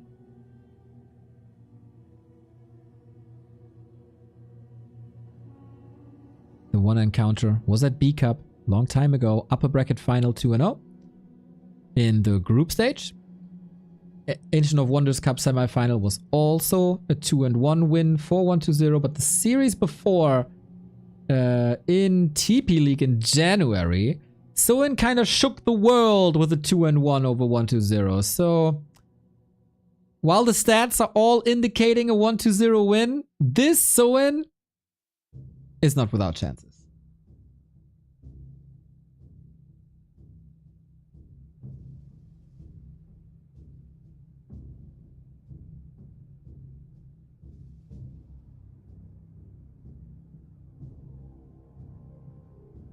Can the person that took out Happy out of B Cup winner bracket with 4 map wins in a row also defeat 1-0, or is the style too different?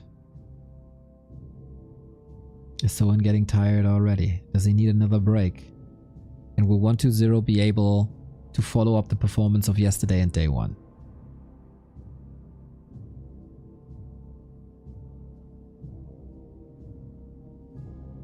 Was the Happy Slayer in the winner bracket. Soin is the Happy Slayer by taking out Starbuck in the lower bracket. These two 1000% deserve to be in the round of 3. I feel like for 1-0 it was signs of nervousness at the beginning. For Soin, not really. Thank you, Santor123. 10 euros. Thanks for keeping Warcraft alive, Neo. Go, go! 120.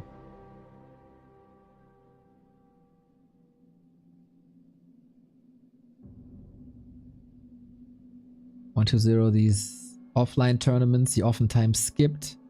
He was in a little bit of a slump at the beginning of the year after having a phenomenal December 2023. Afterwards, he fell a bit off. He oftentimes was eliminated round of 8, round of 16, didn't have the big tournament runs anymore. But then at some point, a couple of months ago, he simply decided to be good again.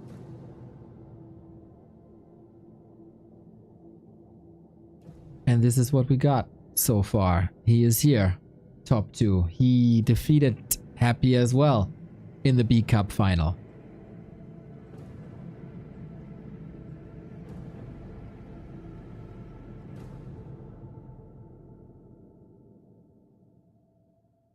So much anticipation though.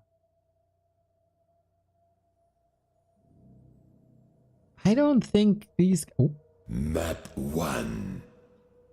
I don't think these guys prepared too much for this specific matchup. Especially 120 could not expect to face an orc in this tournament. So is his standard undead versus orc good enough? Or will Soin be able to take him out? Lower bracket final. Who joins the grand final? It would be the second back-to-back, the back-to-back all Chinese grand final if 120 wins, challenging Fortitude once again, who still remains the king of offline Warcraft. For Soin, it would be his very, very, very first Tier 1 offline grand final. He made it to the semi-final once at Rara, but now he made it one step further into the top 3. Can he perform again? I love to see that we're opening this in style with the Blade Master on Tidehunters. DK Ghouls on the other side. 120 will play this opener pretty much every single map. There's no discussion there. For Soin, lots of discussion for the openers, and this is the first thing that 120 has to identify. What is he up against? Is it a Blade Master? Is it a Farseer? Is it a Fast Tech? Is it Headhunters? Is he going to creep? Is he going to harass? Like, so many questions in an early game on Pro Warcraft nowadays, what the orcs are doing. And then different ways to expand from there. The branches are all out there. Soin could go Mass Air. Soin could go Mass Headhunters. Soin could go Farseer Air. Blade Master Air has made an impact. Then do you pair the Wyvern? Maybe with Spirit Walkers. How do you deal with the ghouls on the ground then? Is a Farseer necessary at some point for the Chain Lightning, or do you find another way? It has become, or it always was, one of the most interesting matchups, but this is quite crazy. There is one crucial moment in these matchups, and that is the Tier 2 hero for the Undead.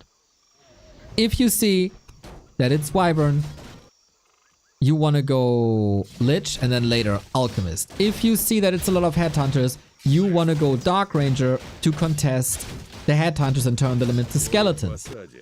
But you always have to react and have the perfect information to be able to do that. You also got to react to this one. Soin is starting his series like he started all series. Rush across the map, harass your opponent, throw him off, ruin the creep routes.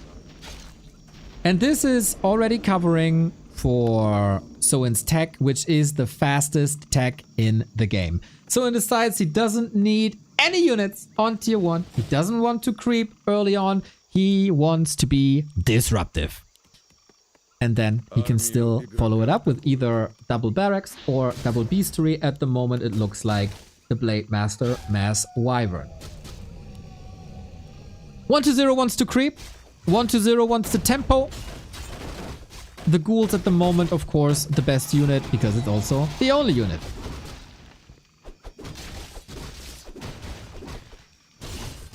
Next up, Soin is trying to get some last hits in. Oh, that was a bit too early. Ah, he's not satisfied with himself. You saw it on the player cam. Said it before, I need to bring my ultimate A game. I need to be razor sharp. So far, that blade, it's not that sharp.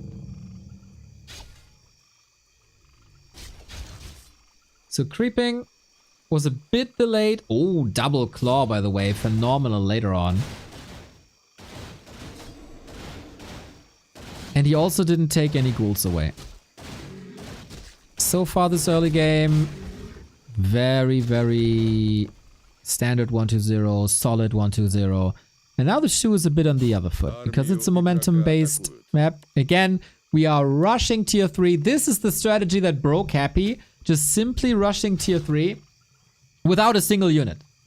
He got the heroes out, but we're 4 minutes in, 5 minutes in, doesn't have another unit. So far, doesn't need it. That is an incredible amount of map control. 4-1-2-0. He's going to the middle, takes the camp away. There is a specialty for Orc that they have hacks. Oh, did he want to coil that ghoul? Probably. With hacks, they can creep very, very big camps very, very early.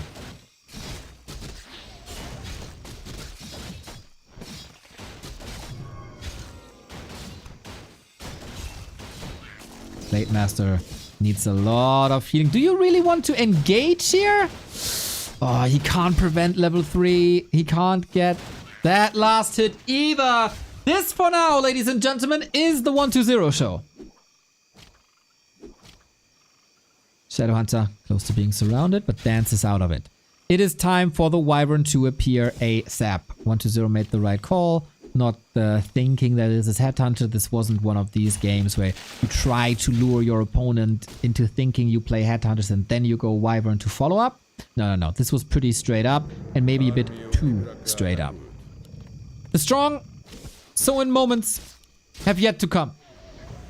But it can't help but feel that this is a little bit of a weak early game. Wyvern not coming in, and currently 1-2-0 doesn't have that much versus eer. That's another mantle, by the way. This damage is gonna be unreal. And maybe the game versus Happy told people too much about his strategy. But maybe it's also a bit about execution.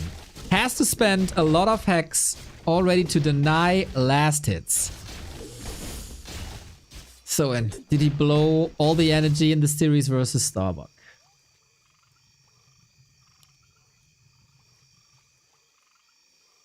There's no rush for 1-2-0 at the moment. There's no expansion against him.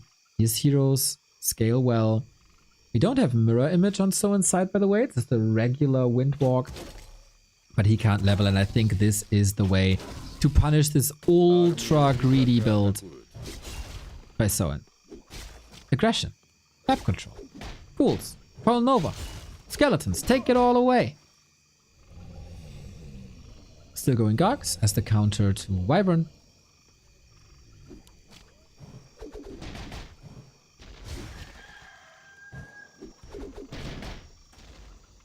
And we need a lot of Wyvern. 1-2-0 is contesting this. He's not building too many ghouls.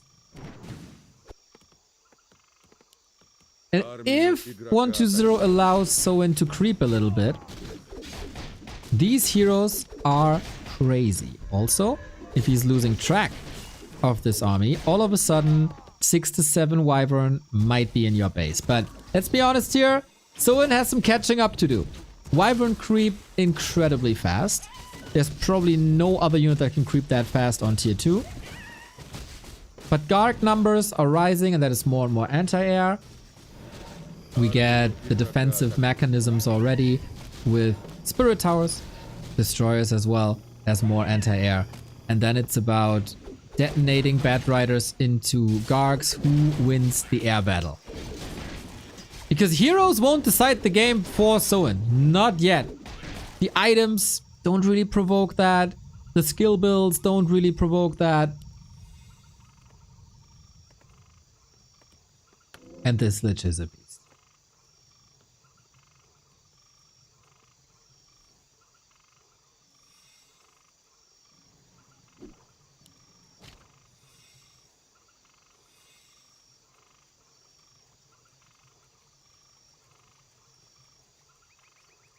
Alchemist it is. Classic. For a long time it was Farseer into Wyvern, now it's Blade Master into Wyvern. Didn't hit the momentum yet. Off we go. Shop up for grabs without an orb yet. That is a big problem for Soin. He's at the rat spot, sacrificing buildings for more XP and more items. I don't think he's nowhere near ready. 1-0, just decided it's time to tear this base apart. And key ingredients are missing here for Soin, as he has to accelerate, or had to accelerate so much and was trying to cut corners. No spikes. And ghouls just wreck orc bases if there's no spikes. The bat gets sniped, the burrows are falling, and the shop is gone as well. Hero focus. It has to be hero focus. The DK has no TP, no healing really. Bats are coming in.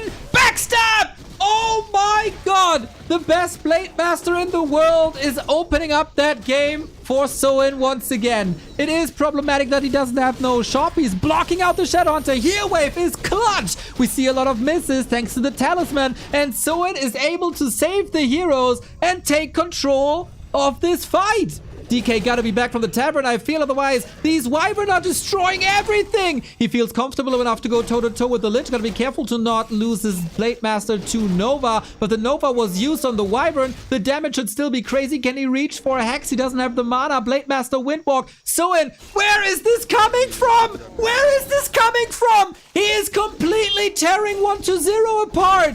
What the hell? The best orc micro in the world!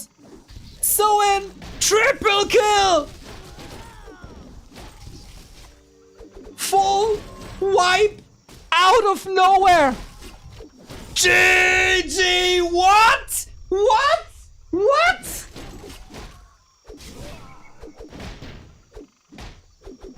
One 2-0 got complacent! He thought he got this already!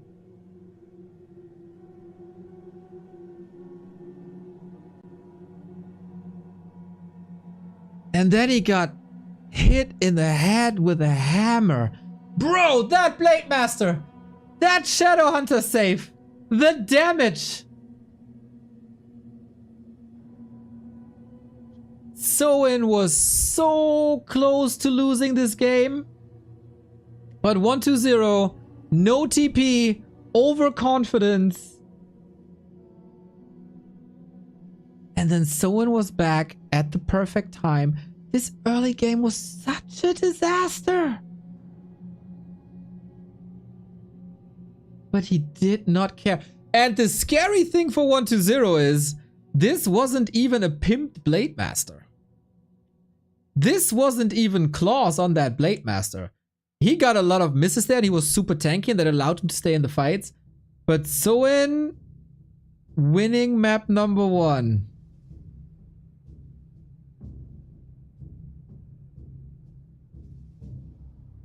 This series just got turned on its head in game 1.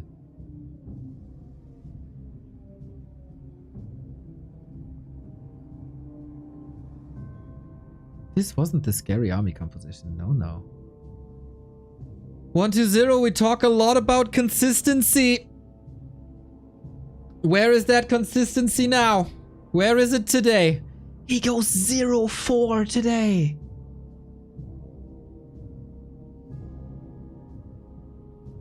Let's see what happens on map 2.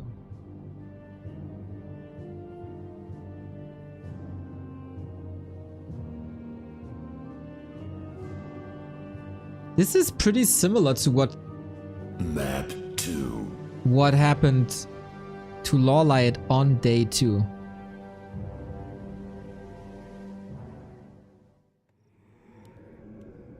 Ladies and gentlemen, this was Soin's pick.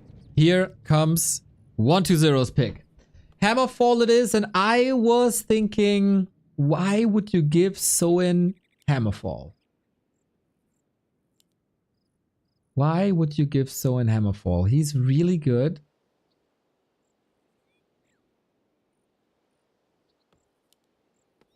With Wyvern. You saw that. And Hammerfall is a map where you can go for a lot of Harass Wyvern, which is very different from the Blade Master Wyvern, because with Blade Master Wyvern, you use the Wyvern to creep first and foremost.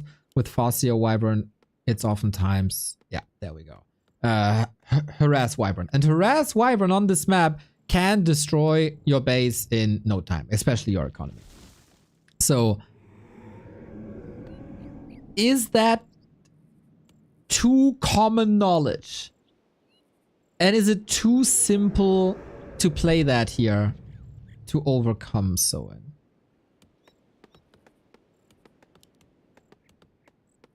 To overcome 1-0. This can also be countered quite a bit by just Spirit Towers. That is, of course, resources that you can't put into your army. So maybe Soin can fake Wyvern and go for something else. This is where the mind games begin. But comfortable situation for Soin. He knows I can compete in the fights, even with a bad early game. It is a similar situation to Soin's second best offline appearance, which was against Undead at Raraland, and what a different beast. Soin got some hype then in, when was it, 2021? But he was facing an Undead that was way better, and boy oh boy did he get demolished. Wait, did he get that? What? Last hits with Farseers are incredibly rare. And that disrupts the levels. No? He got... Where's the 0.2 experience come from? 0.1. The skeleton? This is... Acolyte. Acolyte. Okay. Thanks, chat. Chat saving the broadcast once again. Yeah, sorry. It's been a long weekend.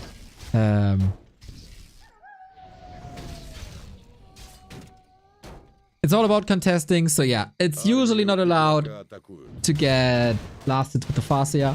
DK needs to be level 2, and then the pressure is on the Farseer. You can easily be surrounded, and this is what happened to Soin many times in that Raraland semifinal versus Happy. And 1-0 is like, he's just spamming ghouls nonstop.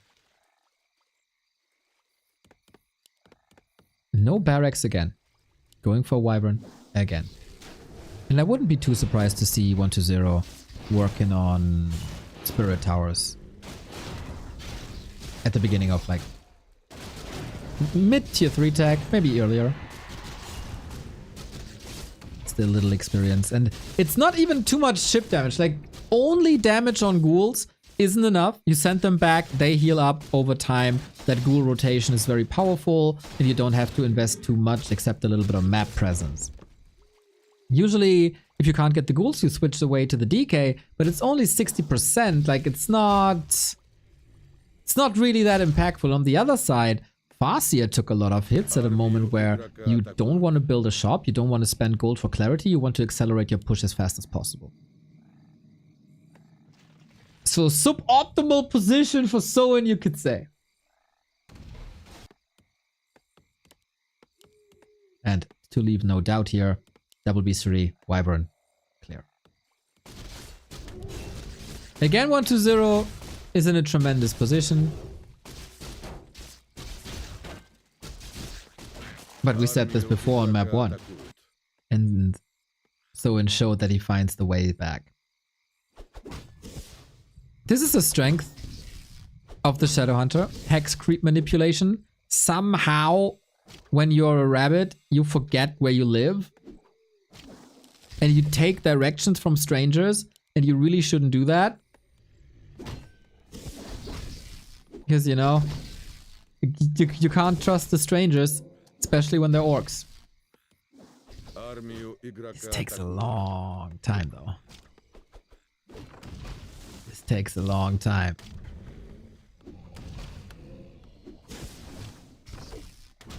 No interception by 1-0.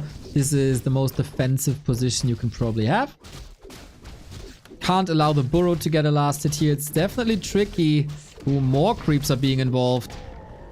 No! Ah, the Farseer was out of range. I was looking at the Farseer XP. It's like, oh my god, he denied it again. But no, Shadowhunter got XP. So there's that. So now lots of creeping.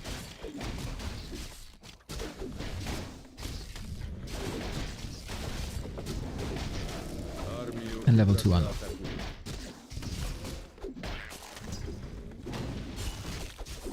One to 0 on the other side. Going Lich second again.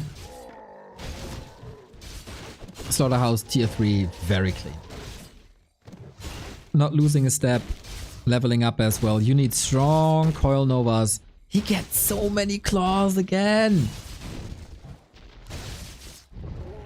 Wait, where's Soin's item? Армию игрока атакуют. Yeah, Chad, you're right. Did he sell it already? Or did he forget to pick it up? Ah, that's one of the big consumables on the map. That is really unfortunate. He sold it? Scroll of the Beast. Wow, he sells the Scroll of the Beast. Really? Okay, maybe just needs to accelerate tier 3 and you have so many expenses on tier 3 that it's worth more. 1 to 0. We saw the base for a second. There was a Narup tower for sure. Love that he opens up the tree line far to the left. So the ghouls will see the Wyvern coming if he pays attention to the minimap. That is also a lot of space for the Wyvern. And we see that there is a Narup tower, but at the upper right. Now ghouls going to the other side, and Soin realizes, I'm gonna lose a bit if I engage. And then we have the classic Orc versus Undead. Oi, that was a bit sloppy. Allowing 2 ghoul kills.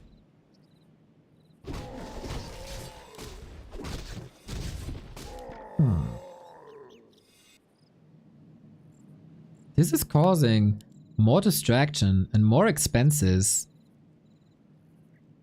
than what 2-0 thought, was hoping for. Армию игрока атакуют.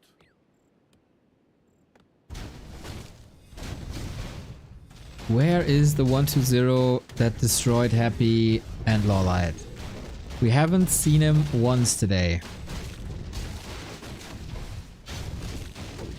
Soin decides it's not time for a TC, a potential TC, before he gets double level 3.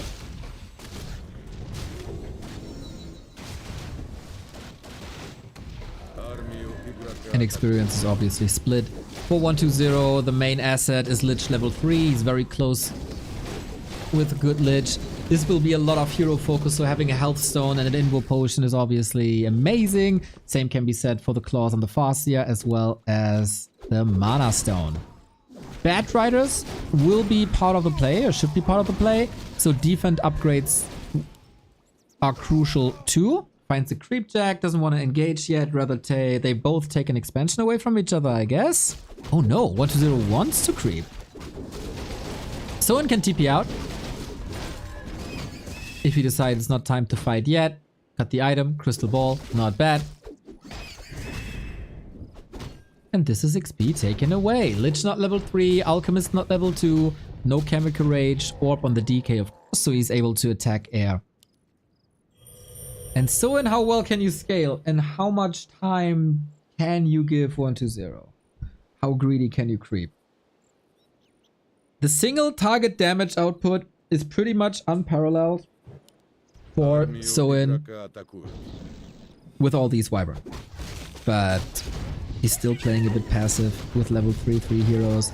And I love that he is playing early Raiders.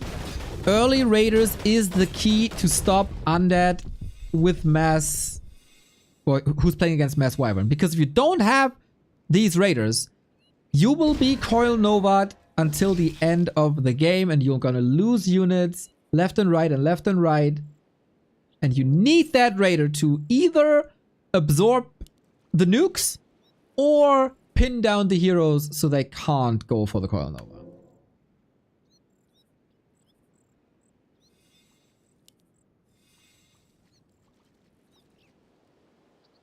Double heal scroll against Nova Acid Bomb. Acid Bomb ticks you down over time. It's basically a hero's disease cloud if it hits.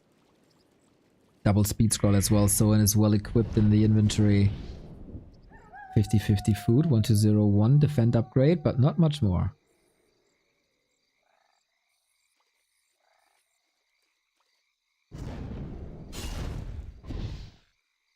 Soin is buying time. He has 1800 gold!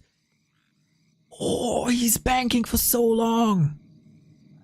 Getting upgrades in. 1800 gold! This is 3 tiny Great Halls. And this is exactly why I think you shouldn't give Soin Hammerfall. His movement on Hammerfall is damn good. But his army is in the main, and 1-2-0 knows this because he saw it, and now he's gotta defend. Oh, I just praised his movement, and now he's completely out of position. Ooh, boy. Shop going down again. How long can you defend with only Boros? It's not too many ghouls, it's only 2, it's 2 destroyers. This is not too powerful, but he maneuvered himself into a position where his heroes are getting trapped, buying lots and lots of time for the Wyvern to come home. I'm not scared of this 1-2-0 army, to be honest.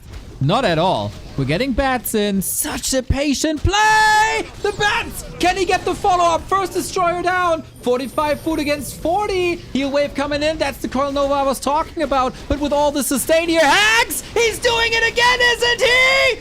DK kill for Soin! Oh, the patient play! Unreal! Now without the movement speed, he's just clicking on heroes. Sometimes Warcraft is so simple, but the Invo potion was ready. Can he take the bats out? Can he take the destroyers out? 1-2-0 is getting a little bit of momentum, but Soin, he had that gigantic bank of 1800 gold. Now what? Where's this fight going? DK needs to be back ASAP. He's intercepting. Hex! Oh my god! Double kill! Level 3 Alchemist leveling mad. 2 heroes so expensive. 1-2-0 is falling apart. Destroyers always 5 food. Here they go. Wyvern safe to the side. Acid Bomb is lethal, by the way, so maybe these Wyvern are still falling. Gotta be careful with these heroes, but there's no Coil Nova online. And what's an Undead without Coil Nova? It's nothing. More and more Wyvern are coming in. And Soin still has 400 gold left. That was the Mana Stone, wasn't it? It's still, weirdly enough, everybody's game, but probably not if that DK falls, who had a Help Stone and a TP.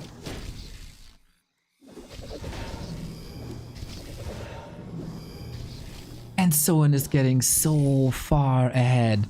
I like that he's kind of disengaging. The statue is doing work now. You will be facing coils again. Oh, Alchemist. You need mana. Block doesn't work. A little bit of imperfection. There you go. Shouldn't fall into the trap that you think you're miles and miles ahead.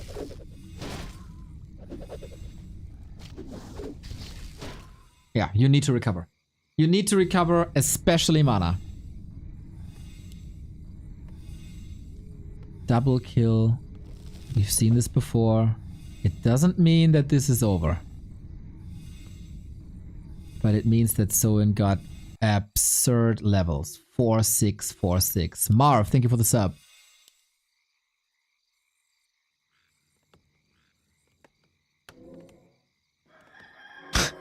Soin is so far ahead. Shouldn't fall into a trap of thinking he's far ahead. Shouldn't fall into a trap of thinking this is 100% his game now. Coil Nova can take care of 30 food Wyvern anytime. There is a tiny Great Hole coming. Second base is what wins you the game.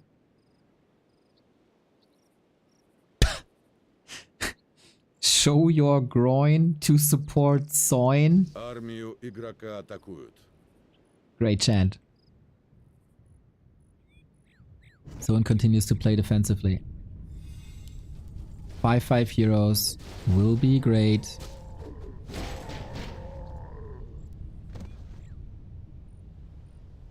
But we're not there yet.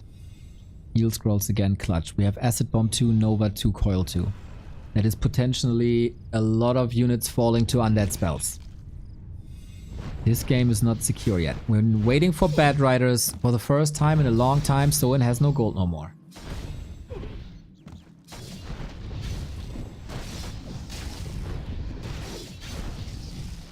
If he doesn't want to lose that tiny Great Hall, he has to engage.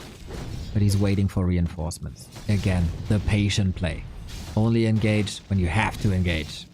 And that is seemingly now. No health stone no more. He used that before. The splits are okay. The Bad Riders are connecting. Raiders are coming in. Lich in trouble. 2/3 only. Wyvern still up. Gargoyles all gone. But 120 is cleaning this up nicely. Soin with a lot of losses. But here come the Raiders. Damage output is missing. He's going for the DK once again. Trying to force the town portal. Just hold on to that expo. Raiders falling now. Damage output by the Alchemist is pretty damn insane. And 120 is fighting back into this lower bracket with a very, very clutch push. But he couldn't break the expo. He got rid of a lot of army and is getting closer and closer to even better levels. Was the Tiny Great Hall not the play? I think Soin overcommitted on the left-hand side after the double kill. If he retreats earlier, he can get that tiny earlier and get mana back earlier. And it's not losing 2, 3, 4 Wyvern. There, he got a bit greedy, which is understandable because you just killed 2 heroes. He has to give up that tiny. Ooh, that's heartbreaking. That is heartbreaking. And are the undead hero levels taken over now?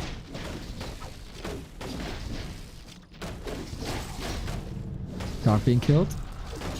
Raiders coming in. No pillage yet. Shadowhunter, Farseer both close to 5. That expo was a little bit of a waste. 120 with level 2 Unholy Aura back in no time. Soin has no lumber, no gold. And no TP. He does have a speed scroll, but one was dispelled. And that's where you want to pin down the heroes. Are we engaging? Oh, that's not great. The Wyvern weren't even part of this fight. There's no bats here. I feel like this is a lot of desperation for Soin. And if he loses that series at some moment later on, maybe, he will kick himself for not winning Hammerfall. 120 is far ahead, and that is the power of Coil Nova. 120 showing mental fortitude. I think the production already had the 2-0 on the broadcast. Destroyers might still be falling here. 2 of them are very, very hurt, but that won't edge him the victory. Soin! That was your moment. That was your chance for a huge 2-0 in the lower bracket final. But 120 with a lot of experience in this tier 1 situations can rely on Coil Nova Alchemist and realize that Soin overstepped in the middle.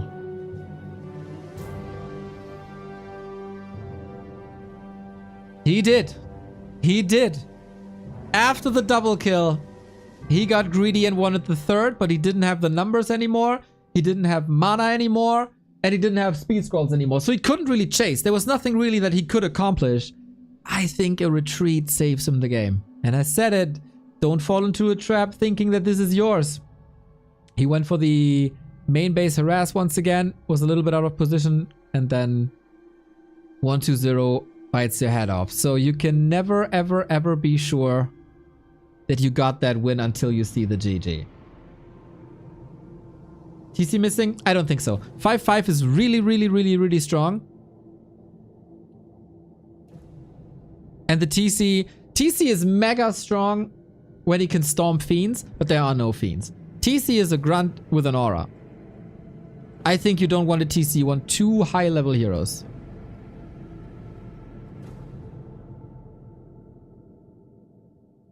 Oh, what a huge chance this was. One misstep can cost you the game. And that is what's happening here. 1-1. 120 was far ahead in map 1 and he blew it. Soin was far ahead on map 2 and he blew it. What do we learn from that? Don't get ahead early.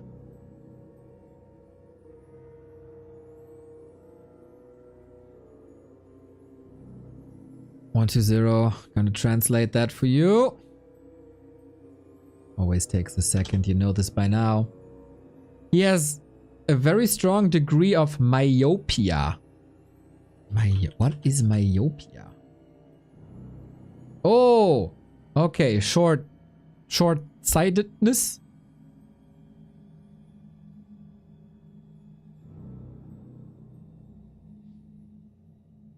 Nearsighted. Okay. That is the fact that only the BetBoom Classic is providing. Well, very good that his screen is close to his face. Never heard that term.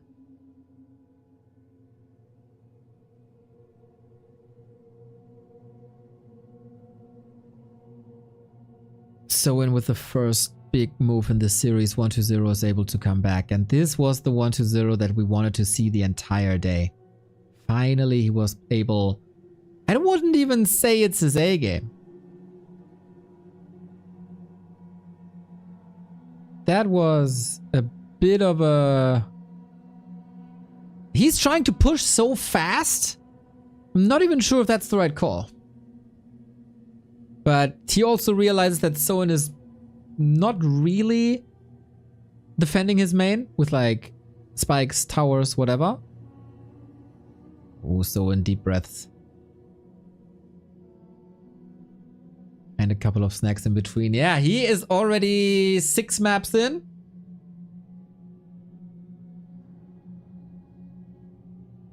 And now there must be more. Whoever wins this claims match points. The following map is Soin's map pick. If 120 steals that away, the door to the grand final is wide open.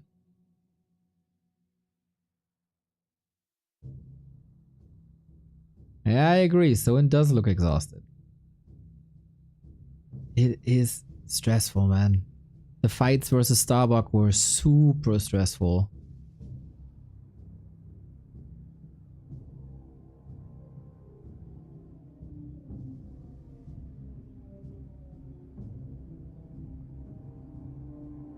One to 0 was able to relax in the lower bracket semifinal. Had to recover a bit after a pretty brutal 3-0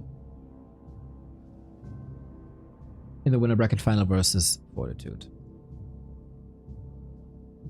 Game on. We're down to a best of 3, everybody.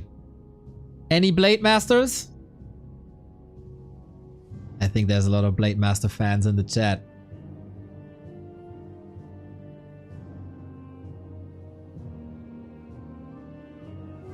Soin versus Fortitude would be the rematch of the winner bracket quarterfinal. It was also a 3-0. 3.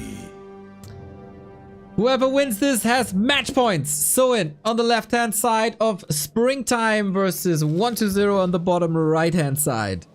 This can be an outstanding mirror image Blade Master map. If you want to go that far. You can also play... Like, this will be Wyvern once again, I'm very, very, very sure. The question is, what kind of Wyvern? Blade Master Wyvern, Farseer Wyvern. And it is a shop early, so this looks like Blade Master to me. It absolutely is. The winning strategy of map 1 is back. Nobody maneuvers a Blade Master better than Soin does.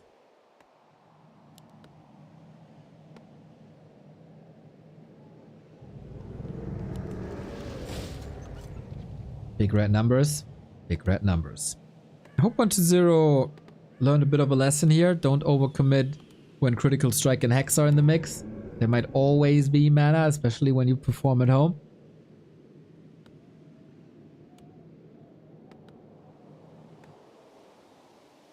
And as we said before, usually the first map of a series is 120's worst.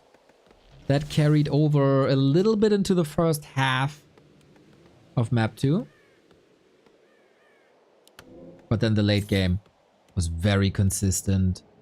barely any mistakes anymore after his heroes got killed. Maybe that was the wake-up call. DK Lich loss. Армию игрока атакуют. Blade Master is opening up with Windwalk. Springtime is a map that is becoming more and more like this, gaining more and more traction.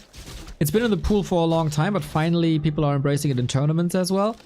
Not too often in Asian tournaments just yet.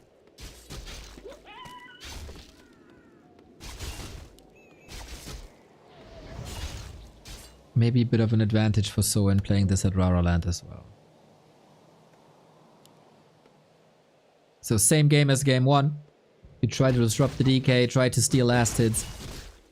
And with the Blade Master, it should on paper be easier to steal last hits. If you can't get last hits, try to pressure the DK, try to hurt these ghouls. Good by 1-0 to make that early investment into Dust. Limited amount, of course. It's a consumable, only 2 charges, 75 gold. This does delay your attack. Coil misses! Already a little bit more successful than game 1 was.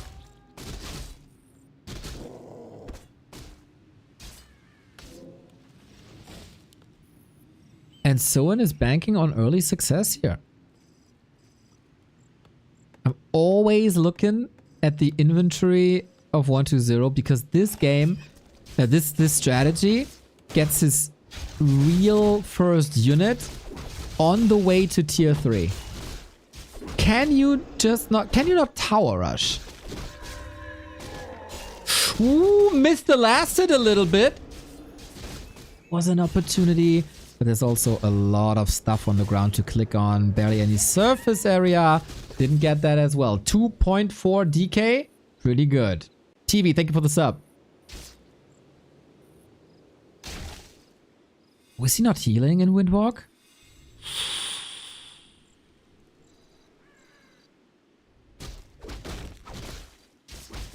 Now he is, but that is outside of Windwalk. Not ideal. This coil hits, and 1-0 is playing better and better. Gets the second claw. This is so many claws this series for 1-0. Unbelievable. And instead of like tower rushing into the main, 1-0 again is eating the map when it comes to creep camps and experience. Take the easy camps away. Don't waste that much time. And of course, scout what the opponent is doing, and it is again Wyvern. It is against Shadowhunter. Армию игрока атакуют.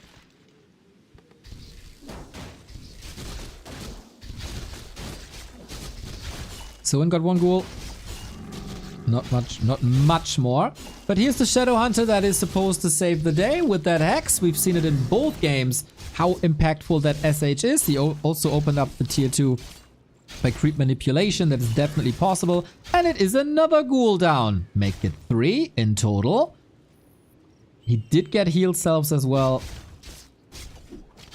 So after the skirmish is over, there is some healing available. Little bit problematic is that Soin allowed 1-0 for level 3. 4 ghouls? Not bad. Level 3 is a problem. Now we pull back. The early pressure by Soin is off. And now it's Wyvern creeping time. The fastest tier 3 that Orc possibly has. Lumber is a little low by 1-0. 6 ghouls remaining after the tech slaughterhouse. And he's going Fiends! Really? Against the Blade Master Wyvern. I always feel this is problematic.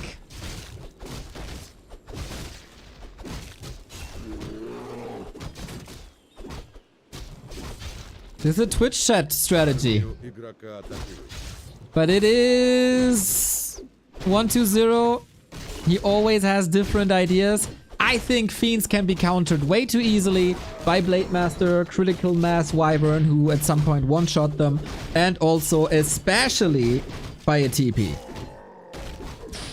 Ooh, that blade. Needs a little sword dance to stay alive. Heal wave online, Wyvern, accelerate.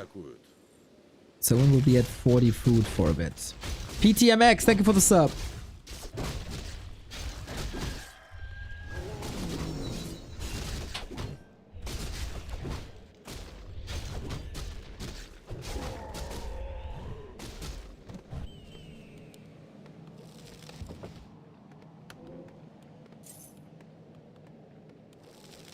Kind of mana stealing can be fantastic to take a coil away. We got Rune Bracers! Oh, wow!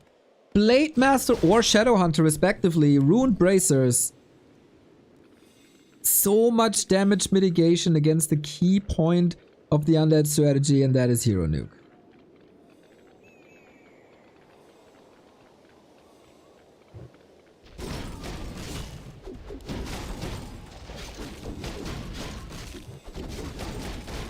Creepcraft 3. Nobody is really satisfied. Man, imagine a creep jack here. Phew, Katka's Pipe. Sweet for the Shadow Hunter. Not great for anything else. Eugene, thank you for the sub. Level 3 online. Lich still has some work to do. We get the range attacks in with the flute.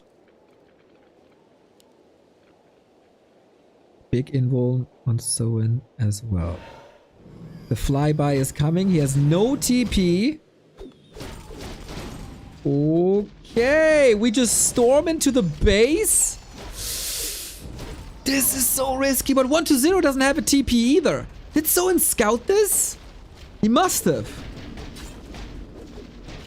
But yeah, you need to get out of there before Coil Nova is here, but Coil Nova is far away.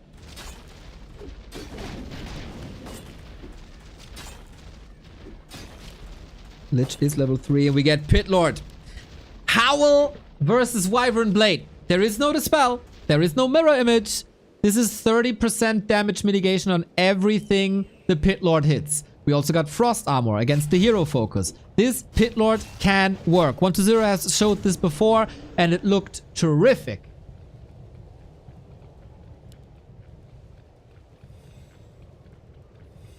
Of course, the Cleave doesn't shine. But Pit Lord, Howl of Terror, one of the best level 1 spells in the game. Doesn't scale well, but on level 1 the impact is clearly noticeable. So he's taking a lot of damage away from Soin, who still doesn't have a TP and an exposed base. Certainly a little bit of a slower push by 120 this time. Soin, not the 1800 gold bank that we've seen before.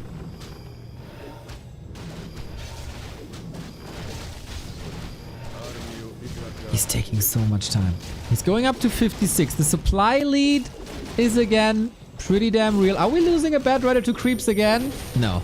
That was a Tidehunter special. Captain America helmet. Fantastic for the blade. How much time do you got?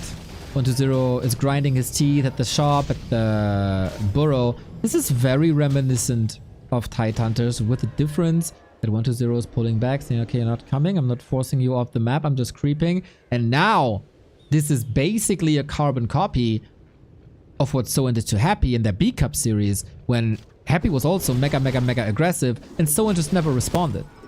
Soin just went from camp to camp. And he's also dodging the 120 attacks and is now finding the trail and the creep jack, and 120 has no TP either. He will commit. And now we'll see if the Wyvern are the solution. He sees the Pit Lord, he sees the damage. Heal wave coming up. It is a Claws +8. Of course it is. Nova's massive speed scroll engagement. Destroyer not falling. Good micro. Web is coming in, but only so few of them. Soin has a supply lead, gunning for the heroes. One more time. Wyvern are falling. Nova's massive. Invo potion ready. Oh, Soin, you're losing more and more units here. More and more HP. Coil on the Lich. That one safe. Kodos are coming in as well. They devoured 2 fiends. Crazy. SH! Invo potion at the ready. And now he needed that crit. He needed that coil. 120 saving the Lich, the big damage dealer. More and more coils available. The army by Soin is way more maneuverable, of course. They are flying. Shadowhunter, careful. Can't allow 120 to get close. This will cost a couple of units. Maybe he can free a Kodo even.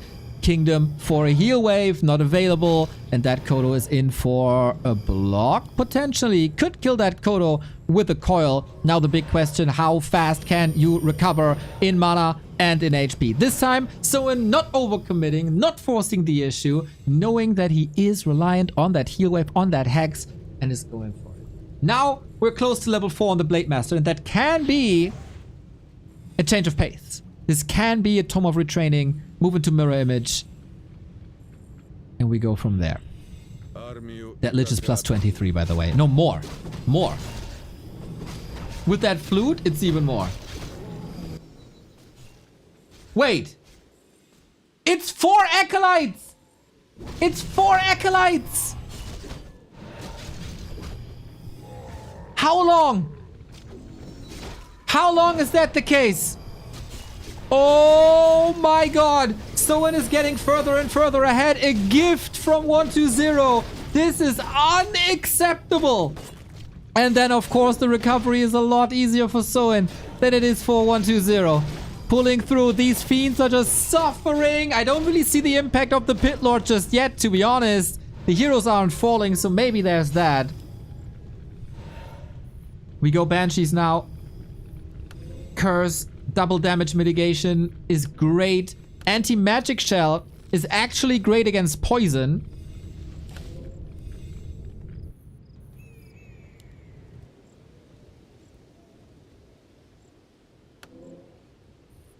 (120) has to realize. Армию игрока атакуют. How much gold is this?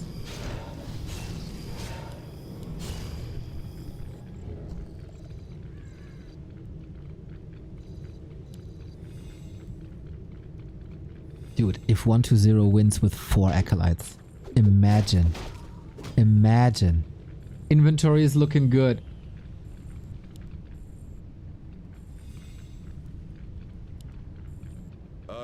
Raider and Snare. For more control, more hero focus potentially. Soin is not banking, not spending much time and no upkeep. Rockefeller fails, thank you very much for the sub.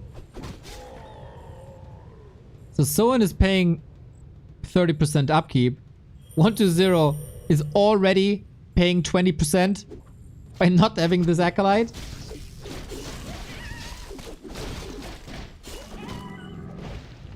Trey Hardy, thank you very much for the sub.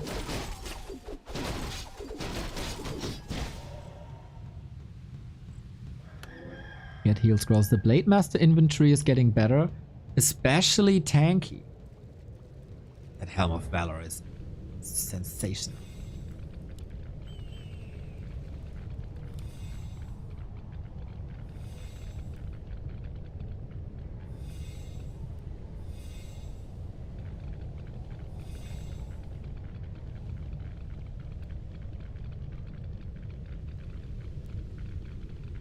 Wyvern 120, very, very careful. There's not much to do on the map anymore. Rune Brace is gone, by the way. Good call, chat. Yeah, focus could be on the Shadow Hunter. There's no Invul Potion. That worries me a little for Soin. But he still does it. 4 Acolytes still. I can't let this go.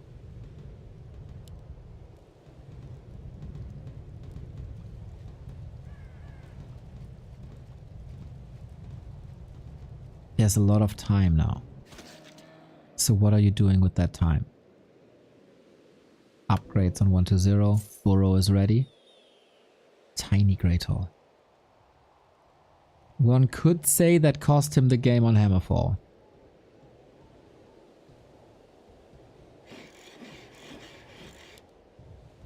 Acolyte. Acolyte coming. He knows. I think this was 8 minutes? 9 minutes?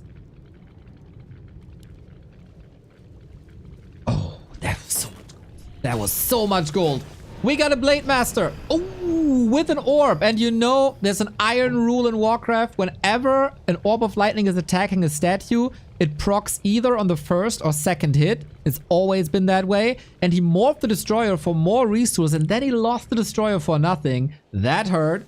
And the Left-hand side is open now. Soin for the first time in a while, looking for aggression. He got a speed scroll, no TP. Trying to do some damage, but he sees 120 is coming. Blade Master to the south. Shadowhunter Wyvern to the north. And now we're both in upkeep. Blade Master in the back, sniping the Banshees. Can't reach for the coil, can he? No. The Blade Master, it's hard to see, but I don't think he has curse on him. That entire Banshee transition is very fragile now, having only one of them. But speed scroll, disengagement, he's trying to snack the Kodo. There was no Devour, but still, you want that backup Kodo to always have that 10-20% command or up. It is a kill eventually, but on the cost of mana.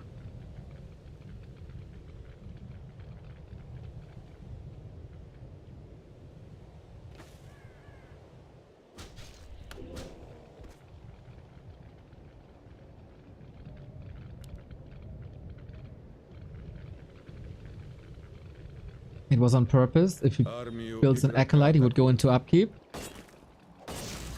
Could kill a Ghoul, though. Next snipe. Soin's playing a fantastic Blade Master. We don't have a Shade, by the way.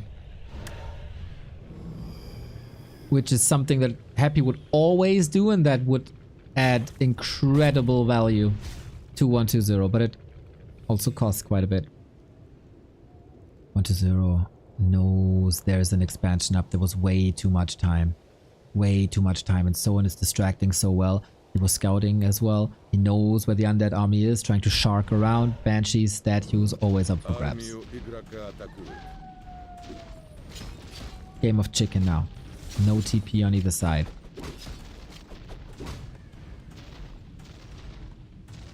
It's all time for that expo. 80 food.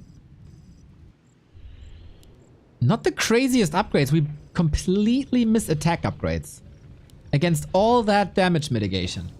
Well, to be fair, attack upgrades lead to more damage mitigation, but also lead to more damage, so it's a paradoxon. Now 120 identified this. No Tinker, Clockwork, normal damage, anything. Straight up. And 120 has a TP, trying to brute force, but with only Fiends, there's not much brute and there's not much force. We have a Kodo snacking, massive Nova. Pitlord needs the Howl very soon to diminish the damage, and this is what happens to Fiends when they're up against an army like this. Blade Master level 5, he's cursed. Miss, miss, miss. The Fiends are falling in seconds regardless, but also the Wyvern. We do have Howl on them. I wonder for how long, and if you should add Spirit Walkers. But 120, what are you supposed to do with this army? It's basically only the heroes fighting. Wyvern over the forest, getting a little bit of traction. Nice dispel against the Howl. That was very well played to save the Destroyer. And another Wyvern is falling. Very fragile. And Soin losing a lot of Wyvern and 120 losing a lot of Fiends. We meet each other on 50-50 food, but with the difference that one player has an expansion and income and the other has not. Now, it's like the other side of the coin, right? He only had 4 Acolytes, so he saved gold to be able to mine like maybe 2 minutes longer.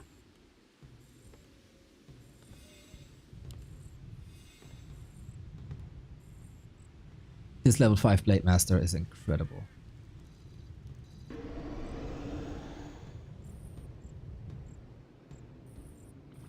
But with Curse, not so much.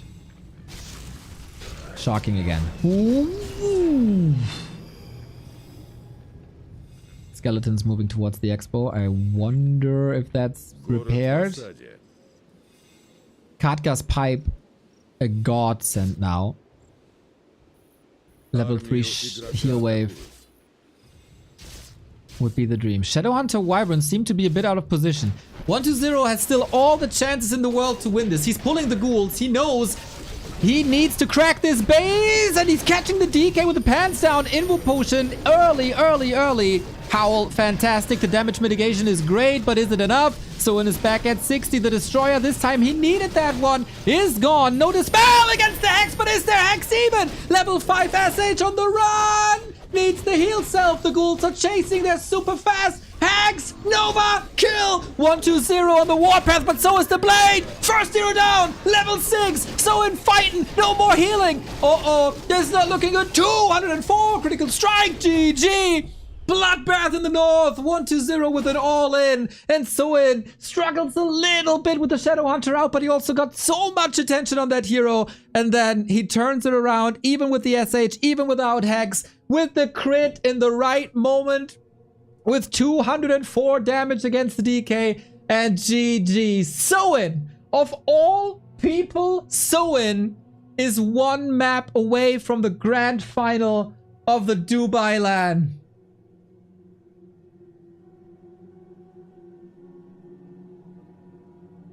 Soin and the Blade Master. Soin and the Blade Master are a match made in heaven.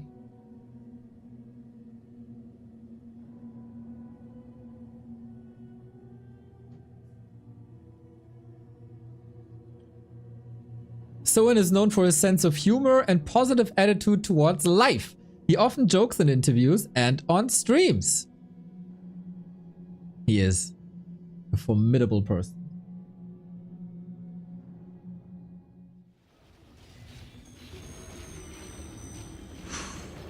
Little bit of a break, maybe. Highlights coming in. OMG.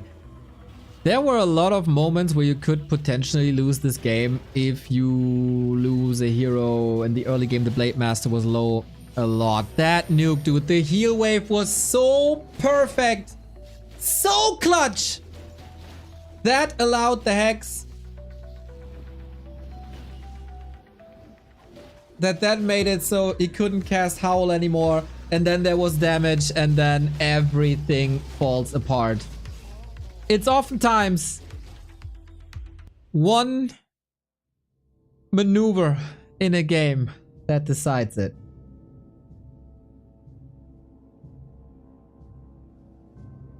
Blade Master Wyvern. Soin. Can he go all the way? Can he challenge? Fortitude again. There's definitely a lot of lessons learned since that winner bracket quarterfinal. What's the difference in Goldmine? 800. I wonder if that is... if upkeep is calculated into that already. 800 gold sounds alright though. Soin hasn't seen a grand final since January of 2022. And he could be the first player to defeat a Chinese on LAN since January 2024.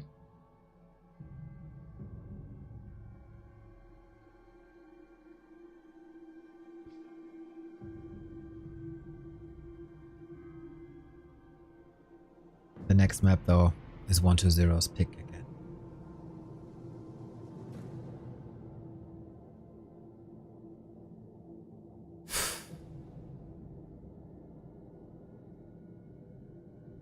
Orga may be asking for a break.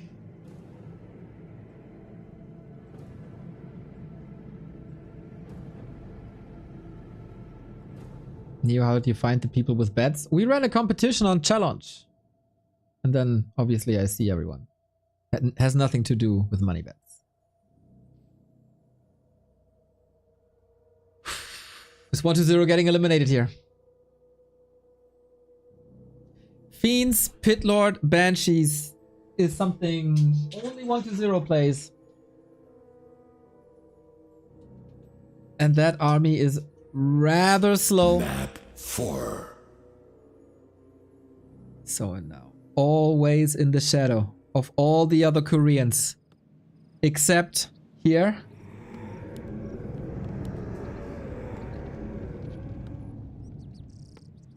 It is twisted. There is a big chance to pimp the Blade Master into oblivion. There's also a chance for undead fast expansions. That could switch the game up entirely. Because then pressure is on the orc. And not on the undead.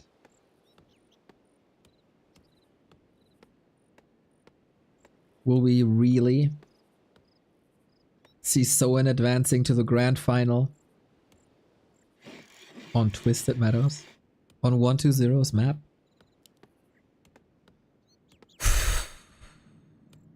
Our weekly cup today will definitely start later. We still have a best of 7 grand final ahead of us.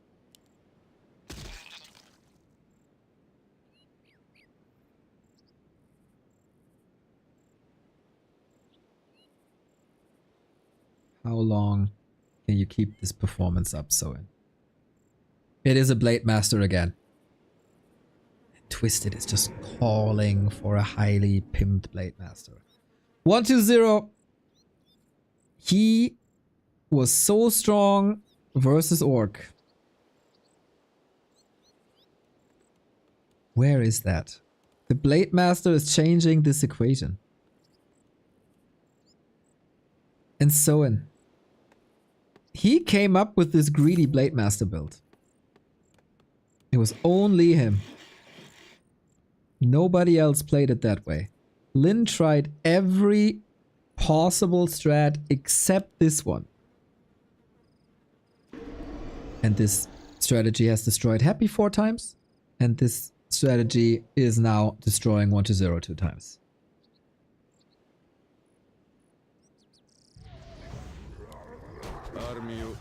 But yes, definitely a different opening. We have an undead expansion on Twisted Meadows. Rare to see that. Only on Twisted, sometimes on Lost Temple.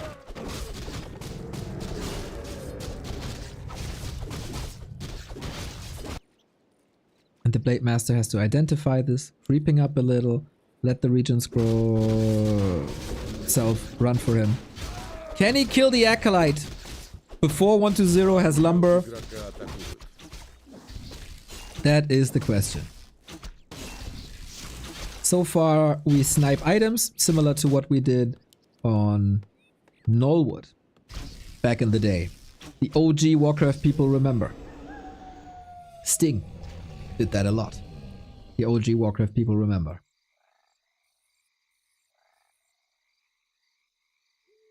Slippers, circlet, nice.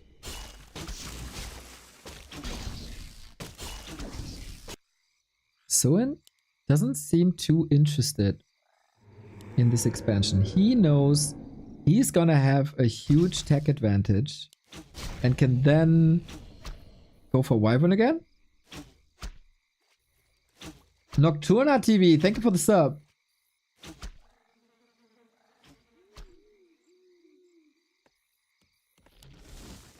Армию игрока атакуют.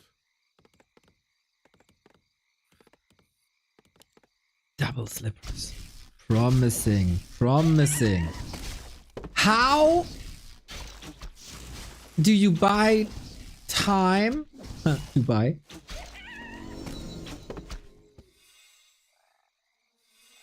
As 120 so the Wyvern don't wreck you. Triple slippers! Who wears 3 pairs of socks? And a mantle and a circlet. Fancy, fancy Soin. Город в осаде.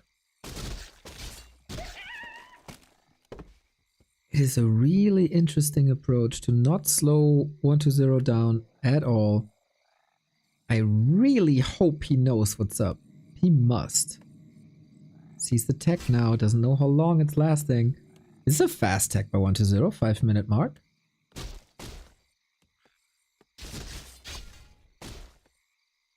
And with, yeah, okay, he's getting that confirmed. I wonder, did he know this before? Expo's up and running. Soin loves a little bit of lame with the Wyvern. And this is an invite to Wyvern lame.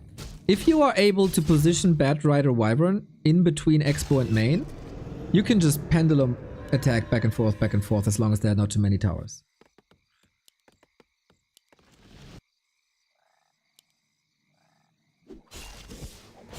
And there's no solution really to these plays except maybe... Oh, good body blocks. Look at him go. There is Windwalk, so he can dodge out of surrounds. The Shadow Hunter, he might be able to pop out of the surround. And then Wyvern are coming, can dictate the game a little more. And I guess just tier... Oh, the coils are better this game. Just tier 3 expand. He doesn't have the greatest bank, though. And no items to sell. That was a sweet solution by 120 to the Shadow Hunter Blade combo.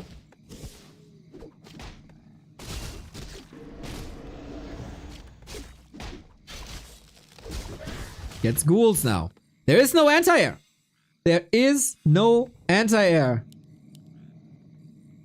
at the moment.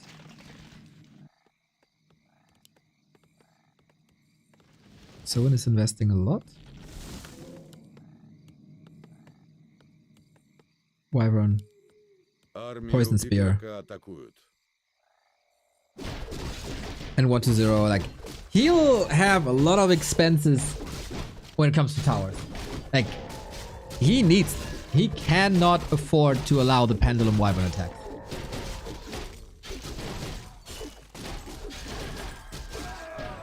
So at this stage, do you hope for bad items that you can sell to afford the Tiny? Lots of fiends again. Can you outmass the Wyvern? Raiders already.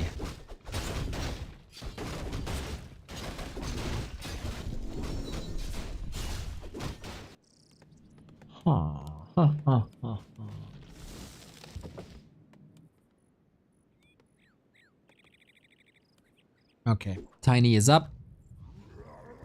Sold the belt. And that financed the expansion.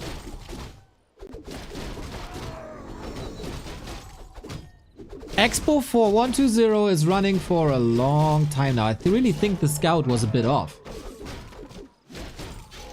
Ring of Regen, nice for a roaming Blade Master. That will probably be the play.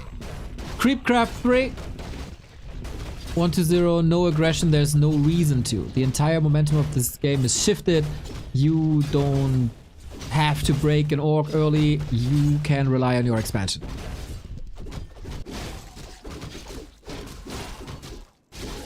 Red spot creep. Big mana pendant for the Shadow Hunter. That is so much healing.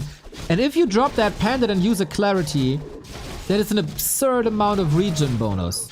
As the clarity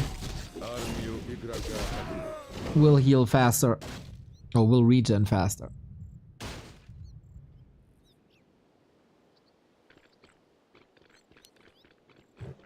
If you drop the pendant, then pick it up.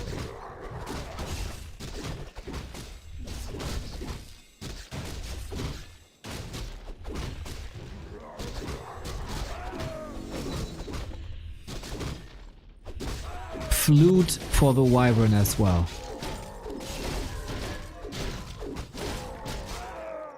120 is going Banshees early, prior to tier 3 already.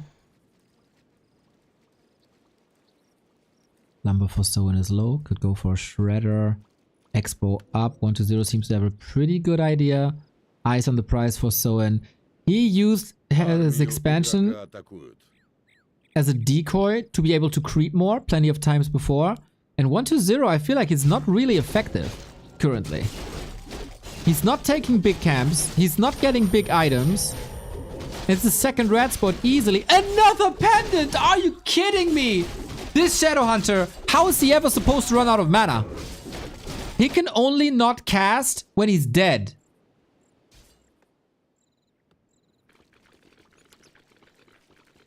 Oh, this is the dream. 120, I really think 120 is too passive. He's not on tier 3, he doesn't want to do too much.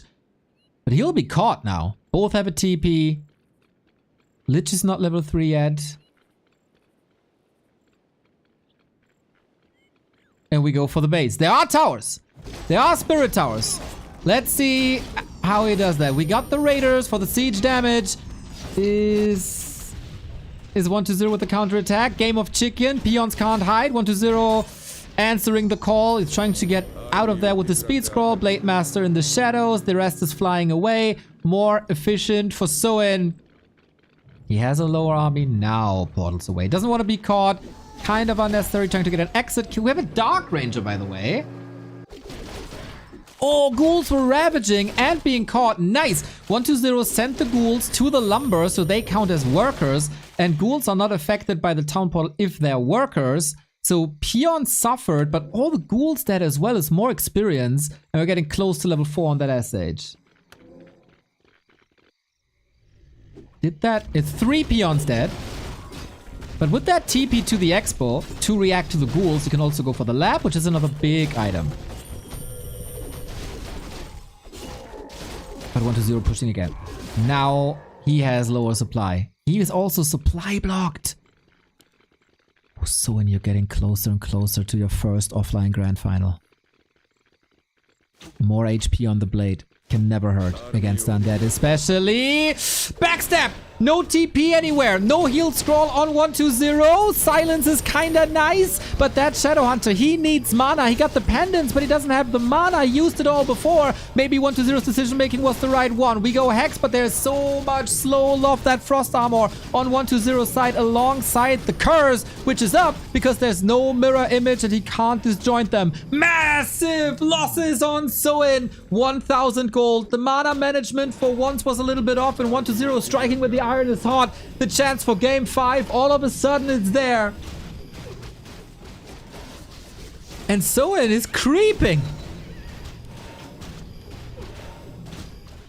Skeletons. Ghouls still putting pressure on the expo. Now we got the clarity. Now we got a lot of Shadow Hunter to work with.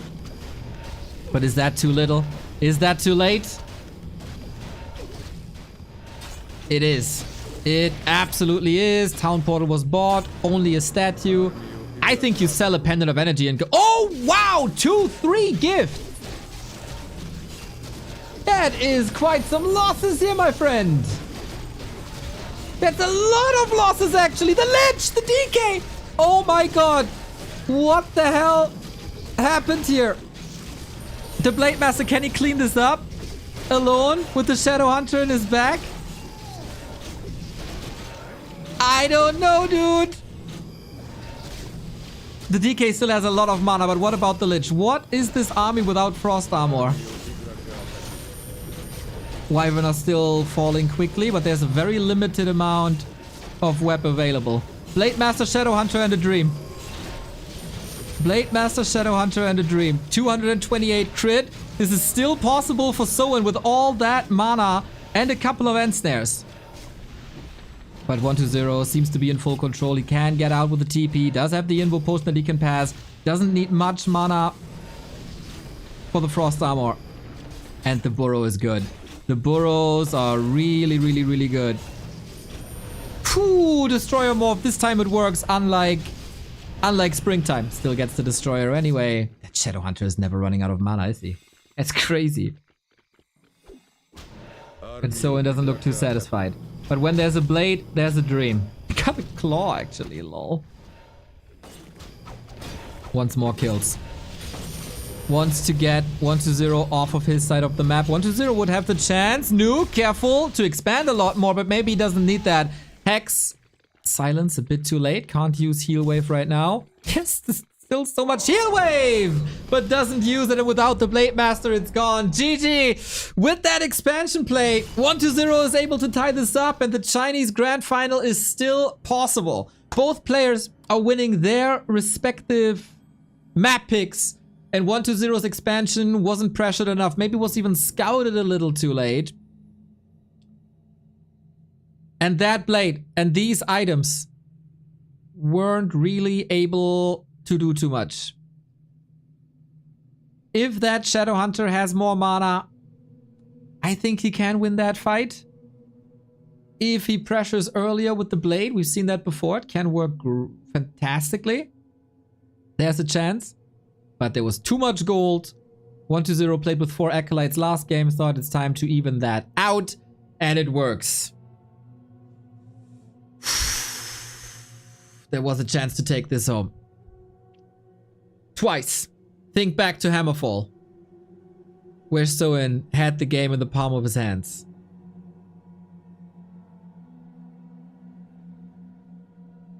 That Dark Ranger looked good. That Dark Ranger looked good.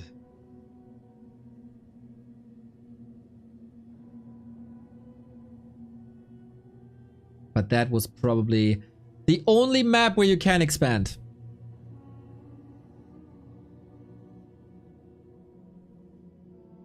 I'd be very surprised if there's another expansion against Orc now. The grand final is one map away. For both of them. Fake Face Chan, thank you for the 55.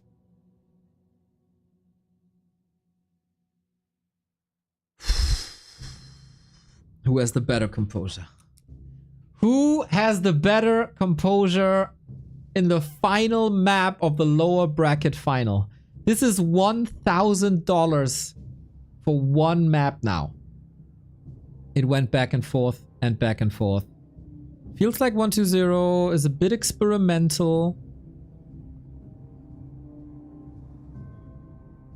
Tried a lot of stuff. Throws a lot to the wall, see what sticks. That stuck. Eventually, you might regret selling the rune braces. But hey, it's easy to say in hindsight. RNGesus was good to Soin. I think he played a wonderful mid game. But 120 also found a nice way of attacking that gold mine twice, 3 times in a row.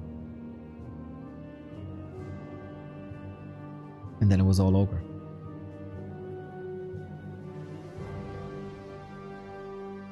That is map number 8 in a row for Soin.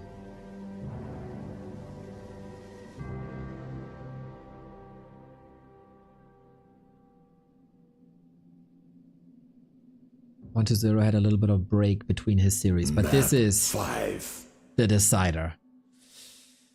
A career-defining moment for Soin, or a career redefining moment for 120. 9 years after winning Gold League, he could reach a final once again. Ironically, his first grand final was against the Human. He lost that to Infi, and then his first World Championship was against the Human, where he beat Infi. Now it could be Fortitude, the modern day Infi. But first, he has to take out Soin, who is playing the tournament of his life. Eliminating Sock, Lawlight, Starbuck. The last remaining Orc against the last remaining Undead. We are on Concealed Hill, where again, a lot is possible. But a lot does not include an Undead expansion.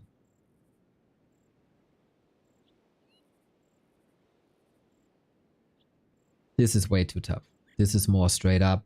And I like that Soin is putting his faith in the way of the blade. If he wants to have a chance, it has to be via Blade Master.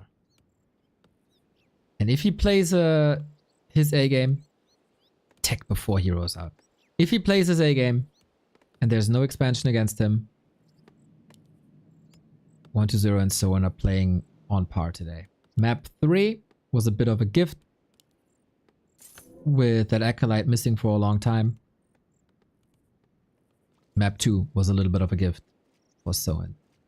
From Soin. If he loses this map, Soin, he will think back to Hammerfall for a long, long, long time. He could be the one to eliminate a Chinese player. The story that we had at Rara and here at Dubai, and nobody is able to do it.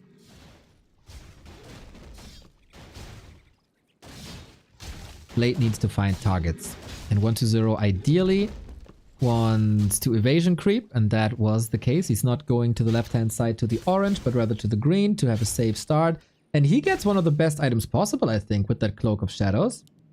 Can always hide from that blade in case of danger. Армию игрока атакуют.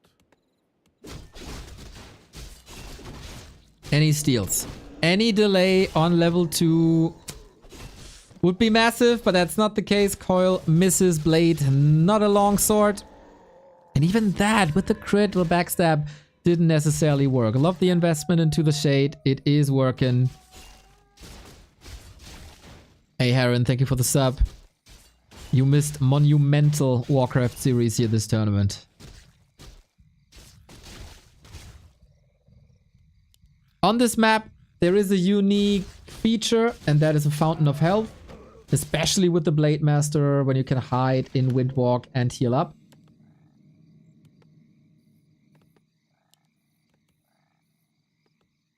Well, if you want to heal as a non-invisible unit, this can always be healed up. Woken up, and then you don't heal, but take damage. Soin already at 1,000 gold.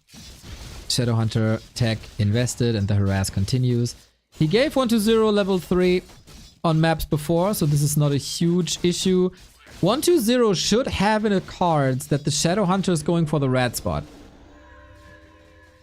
Oh, that coil misses. Bit of momentum for Soin to be found, especially if he gets that last hit. A little too early.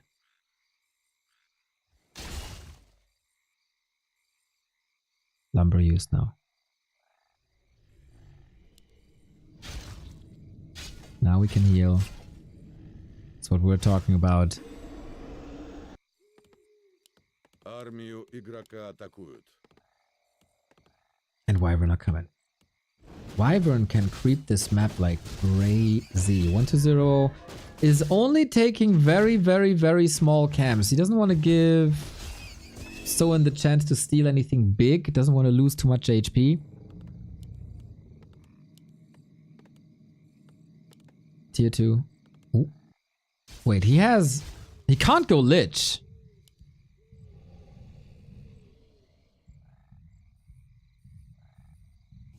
What the hell is this?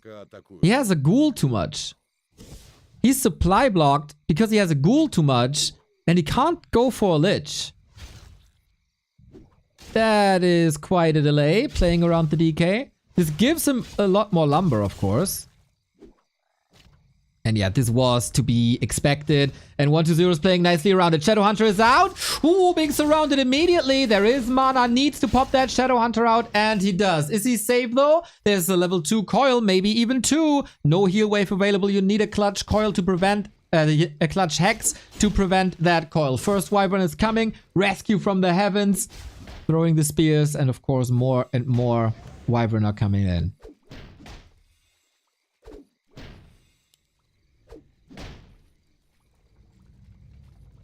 And now they clean up. Lich late. But that red spot interception was exactly what 120 wanted. And this is exactly what needed to happen.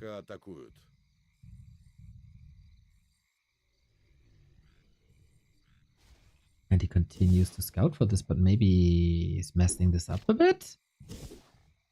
The Ogre pull... Yeah, he didn't see it. I think he saw the movement again, but there's nothing he can do about it anymore. At least he got the delay. But Soin is still getting the red spot. And he had some tremendous items before. Helm of Valor, Katka's Pipe. We've seen this. Oh, peons, don't deny. Don't deny. 1.1 SH. Yeah, he's making damn sure that these mistakes not happen. More strength and more intelligence on the Shadowhunter is not bad. What is 120 doing in the meantime? Going for the Lich. He has that now. Claw transferred. Went of Mana stealing. Nice. Tier 3 on the way. Is it Dark Ranger? Is it Pit Lord? What's it gonna be?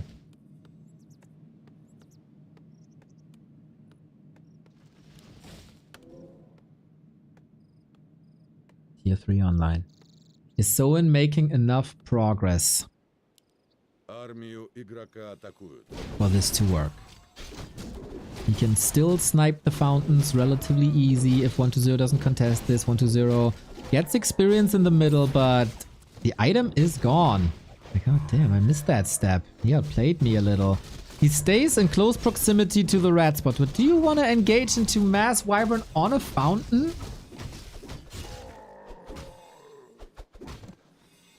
120 is going for the push again. How fast can you take out the dragon?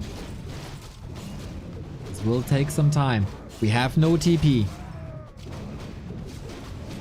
And here comes the push. Without destroyers, but the burrow is far up front. Cannot squeeze out another wyvern at the moment. But we've seen this before. Reinforced defenses coming in now, but it's only helping much against destroyers. We have an alchemist once again. No pit lord, no dark ranger. And the burrow holds. The shop does not.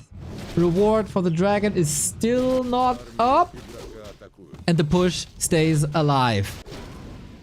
Here we go. Vamp aura kinda useless except on the blade. Burrow down, shop down. 120 is getting much more done. Is this an 8-minute 30 timing that finally hits the target? That is finally disrupting Soin? He tried that and it didn't work. And now Soin didn't creep the entire map. He crept the red in the middle. He crept the rep on the left-hand side. Bad Riders are coming in. Level 3 Blade Master needs to go crit, I feel. Otherwise, he's just missing the damage. Lich in trouble. Soin's fights have been stellar. He needs that, more of that. Crit, and he might be dead, but the Hex doesn't last long enough. Needs a connection now, but Frost Armor is online. Everything is slowed. Speed Scroll doesn't help that much. Oh, there's no coil. Crit! Coil is up at the ready. So close. This game might be decided by these nuanced split seconds. Destroyers are falling. Soin and 120 both are losing tons. 1200 value on the one side, 1200 value on the other side. Blade Master still has damage. Shadowhunter gotta be careful. Has a heal wave. Needs that soon. Wyvern still in the fight.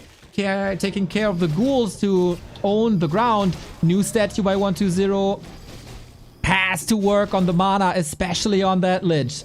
Nobody can miss a step in production right now. You need reinforcements instantly. No TP, no Invo Potion. This is a scary, scary moment in this series, but where is the punch for Soin if the Wyvern are being taken care of? Coil Nova, not on the Shadowhunter anymore. It's all on the Wyvern. With the minus armor, with the double minus armor, it is working tremendously and the blade can't stem against that. Still an even game. Level 3 SH, kinda nice. And the long range coil for yet another kill. Is that the moment where 120 is storming into the grand final?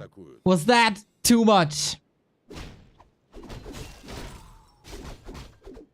No lumber, no gold, no shop.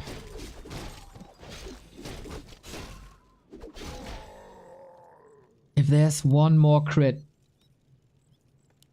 if there's one last coil, that might be the win.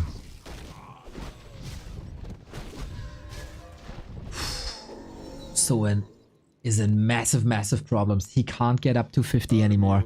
The burrow was not rebuilt during that fight. And now 120 with the guard with an easy dragon.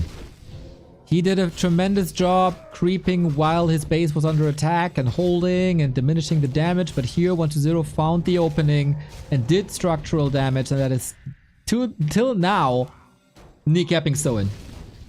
He fought his way into the winner bracket with these tremendous fights. He needs 2 more. And he also needs that. But he didn't go crit 2. That is very surprising to me. He has an orb up now. No chance for a tiny, of course, in this game. And it's the classic Coil Nova action when you don't have the Raiders. It's all in the hands of a Blade Master now, but without crit 2. This is miserable. No chance for a tiny. Is there even a chance for recovery? 120 when it mattered most. When it mattered most. He showed the grand game. Devotion Aura diminishes the effect of Bat Riders. Shadowhunter all by himself for a second. Frost Armor on the Gargs is nice. And now 120 asserting dominance. Like, this is your natural. I'm gonna take that. Wyvern trying to fly home, but seriously, Soin, you need a miracle. You need the Saint Sword with millions of crits and level 4. But 120 is not giving units away anymore. New Wyvern are coming in. Mana is not even an issue. Coils are not even being forced because the damage is just too low. Desperation. Switching targets from one hero to the next. Trying to swap in a little bit of damage. But Wyvern, you need them with 7, 8, 9 Wyvern. And this is not the case here. Invo Potion at the ready. Now everything clicks. It's a tunnel vision for 120. He ain't letting that game go anymore, it feels like. The supply is evening out and the saves were really good. And with the help of the fountain, maybe he can assert another 50 food army. But this is more experience that Soin desperately needs. 4-3-2. He got the crit 2 now at the green. He has a chance to go for the expansion bottom right. But this game, 120 is Richie Rich. Unlike any other game this series.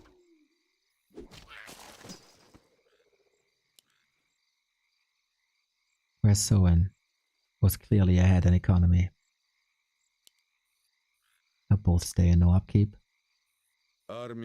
Worth mentioning, we have 5 acolytes. We also have a shade up, so the vision is scouted and 120 going for the throat. He wants the grand final right here, right now. No TP. A very hurt Blade Master. Nice escape over the forest, but can the Shadow Hunter escape? That's the next big question. Coil Nova ends the path of Soin in this tournament. If he's not super lucky and takes out the heroes, there is no chance. There is no healing, no disable. He's trying hard. The hero kills were usually on his side, but not when it mattered most. He's going for the DK. There should be another Frost Armor very soon. He's saving the Wyvern to the fountain once again. Kodo a little bit late. But this Blade Master is all by himself. Keeps the Kodo in range to boost the damage a little bit. Takes out another Wyvern, though he has to get them in half health. This is a gift for the Lich. It is a gift for the Alchemist. And such a long time. 90 seconds till the Shadow Hunter comes back into the fight. And now a massive lead for 120. You can't kill the Chinese players on LAN. Seemingly remaining true.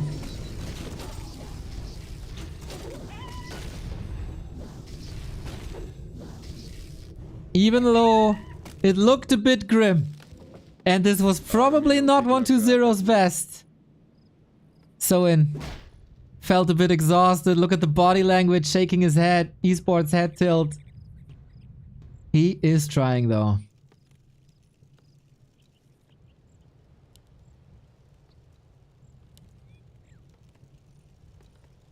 As long as the Blade Master is on the battlefield, there might be a moment, but also 120 playing it safe.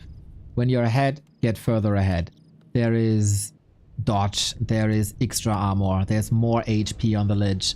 He is so safe when it comes to hero focus. Got a mana potion, got an invul potion, and he scouts the inventory now. Like, where is my angle? Where can I attack? What can I kill? And I don't think there is an answer. The Cinderella story of Soin. 120 was a level too high.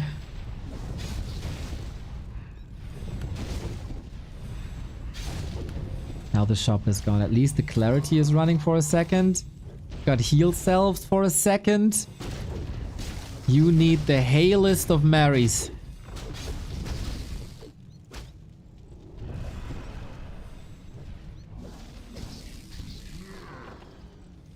Otherwise, it's all over.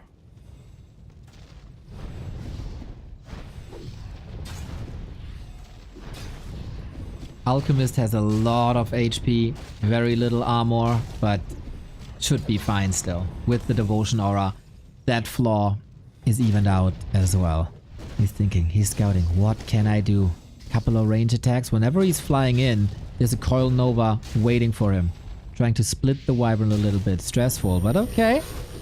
The statues, of course, are regenning against it. And without Raiders, it is so hard to control this fight. Needs to hope for some purges. Crits! Hex!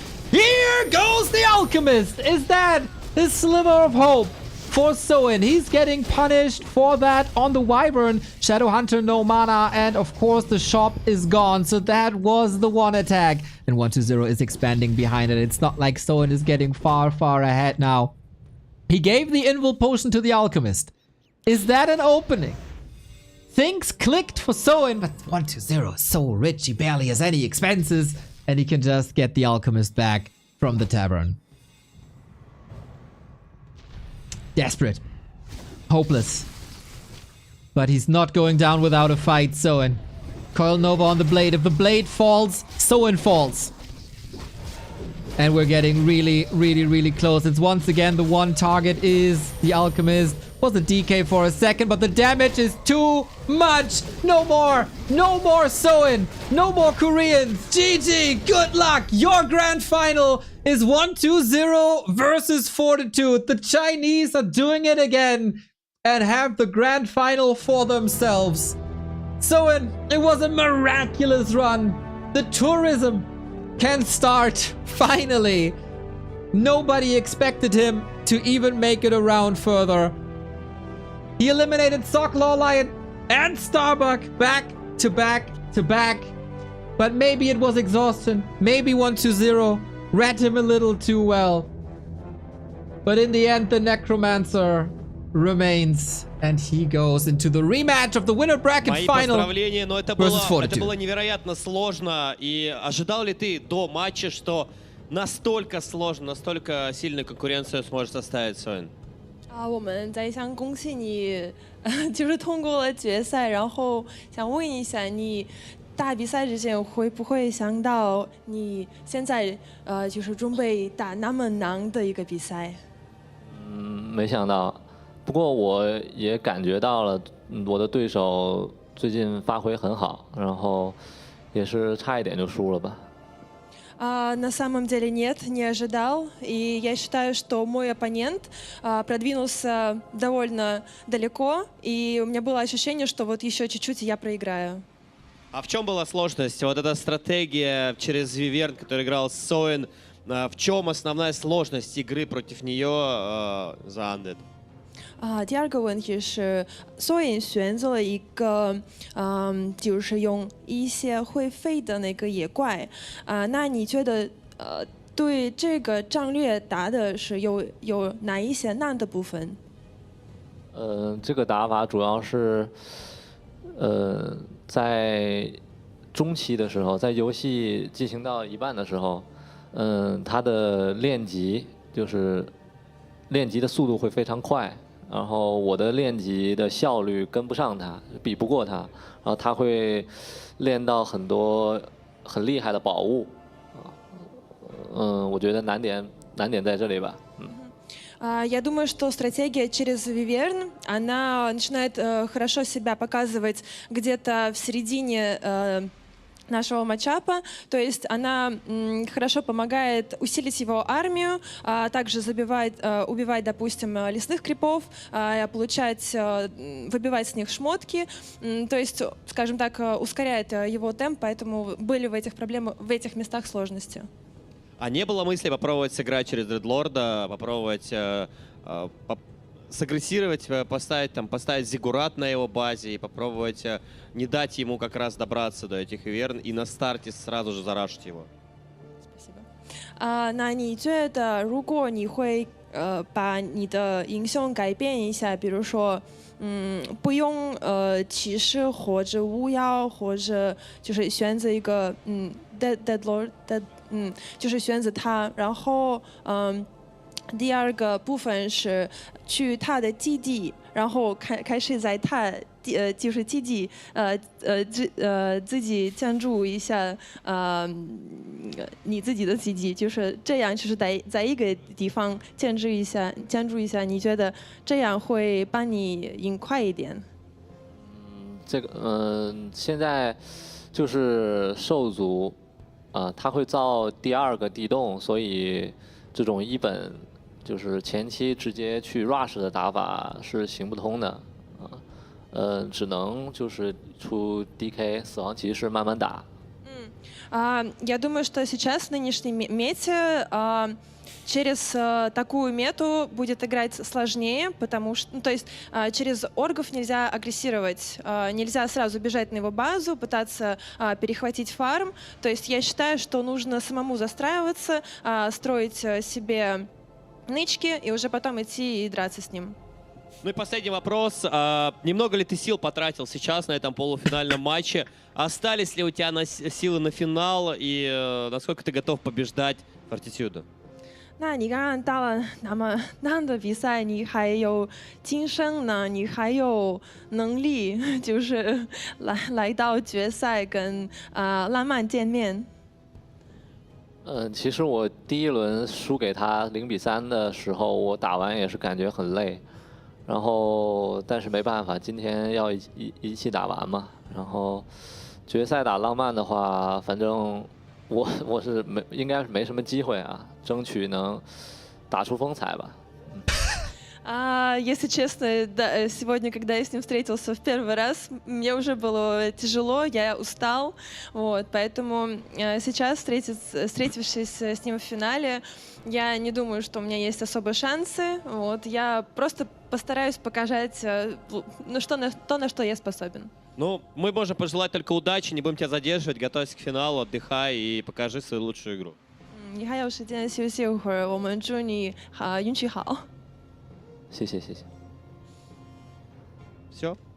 Ай-яй-яй-яй-яй. Еще интервью. That was one hell of a будет. translation, wasn't it? Cigarettes and bases, sisters готовы. getting involved. He broke the mustache. Ай-яй-яй. We have a full translation after the Soin exit interview. Once again, shout out to Sarge. Soin, это было великолепно, это была очень классная игра. Ты был в шаге от победы. Какие ты эмоции сейчас испытываешь? Доволен ты собой? 네, 일단 진짜 엄청난 훈련한 게임이었는데요. 혹시 거의 다 우승까지 거의 다 오셨는데 지금 소감이 어떠는지 알려주세요. 마지막 게임까지 가서 졌다 보니까 아무래도 이제 아쉬운 건 당연히 아쉬운데 한편으로는 제가 계속 쉬고 싶었어요. 이기면 또 해야 되잖아요. 그래서 좋게 생각하려고요. 졌으니까 쉴 수 있겠다라고. Я дошел до 5-й мапы, и, конечно, мне жаль, что я не смог выиграть и дойти до финала, но, с другой стороны, теперь я проиграл и могу немного отдохнуть.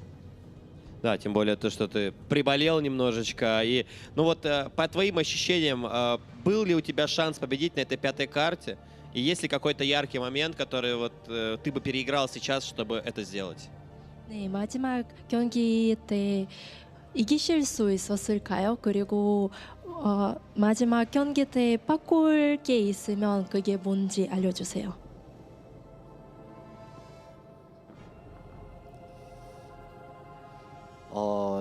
제가 실력이 모자라가지고 제 스스로 뭔가 바꾸는 거는 지금 딱 떠오르진 않고요.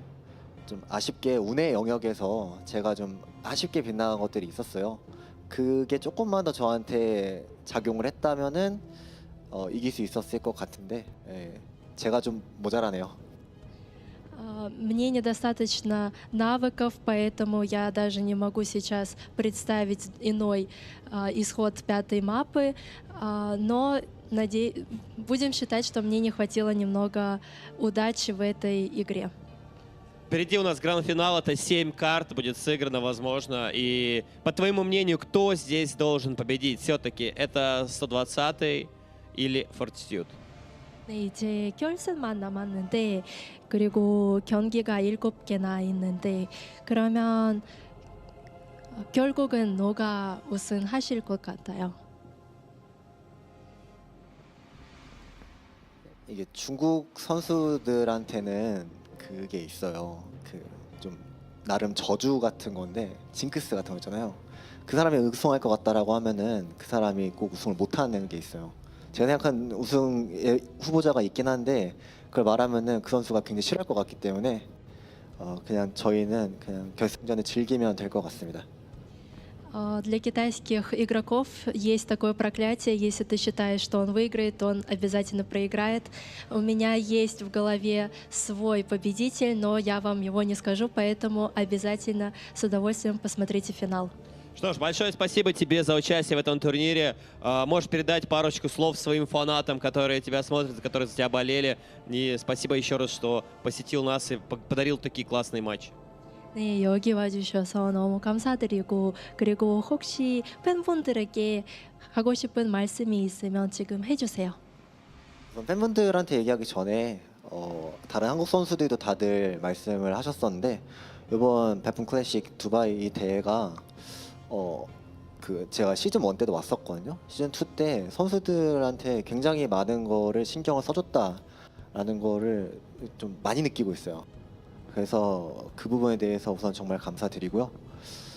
팬분들은 사실 제가 요만큼 보면서 그래도 잘 싸웠다라고 칭찬해 주시지 않을까라고 혼자 생각하는데 어쨌든 아쉽게 결승 못 간 거는 좀 죄송합니다. 다음에 더 열심히 해볼게요. Как и мои коллеги из Кореи, я хочу поблагодарить каждого, кто организовал этот турнир. Я был в первом сезоне и сейчас во втором. Я вижу изменения, я вижу, как намного лучше стали относиться к игрокам, и хочу поблагодарить каждого за это. Также я хочу передать каждому своему фанату, не только из Кореи, но и по всей стране, простите, что я не смог дойти до финала, и мне кажется, что наверняка сейчас много комментариев о том, что я хорошо боролся, но это все только моя удача, а не мои навыки. И все же я вернусь обязательно сюда с новыми силами и поражу вас своими навыками. Спасибо. Спасибо. 감사합니다. Ну что, у нас впереди, естественно, финал. Самое главное — это то, к чему мы шли все эти дни. Fortitude против 120-го. Станет ли Fortitude двукратным чемпионом BetBoom Classic? Мы совсем скоро узнаем. Но пока что слово нашим комментаторам. All right, we once again get the translations in. Sarge is the MVP. Let's start with 120. Said, that was incredibly tough. Did you expect before the match that it would be this difficult? That Soin would be such a strong competitor? 120 answers, not really, didn't expect that much. I think my opponent got a lot stronger recently, and I had the feeling that if he plays just a tiny bit better, I would have lost. So then we go into the specifics against Wyvern. What makes it so challenging to play against the Wyvern Blademaster combo? And he says, Wyvern strategy starts to shine around the mid game, helps with creeping, getting items, speeds up the game. That is the difficulty. So did you consider playing Crypt Lord, building a Ziggurat and rushing him? Like a tower push, basically? He said, in the current meta, it's hard to play like that. You can't be aggressive versus Orc, rush his base, or intercept his or interrupt his creeping. I think you have to play defensively, build up the defenses, and then dismantle your opponent methodically. And then he said, I won't, I'm a bit tired already, and I won't have a chance against Fortitude, he said. This is classic Chinese Asian. But yeah, he can take a little bit of a rest now. Soin said in the interview, I made it to the 5th map. I said, and I am sad that I couldn't win, but on the other hand, I can relax, take a break. So on the 5th map, you had some bright moments. Do you think you had a chance to win it? He said, I don't have enough skills. Can't even imagine the outcome of the 5th map. Let's say it was unlucky. Who do you think will win the tournament, Soin? He says, there is a curse for the Chinese player. If you think he will win, he will definitely lose. So I won't mention my favorite. Let's just enjoy the final match. And at the end, he said, like my colleagues from Korea, I would like to thank the organizer of the tournament. Was the first... I was at the first tournament, and now I see how much the attitude towards the players and the organization has improved. I also want to thank all the fans for their support. You might say it's because of my skills, but I believe I was just lucky. I promise to do better and show everything I'm capable of next time. It was very, very close to the grand final for Soin. He did defeat Starbuck. He made it to the top 3. And once again, Sarge, thank you so much. Starbuck and Soin came into this as the underdogs, and they were, unfortunately for them, defeated. So there's one last match left. And that is Fortitude versus... I was about to say Happy. Just an automatism. When there's a grand final, there's Happy. But no! Fortitude versus 120 it is. The king of Dubai about to defend the crown, and 120 trying to reconquer a crown after 9 years. Can't believe it's almost over. One more series, best of 7. Did 120 hold back, or only now getting warmed up? Can he get revenge for Stars War? There is a lot of storyline involved here. We will have a Back to Warcraft Weekly Cup on top of this, by the way. Carson's gonna cast for you later, and the cup then will start later in case you are willing to play the cup. It is in the rules. Mentioned, we will start later.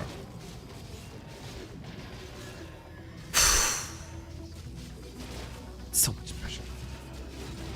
4 maps to glory. 4 maps is what it takes to take home $5,000 and the title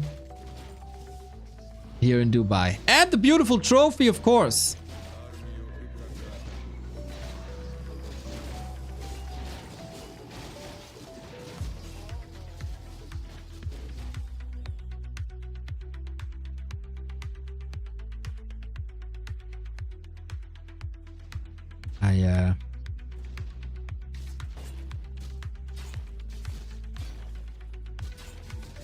Working on a promo graphic real quick.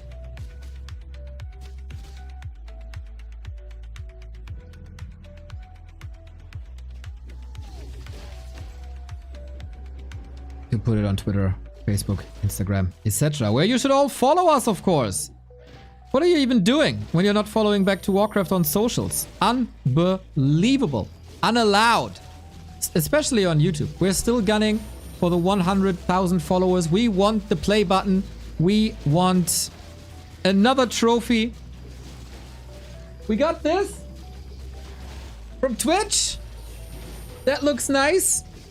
5 million hours watched Back to Warcraft.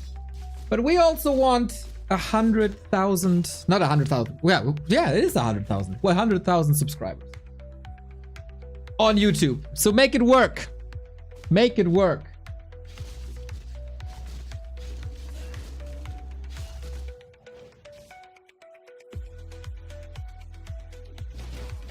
Do you think that 40 will stay undefeated? 2 tournaments in a row without dropping a series?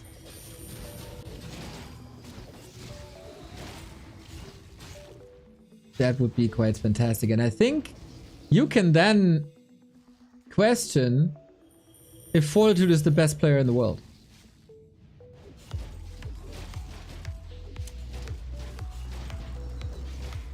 I mean, we were robbed of the Happy versus Fortitude match.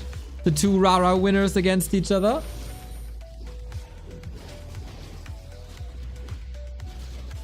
But is Fortitude the best player in the world if he wins here today?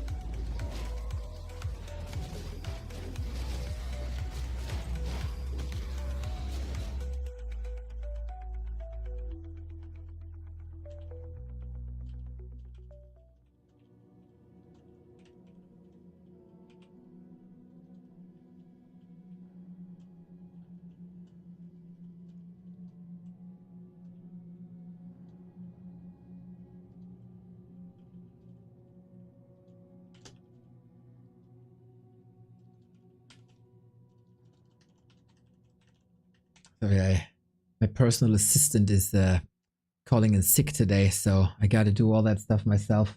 Sorry about that. I think you can live with that.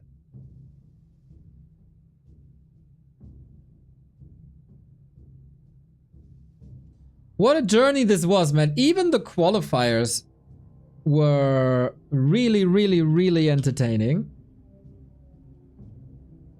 With Colorful failing, with Fly being eliminated, with Moon being eliminated, Jens and Leon putting on a fight.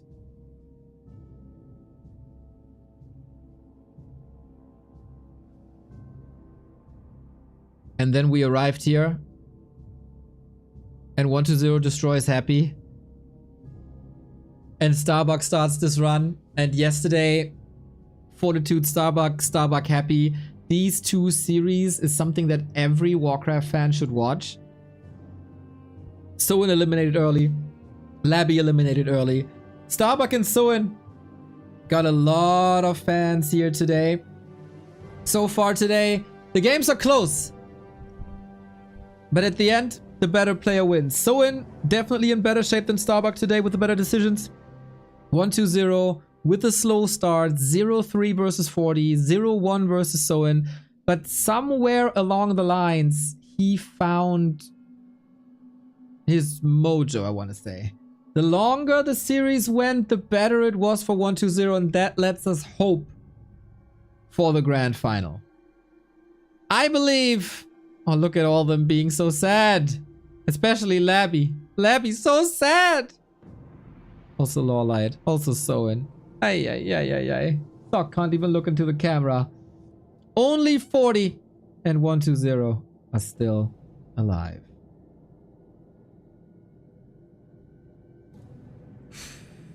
One 2-0 can switch up a lot.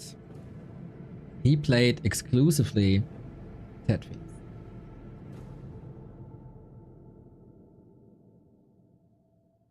Will he do that again?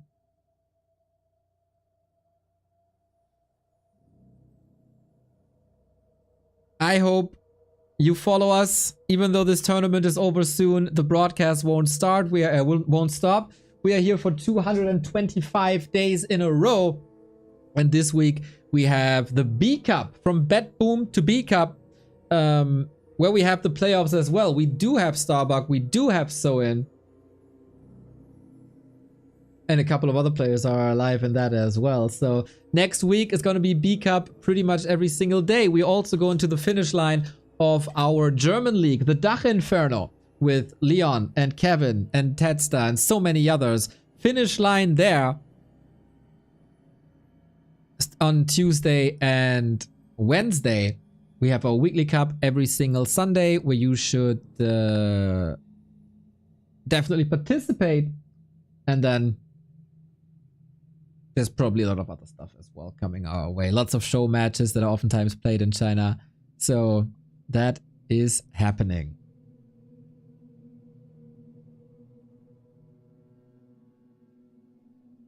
Production of the tournament is great, but games are even better. Hell yeah, it's so good.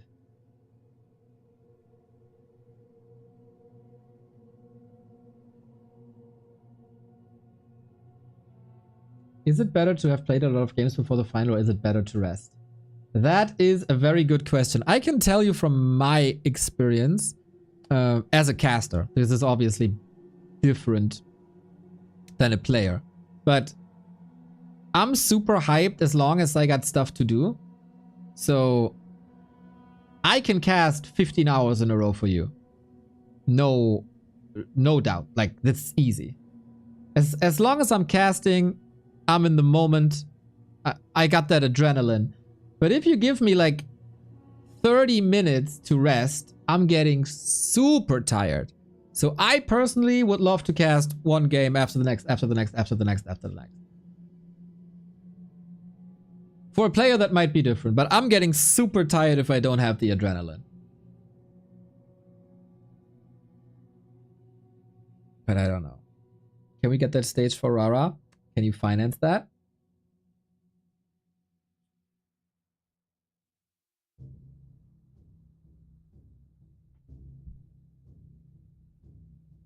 And I mean, you're not coming anyway, so why would that matter? It is super cool to see, like, not even a recap for now, but how competitive this tournament was. And it is, of course, the easy question to ask. Is Happy in a slump? Is Happy falling off? Few people are stating the others caught up. Because I think that is what's happening.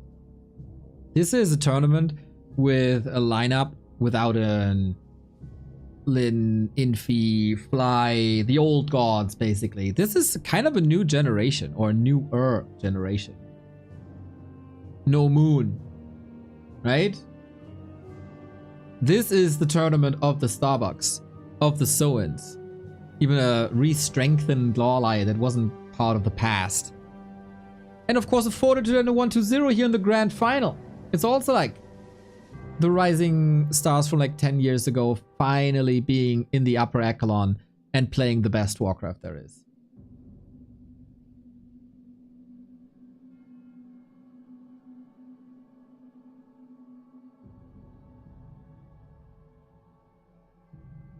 Let's see.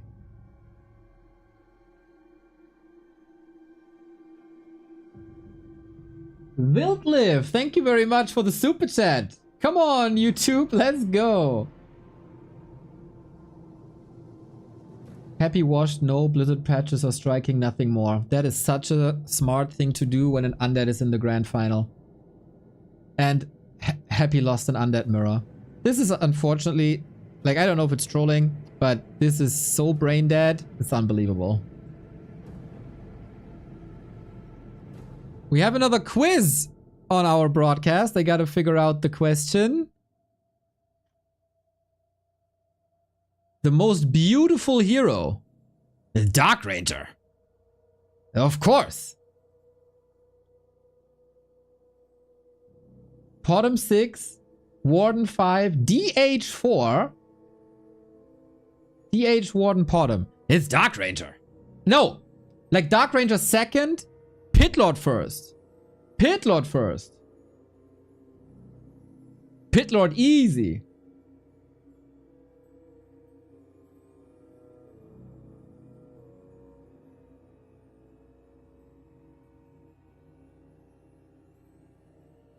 I also think if you have a little bit of a nerd fetish, Tinka. Tinka's sexy. Yeah, we're gonna have a little bit of a break here. 1-2-0 gets a little time to rest. Maybe get some food in, get some snacks in. Have a coffee or an energy, whatever there is. If you like what we're doing here, back to warcraft.com/support. All the ways to support us. The Twitch Prime is gladly taken from you. The Twitch subs, of course, prevent you from all the ads. The YouTube people, we got memberships for you. You can throw us a super chat. Reading all of that, of course, with priority. One-time donations, much appreciated. We have a Patreon rockin' and a merch store. So while we're warming up for that big grand final, maybe use your time wisely.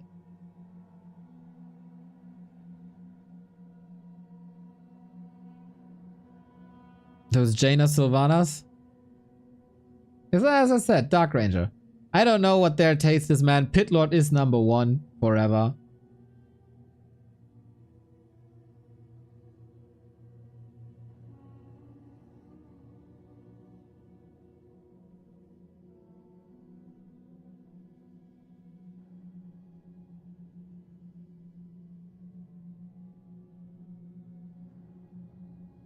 I'm still, like, I'm trying to find an answer why these lands are dominated by the Chinese. This is the third land in a row where this is happening now.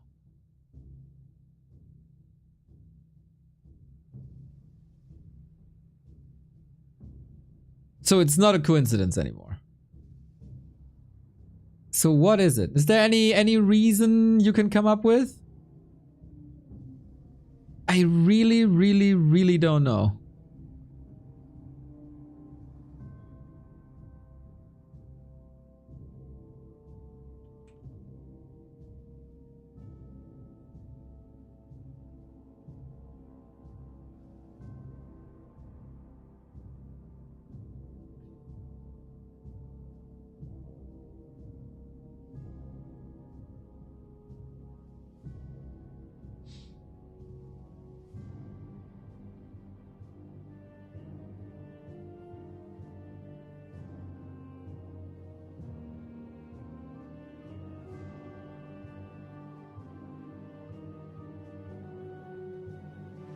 It is incredible. It is incredible. It's very, very good that they decided to go abroad. And it was 40 who first took that leap of faith.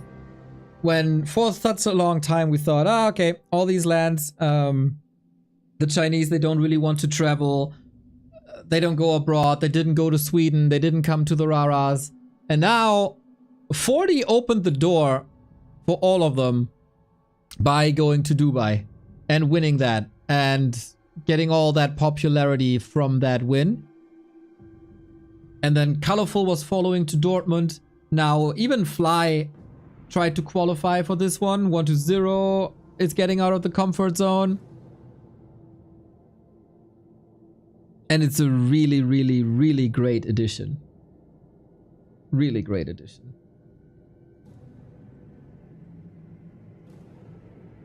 It kind of defined the entire year.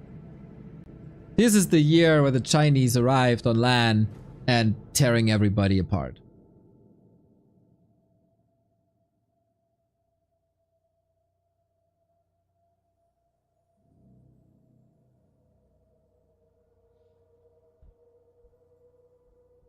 We still have some map picks and bans to do, of course. This is going to be one ban each. Wonder what it is then. If we have the Year of the Dragon. If we have another Terranos game. If we have a Dreadlord then. As I said, 1-0 has many, many options to switch up his style. And I think throughout the series, he should definitely switch up his style. The more games you give Fortitude against Ted Fiends, the more he's getting ready for it. He can switch up Lich, Dreadlord, DK, and Cryptlord, and that should be the big strength of Undead. Make sure 40 doesn't know what's hitting him.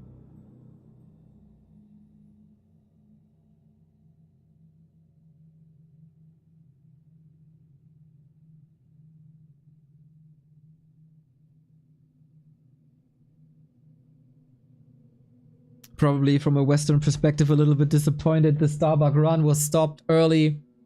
So, and then also struggling. But I think for a grand final, this is one of the best outcomes that we could have. Like, 1-0 has struggled a long time to beat Fortitude. And this is now the rematch of the Stars War grand final. The final match of Stars War. That was then decided by Fortitude taking over 1-0. And kicking down World Elite. And now it's time for a revenge for 1-0. It's so fascinating how both players brought their races out of no man's land. Before 1-0, Undeads weren't able to win anything for many years. It was a lot of nothing. Then came Ted. Won 1 or 2, 3 big tournaments. Then there was nothing again. And nothing, not even a weekly cup. Nothing. And then there was 1-2-0, switching from Orc to Undead and showing the world how it's done. Get 4 consecutive Gold League finals in a row. And then the happy era began. Fierce battles versus Infi, Fly, Lin, that defined the 2014 era. 2015, 2016. WCA was never his. WGL, he was a killer. And very few have played it better, and he's still there. He's still up there. His shape, a little bit up and down. But when it matters most, he is performing. At TPL. At Stars War. Couldn't outperform 40 on LAN though. And Fortitude is kind of the same. Humans, I mean, we heard all about it, right? Humans can't win, human is trash, yada yada yada, human is too weak. And then there was 40, and I will want to remind everybody that the rise of Fortitude started before any patches hit.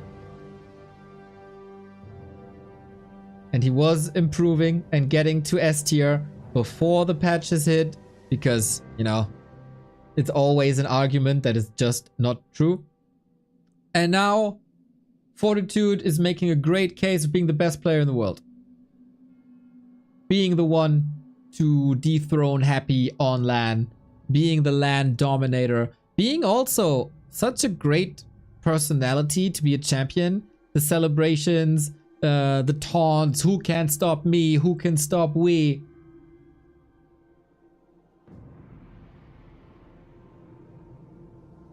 All of that, all this year.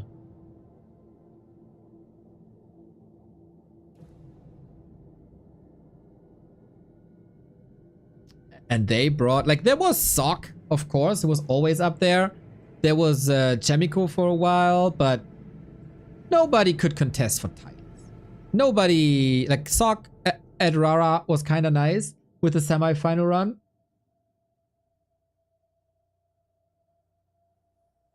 So that was close, but not that level. And also very shaky.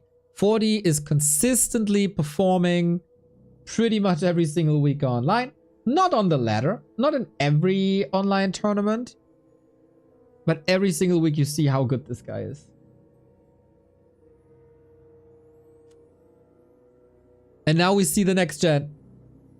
With the people like Starbuck, with Lawlight coming back again, thankfully. Hopefully this didn't ruin his motivation.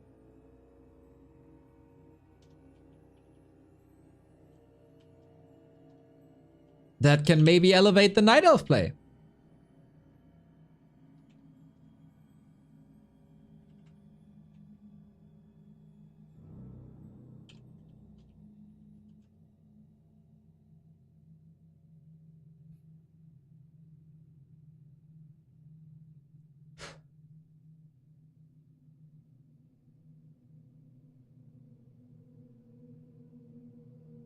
Rise of Humans started when Sock started to play Mass Footman in early game. I think Rise of Humans started when they collectively remembered how good Infi was in 2020. And how much space you can create early game. I totally agree. It's like a lot of Footman, but also Water Elemental Archmage Harass. That they realized that a stable tier 1 is the foundation for everything that's coming after. And if you apply that and keep your peasants safe and the era of heavy harass is ending, then you're successful.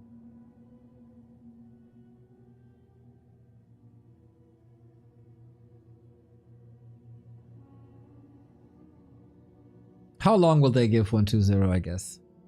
I don't know.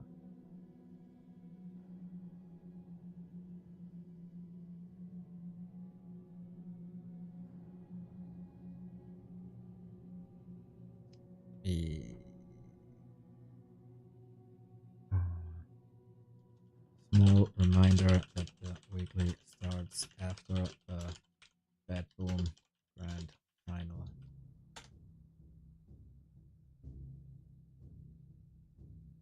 Oh, we got a quiz? What is that?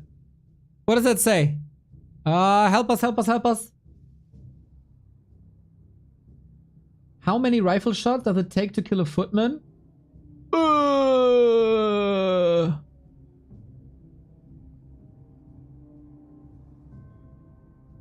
Bro, no clue.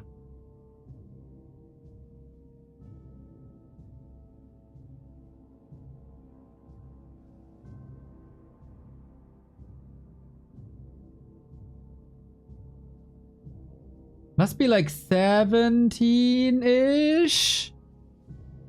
17?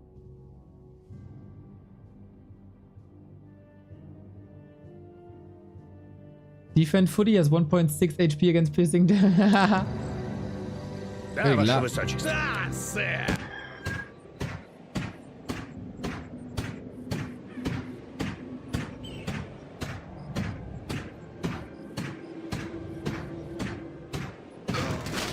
How much? How many? Did someone count? What's the result? I feel 22. Damn. 22 is the answer. That's a lot. 22. I feel like rifle need buff. T-Burgers, thank you very much. 22. Was someone right? Helicopedro.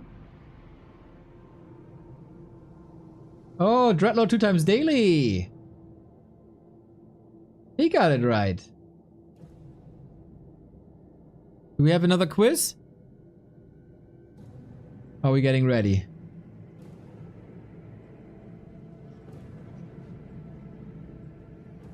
Okay, let's go. BetBoom Classic! Финал! Два игрока лучших, сильнейших игрока Китая. Игрок под номером 1. Undead 120. 120 the golden boy. 2015 WGL was his reign. Since then, a lot of online success, but never ever offline again. WCA, WCG, he failed. DreamHack, he didn't appear. First Western LAN ever. And immediately the title.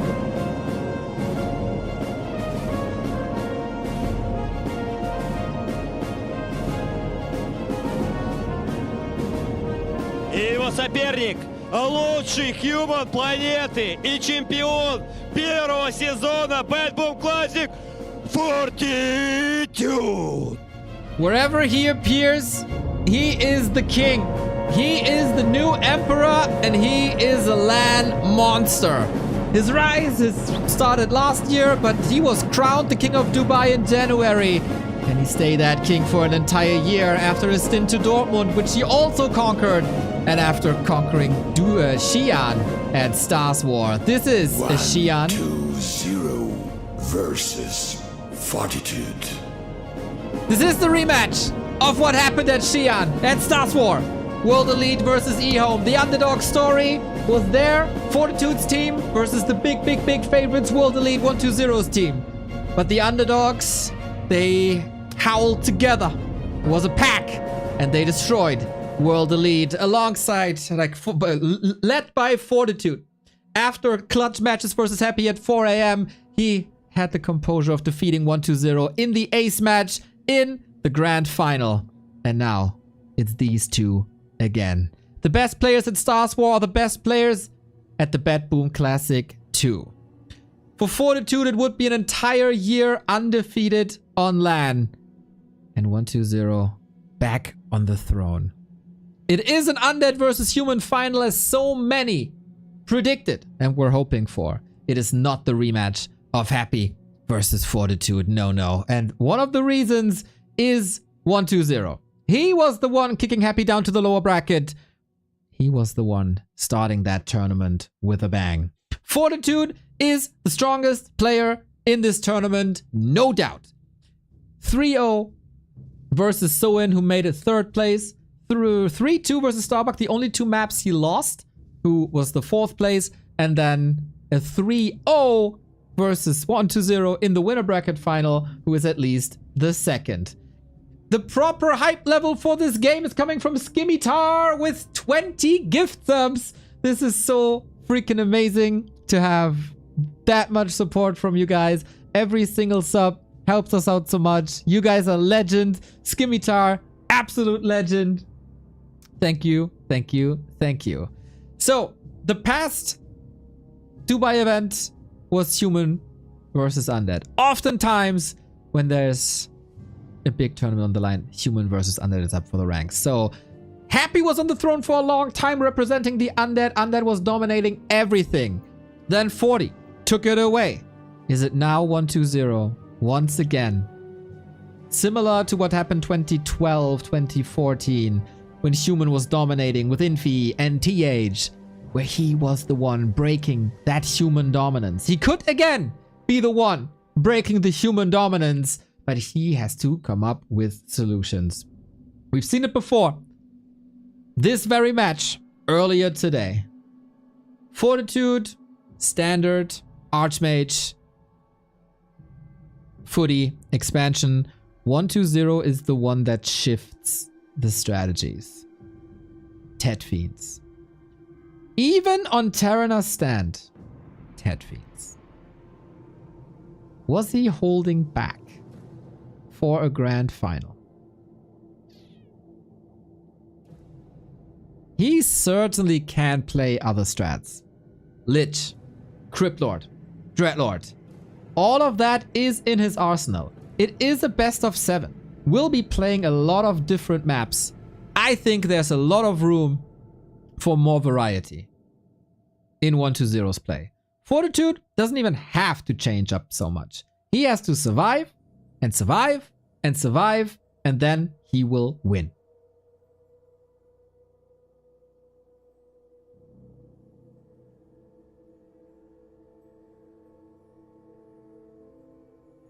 Apparently there's a little bit of a break to change the client. Interesting.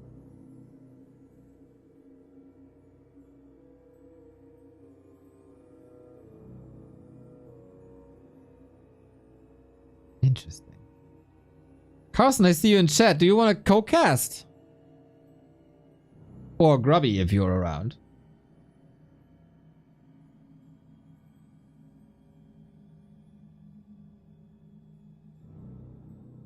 One to zero, super relaxed. No shirt anymore.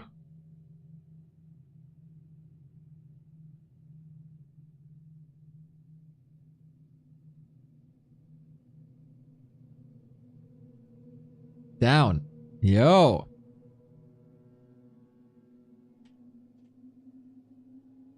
Look at that handsome fella. Shows up after 3 days for the big stage. Carson, what's up, dude?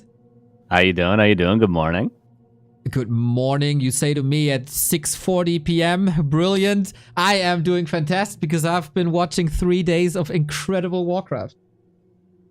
Yeah, pretty good. I've only gotten to catch pretty much the last game every day. I'm going to catch up on YouTube later. But so far, I got to see that last series and the Happy Starbuck series, which has both been pretty good. Pretty good. Pretty good, huh? Pretty good indeed. Oh, damn. I missed the maps. Did someone catch the maps? God damn it. Always the socializing here. I think Twisted is out, which is where Tet Fiends is probably the weakest. How much did you catch of these two players in the past couple of weeks and months?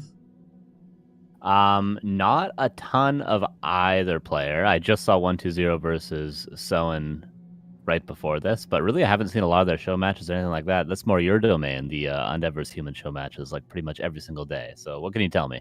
I can tell you that Fortitude is pretty damn dominant in the matchup versus 1-2-0. I feel like the style is just working a lot better, and 1-2-0, like with Tet Fiends, doesn't really work too well against Fortitude, and his Cryptlord Lich is not as good as Happy's is, and he's not going into this cancel culture expansion play, but rather ultra pressure, do or die Tet Fiends all in and then bust, and maybe a little bit of a follow-up with Abominations, but he would never play like late game Banshees, for example.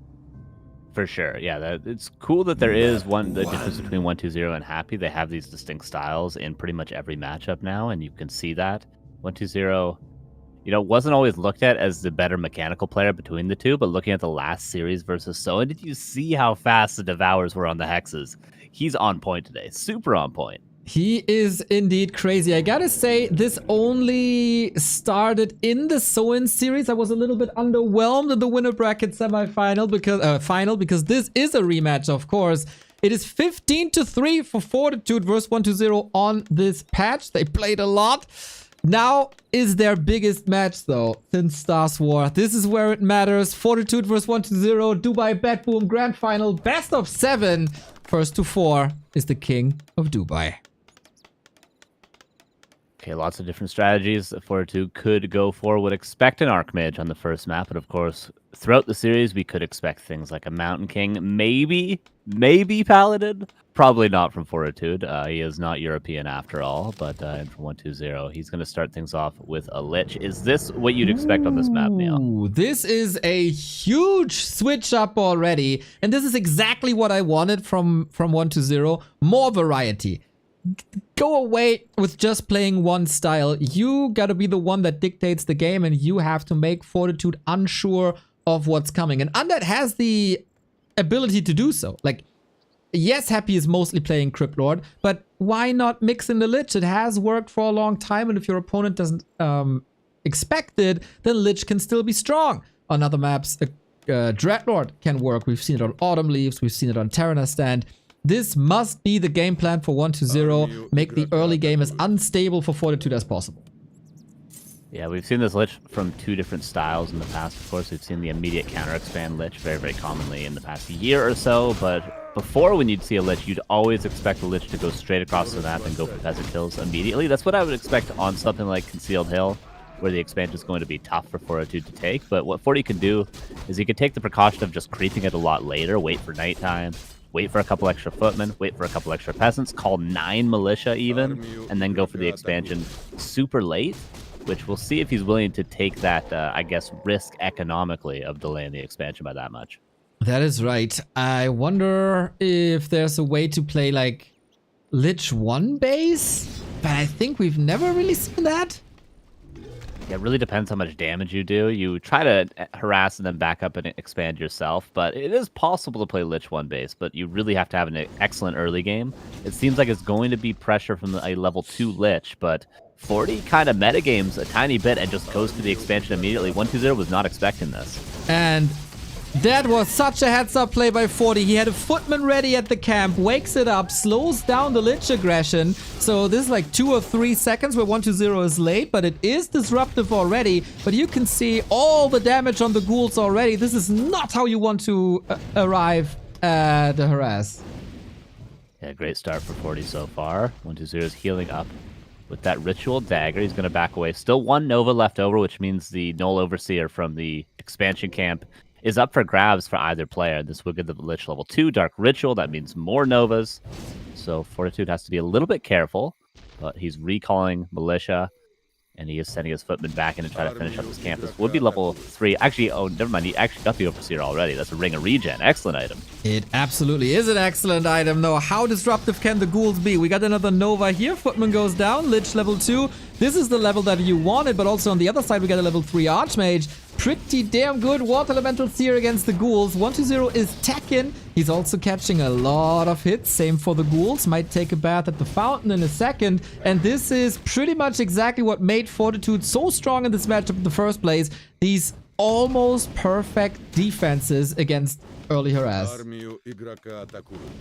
Yeah, if your game plan is to go for an expansion, you got to have the first part of your game plan down, and Fortitude is the best in the world at this. That is a very clean expansion, all things considered. Concealed Hill, one of the toughest expo creeps. Ghouls and Lich, one of the most aggressive styles for 1-2-0, and Fortitude gets through it pretty much losing no peasants. A couple of footmen, sure, but that's what footmen are for, as you were just mentioning. The Infi style, the buying time, the buying space. That's what footmen are meant to do. Lovely that a co-caster is listening to my explanations here. Crazy. We get another Nova, another kill. What we don't have is a Rod of Necromancy. Still 1-0 with the follow-up, getting 3 kills in quick succession. Ghouls ravaging, but also this is now a 2-screen game as Fortitude is going for counter-aggression. Maybe a little bit early on the aggression here for Fortitude, as we can see. I mean, hindsight's 20/20, but a lot of peasants are going down. Militia being called. There's no town portal. Is that a surround? Almost. He's kind of backed into a corner. It might be a weird pseudo surround, but no, the Nova slows down the Militia, and the Lich barely squeaks out, but that's a lot of damage. Is going to have to go to the fountain soon. There's still ghouls here, and maybe if the footmen are not following, then he can heal up and continue that aggression. But yeah, there's a lot of healing to be done here. Tier 2 is done, DK is coming, ghouls still being attacked, Water Elemental, there is another one. So aggression uptime by Fortitude is still there. We should probably do a little sync here. I am at the 6-minute mark. 1, 2, 3, 4, 5. Yeah, I am 1 second behind you. Alright, I will pause for 1 second. Now we should be even. Lich is back, needs a coil. DK, not here yet. Water Elemental says hello. Any potions? No! The Lich just goes down like that. He couldn't reach the shop anymore because the Water Elemental was in the way. Ooh, yeah, that's tough. He ran back with the hopes of actually being able to get into the back of his base, but he just runs into Footman and a level 4 Archmage. This move out by Fortitude seemed weird, but obviously it pays off in the end. No reinforcements can go back home. The Lich can't go back home. The Slaughterhouse probably not going to be able to come up, and there's tons of footmen. This has just been textbook perfect game from Fortitude. That Brilliance Aura level 2 enables more Water Elementals, enables more destruction. 120 is down to 4 ghouls and a DK. Even his crypt is under pressure. Now he has to move out the acolytes. This costs a little bit of gold. The DK is surrounded. Wow. It's a total disaster for 120. 7 minutes, 8 seconds. GG. Fortitude is making very, very, very clear that this throne in Dubai is comfortable and he wants to continue to sit on it. Very well played. Yeah, I love the decision to just go immediately for the expansion, get that Overseer, get that big item, because you're maybe not going to clear the whole camp, but at least you can snag that item, the Ring of Regen, got way more value, or you get something like Claws +8, or you get, Pendant of Energy, an extra Water Elemental in the next defense. Just the Footman Scout to scout the Crab Creep, which is standard from 120, and then he just goes for the early Expo, whereas most human players, like I was saying, are going to go for it at nighttime later on so it's safer. But he has 2 options for himself. I love it when players have this open-ended strategy in the early game where they scout and they actually react to the information. A lot harder said than done. That's right. It is a long series. It is a best of 7.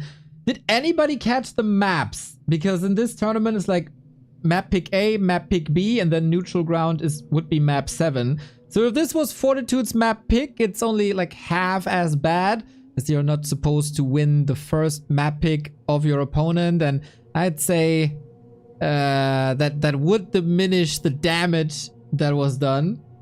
Oh, I got it for you. I actually paused on the right screen. So Fortitude's first pick is Concealed Hill, and then Echo Isles, and then Terranistan. 120's are Hammerfall, Northern Isles, and Lost Temple, with Tidehunters being map 7. Strong, Carson. So it was the map pick of Fortitude as expected. A loss here, not too wild, and I like that. With being the player who played more, it's not that great for entertainment, but as a performer, as a competitor, it might just be better to tap out early to save energy, concentration, focus for your maps and for more even maps when the early game goes a bit better. Yeah, especially in a best of 7, a super long series. It might, it's definitely going to be more in 120's favor, the player that's played more today. Fortitude hasn't played a ton in this tournament so far, especially not versus Undeads. Map 2. But yeah, 120 might not be the worst decision. He is one player that's like Infi that does tap out earlier rather than later, and maybe that suits his style because he can be a comeback machine if you give him the opportunity. He has to be. Next map is Hammerfall. We've seen many, many, many games on Hammerfall where maps are ended after 6 minutes as well. One way or the other. Who's the one canceling expansions more? This is usually the state of play. Big question for 120 once again. Lich, Cryptlord, DK, or a very out of hand Dreadlord? Yeah, Dreadlord would surprise me. Cryptlord, I think, would be pretty common here. Obviously, pulling the Golem going into the immediate expansion can be very strong. Hammerfall can be one of the fastest expansions an Undead can get. We've seen Happy go for an immediate gold mine on this map in the past, but let's see, what's the hero going to be? Lich again. Oh.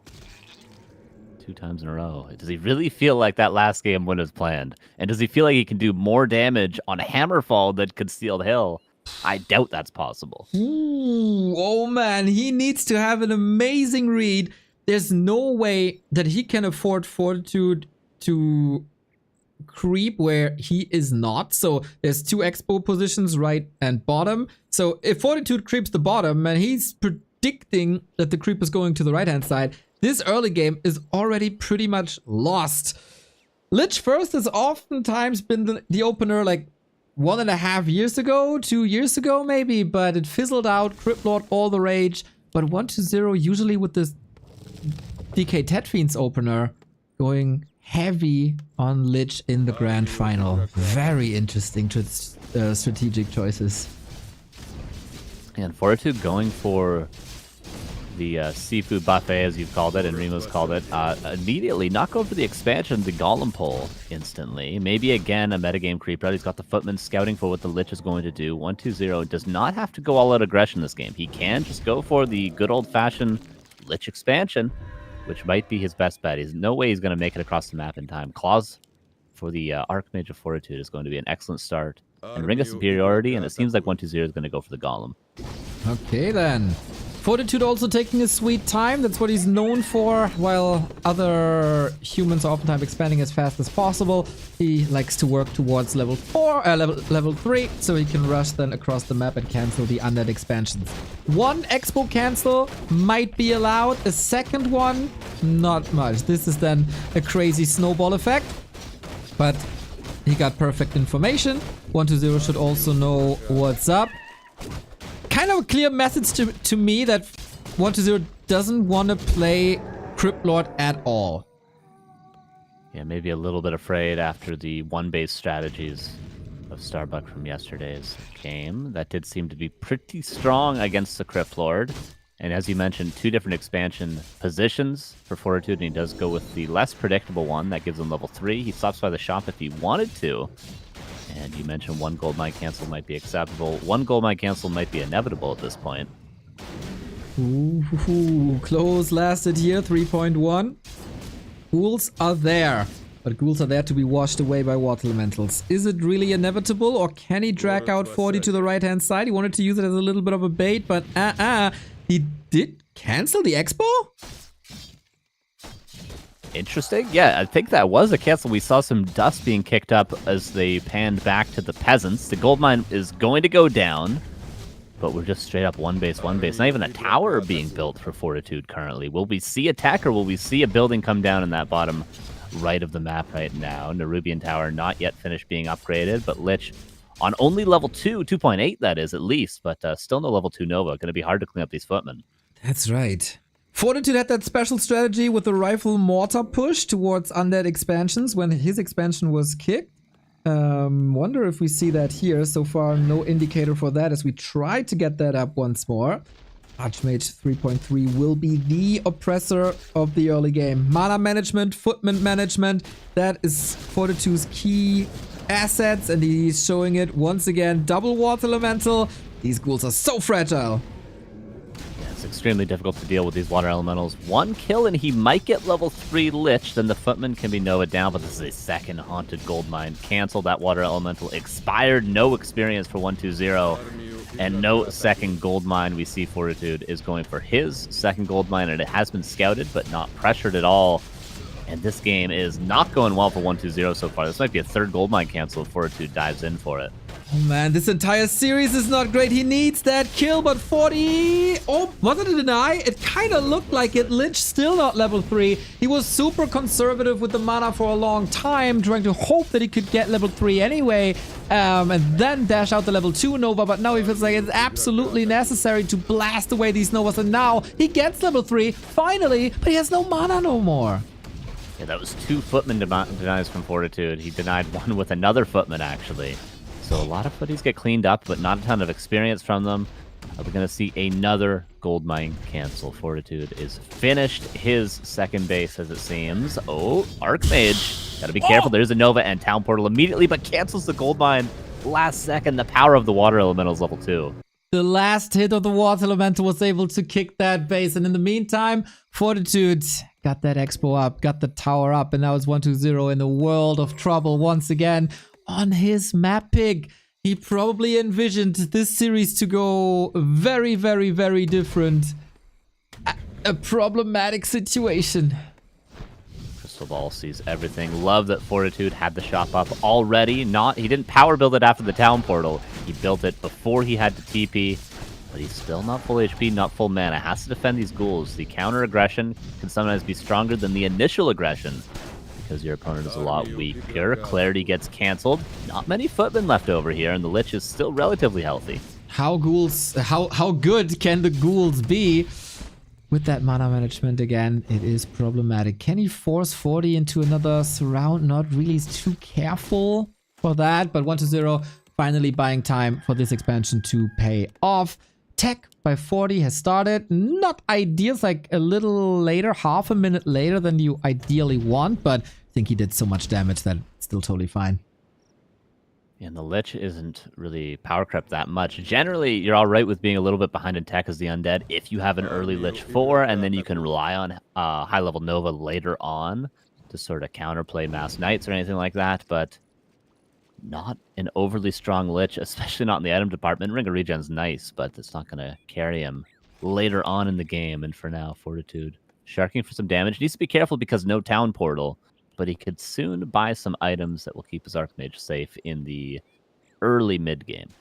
He shouldn't be able to cancel those expansions anymore. There was some great scouting in the middle. 120 was maneuvering kind of towards the right. 40 saw it, adjusting a little bit, trying to draw that creep camp out, not fully committing, as then 120 was moving to the left-hand side. So there's a lot of information for both of the players, and they are reacting accordingly. Yeah, well, one player try to creep. It seems like the player that does is going to get some units lost. Nova, Water Elementals, both good at killing their counterparts. And the Archmage does snag a Shredder. Might have to grab a Zeppelin to get it out. Yeah, he does get the combo. And 120 not able to stop this at all. No counterplay there. And this is going to be an easy peasy ride to tier 3 for Fortitude now with this Shredder. Yeah, that's usually anything you want. Gets another Footman. Lich is blasting his mana away. Solid body blocks. Might have to deny again. The Dark Ritual is up, of course, trying to... Ooh, last hit. But no, that one goes down. And that is level 4. And that is Brilliant Aura level 2 with another ghoul kill. Yeah, tough position. All the Footmen still very, very healthy. 120. Does he want to blow his mana on the Footman, or does he want to get this Archmage out of his face? Because there's going to be so many more Water Elementals, and now the Footmen go in to pressure the Acolytes. And is there really any ghouls to defend here? There's a few, yes, but is that going to be enough? Archmage being slowed by the Nerubian, Acolytes being killed, but replaced with the second Necropolis. 120 is soon to be tier 2, and that'll mean Coil, but he's going to wait another minute at least for that. He's really struggling with the Dark Ritual. It feels like he hasn't played Lich successfully in a while, and the rhythm is a little bit off. The mana management by Fortitude a million times better, which is easy to say when you have Brilliance Aura to work with, but also a bit of decision making here. 40 is getting all the big kills, and 120 was struggling with that, but finally level 4 unlocked as well. Death Knight on the way. Spirit Tower is now finished. Zeppelin needs to be careful because tier 2 is done, and Fortitude should know this. Tier 3 on the way, Mountain King out for Fortitude. And we'll see what his tech is. Probably going to put down a couple of workshops and maybe a second barracks. Wouldn't be surprised to see an Arcane Sanctum as well, but there's a couple of variations for 120. 2 Crypt and a Slaughterhouse and a tier 3 tech so far. Lich did get level 4, but definitely needs to start working on level 5, which is what he's going to do now at these labs. Oh, he doesn't have the time though. No TP, Zeppelin drop, Archmage, Water Elemental. Here we go. There is a second Necropolis at the expansion, but ain't no saving these Acolytes. This will, of course, result in a little bit of gold income not being available as the Acolytes have to move.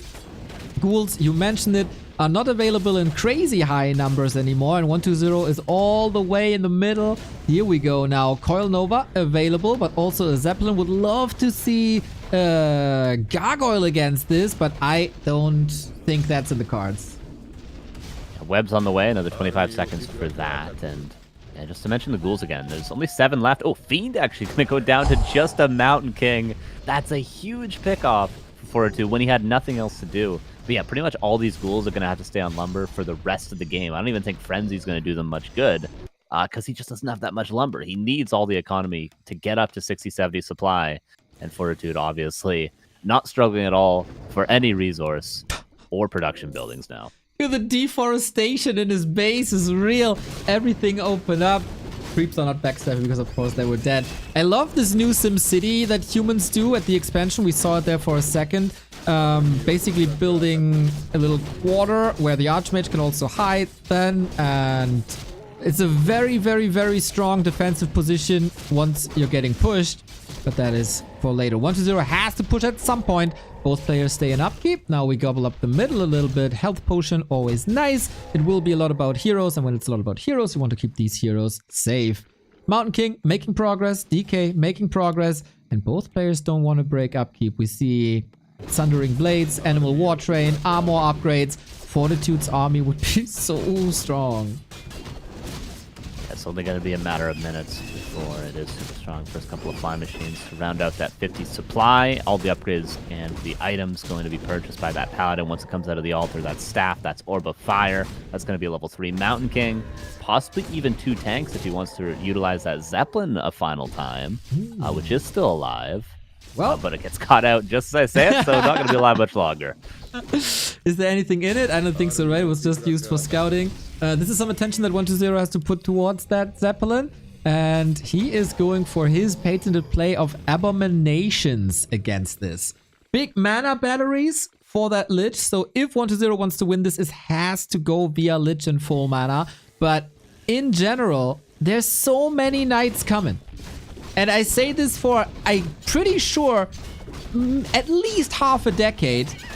No Banshees. 120. Why? Yeah, definitely Banshees, and it's weird I'm saying this is 120, but Banshees are more difficult than A-Bombs. You'll see a lot of players prefer to go Abominations over Banshees just because they stay alive longer. You don't have to bike them as much. You don't have to manage mana. You don't have to go for possession at the optimal time. It's more difficult to play Banshees, but it's absolutely necessary. I think this is 3 Barracks Knights currently. Yeah. You need Banshees. Abominations aren't going to cut it here.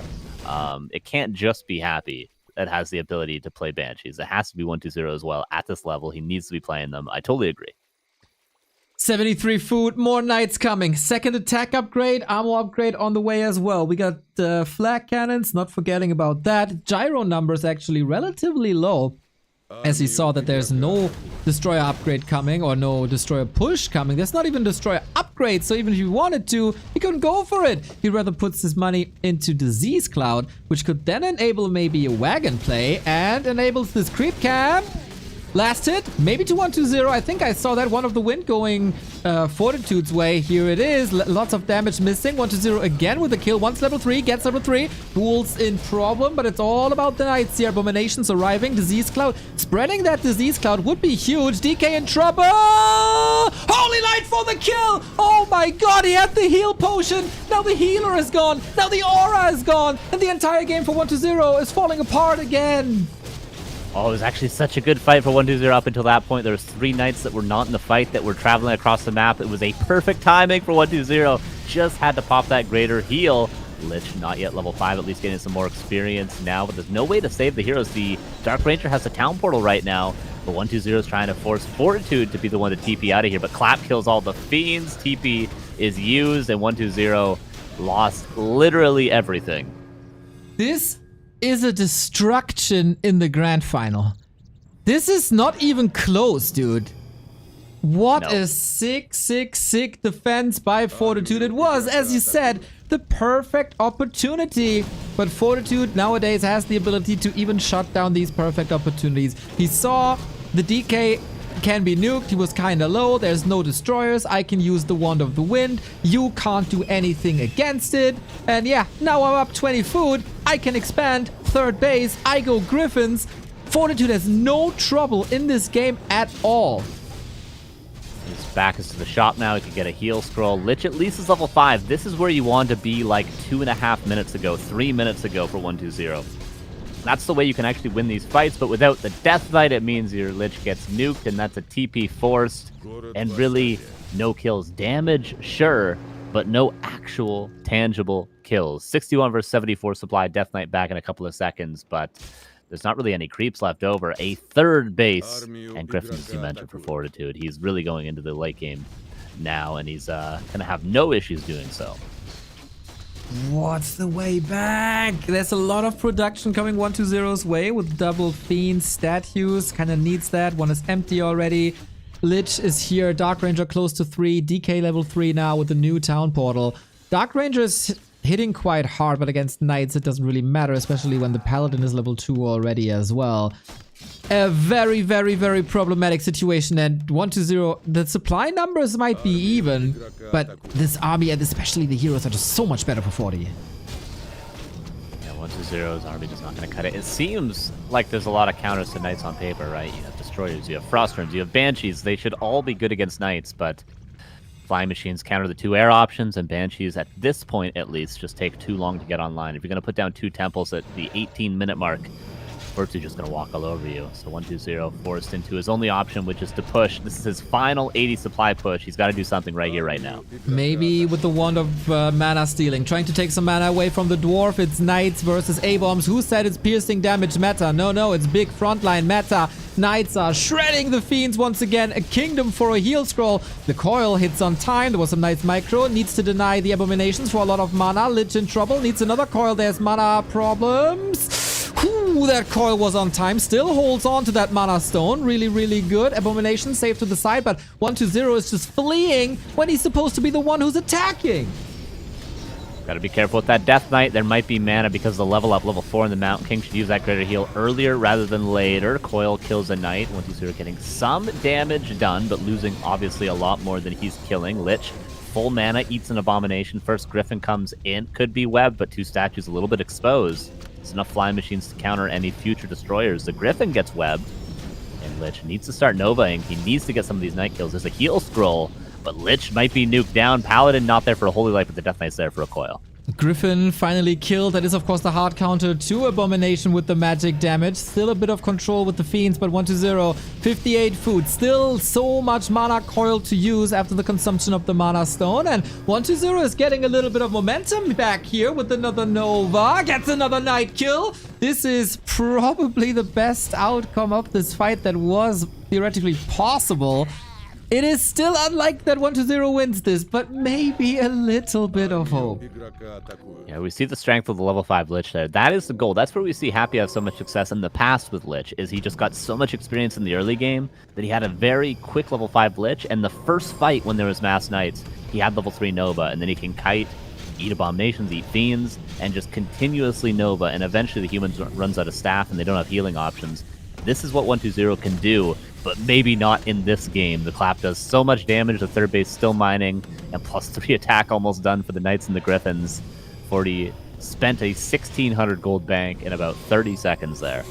Also getting the third attack upgrade. We gotta say, this army is not optimized really. It's 24 food in economy. It's also gyros that don't do anything in the fight. So while we talk a lot about supply and numbers, maybe we have to subtract a lot from 40's army, but the Knights are still so strong. Again, we're begging for a heal scroll for 120 as the Mountain King is just clapping away. Ritual used on an Abomination that had no health. He's just trying to deny experience. Mountain King should almost have another clap. Coil has to be used there on the Lich. Death Knight eats a Stormbolt. Still has that greater heal. Uses it. No Orb of Fire. Abomination surrounded. Should have been eaten a long time ago by that Lich, but it may have been on cooldown.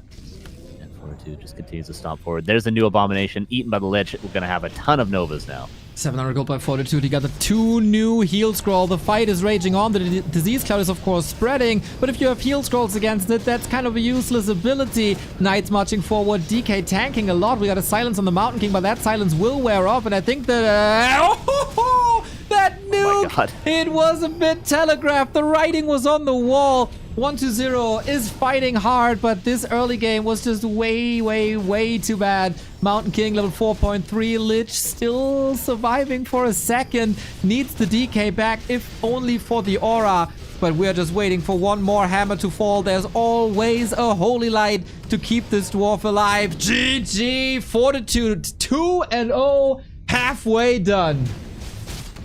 Fortitude making one of the best players of all time look like he doesn't know what he's doing in the matchup. An excellent map 2. Maybe even better than map 1, despite map 2 being longer. There's a lot more tricky situations that Fortitude got out of there. And just want to note, no hero losses, clean expansion, clean macro, not really any issues for Fortitude. And the Lich not getting level 5 early on. If these two things change, if there's a little bit more delay on the expansion, if there is a quicker Lich level 5, if there's maybe even a single hero loss in a fight at any point, level 1 Mountain King, level 1 Paladin, maybe Archmage goes down in the early game, that's what 120 needs to have a foothold in the game. If he doesn't delay the expansion, doesn't get hero kills, and is underleveled, Fortitude just has the better army. That's how this matchup works. This is, yeah, you were mentioning a lot of clutch moments. Also, if we rewind a little bit further forward, Lich was 2.9, held back all the mana. He was supposed to kill a footman, but then the tower got the last hit. and denied that experience on the tower. footman. And that could have been level 3, and that could have changed the entire momentum in the early game. Then, of course, things spiral out of control. You don't have the offensive potential that you usually have with a level 2 Nova. That was rough. And then he had to spend all his mana on the Nova to even get to that level 3. But then he then has the level 3. There's no mana anymore. And then it's so hard to come back. Also, that one Fiend sniped by the Mountain King could have ended that Zeppelin harass a lot earlier, which was then also missing for creeping follow-up. It was like a lot of 50-50 situations. While it looked very one-sided, if one or two situations go the other way, then we have a whole different game. Yeah, absolutely. It maybe could just be a creep route issue for 120 as well, not getting that level 3. Could have delayed the expansion a tiny bit. Obviously, the gold mine got canceled twice anyway, so having level 3 once you're finished creeping that golem might help you defend the gold mine, despite it being a little bit later due to the creep route. Maybe that's something that 120 can do going into, I believe, Echo Isles for the next map, but this could be much, much different from the previous two. This could be Mountain King, this could be Cryptlord, Dreadlord, it could be a lot of crazy stuff. If it is Echo Isles, I'm pretty sure it will be. That little slide there said, likes to watch war movies. Well, he's producing some war movies for us here in the tournament, and this was a very, very one-sided war after all.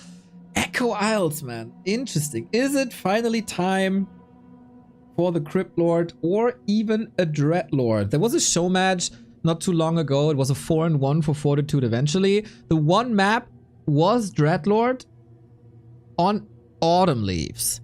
So maybe that is the chance that 120 got, because that's also what Fortitude is least comfortable with.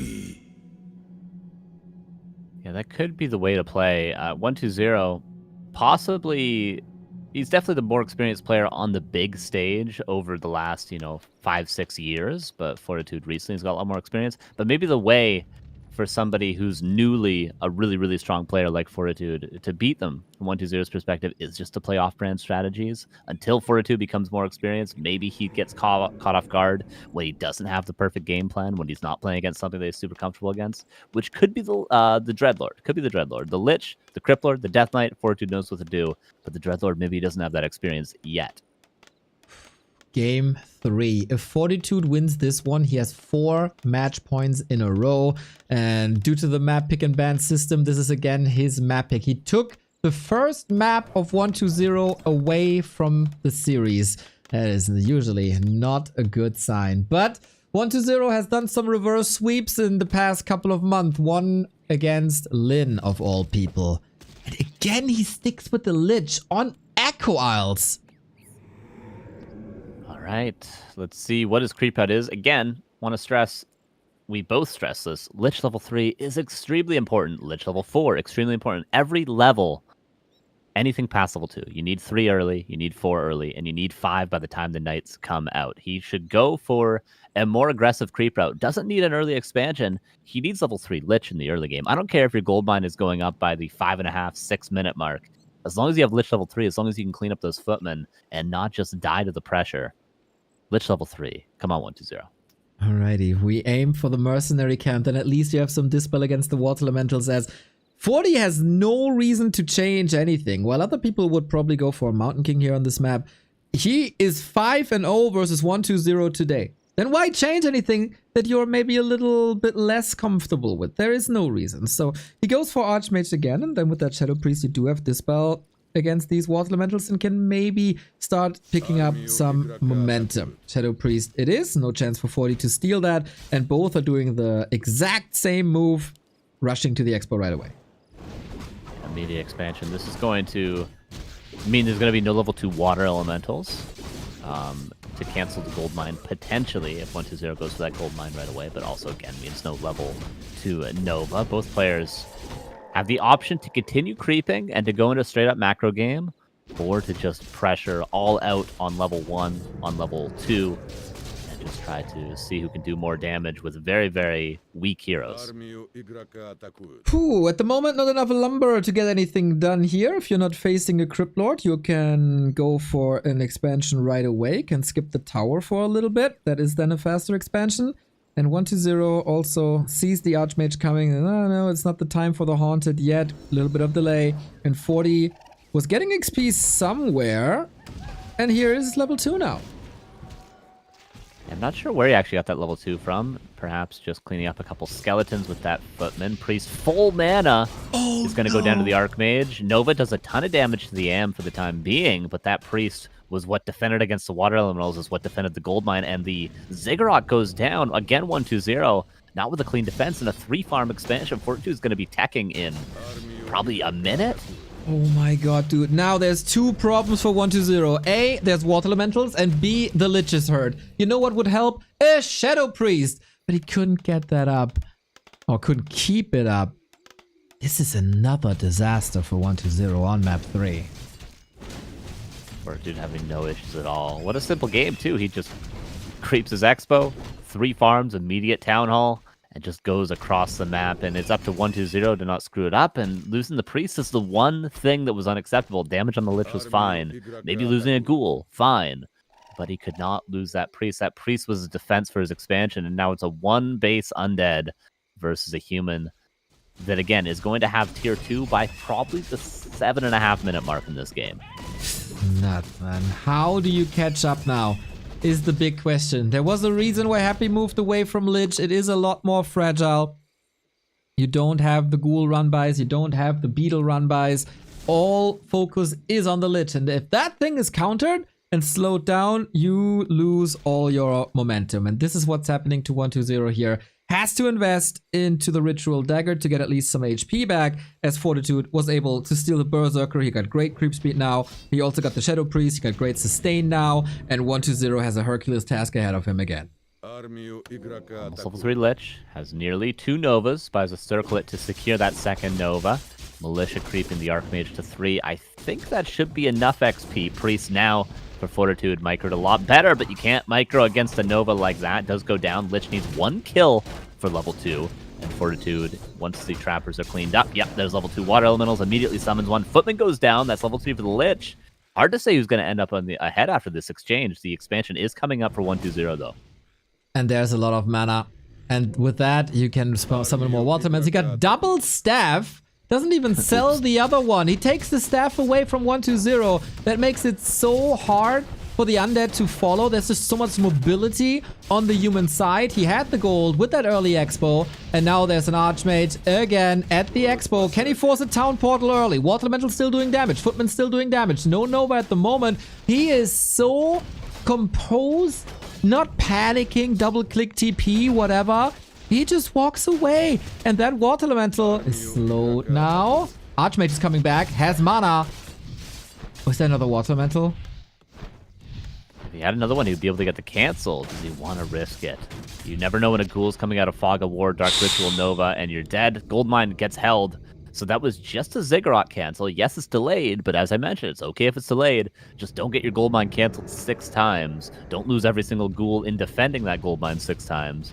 1-2-0 has done a pretty decent job. I do wonder how many peasant kills he got with the counter pressure, though, because I don't see a lot of red dots on Fortitude's side of the map. Was that every Ghoul that pressured lost? I think so.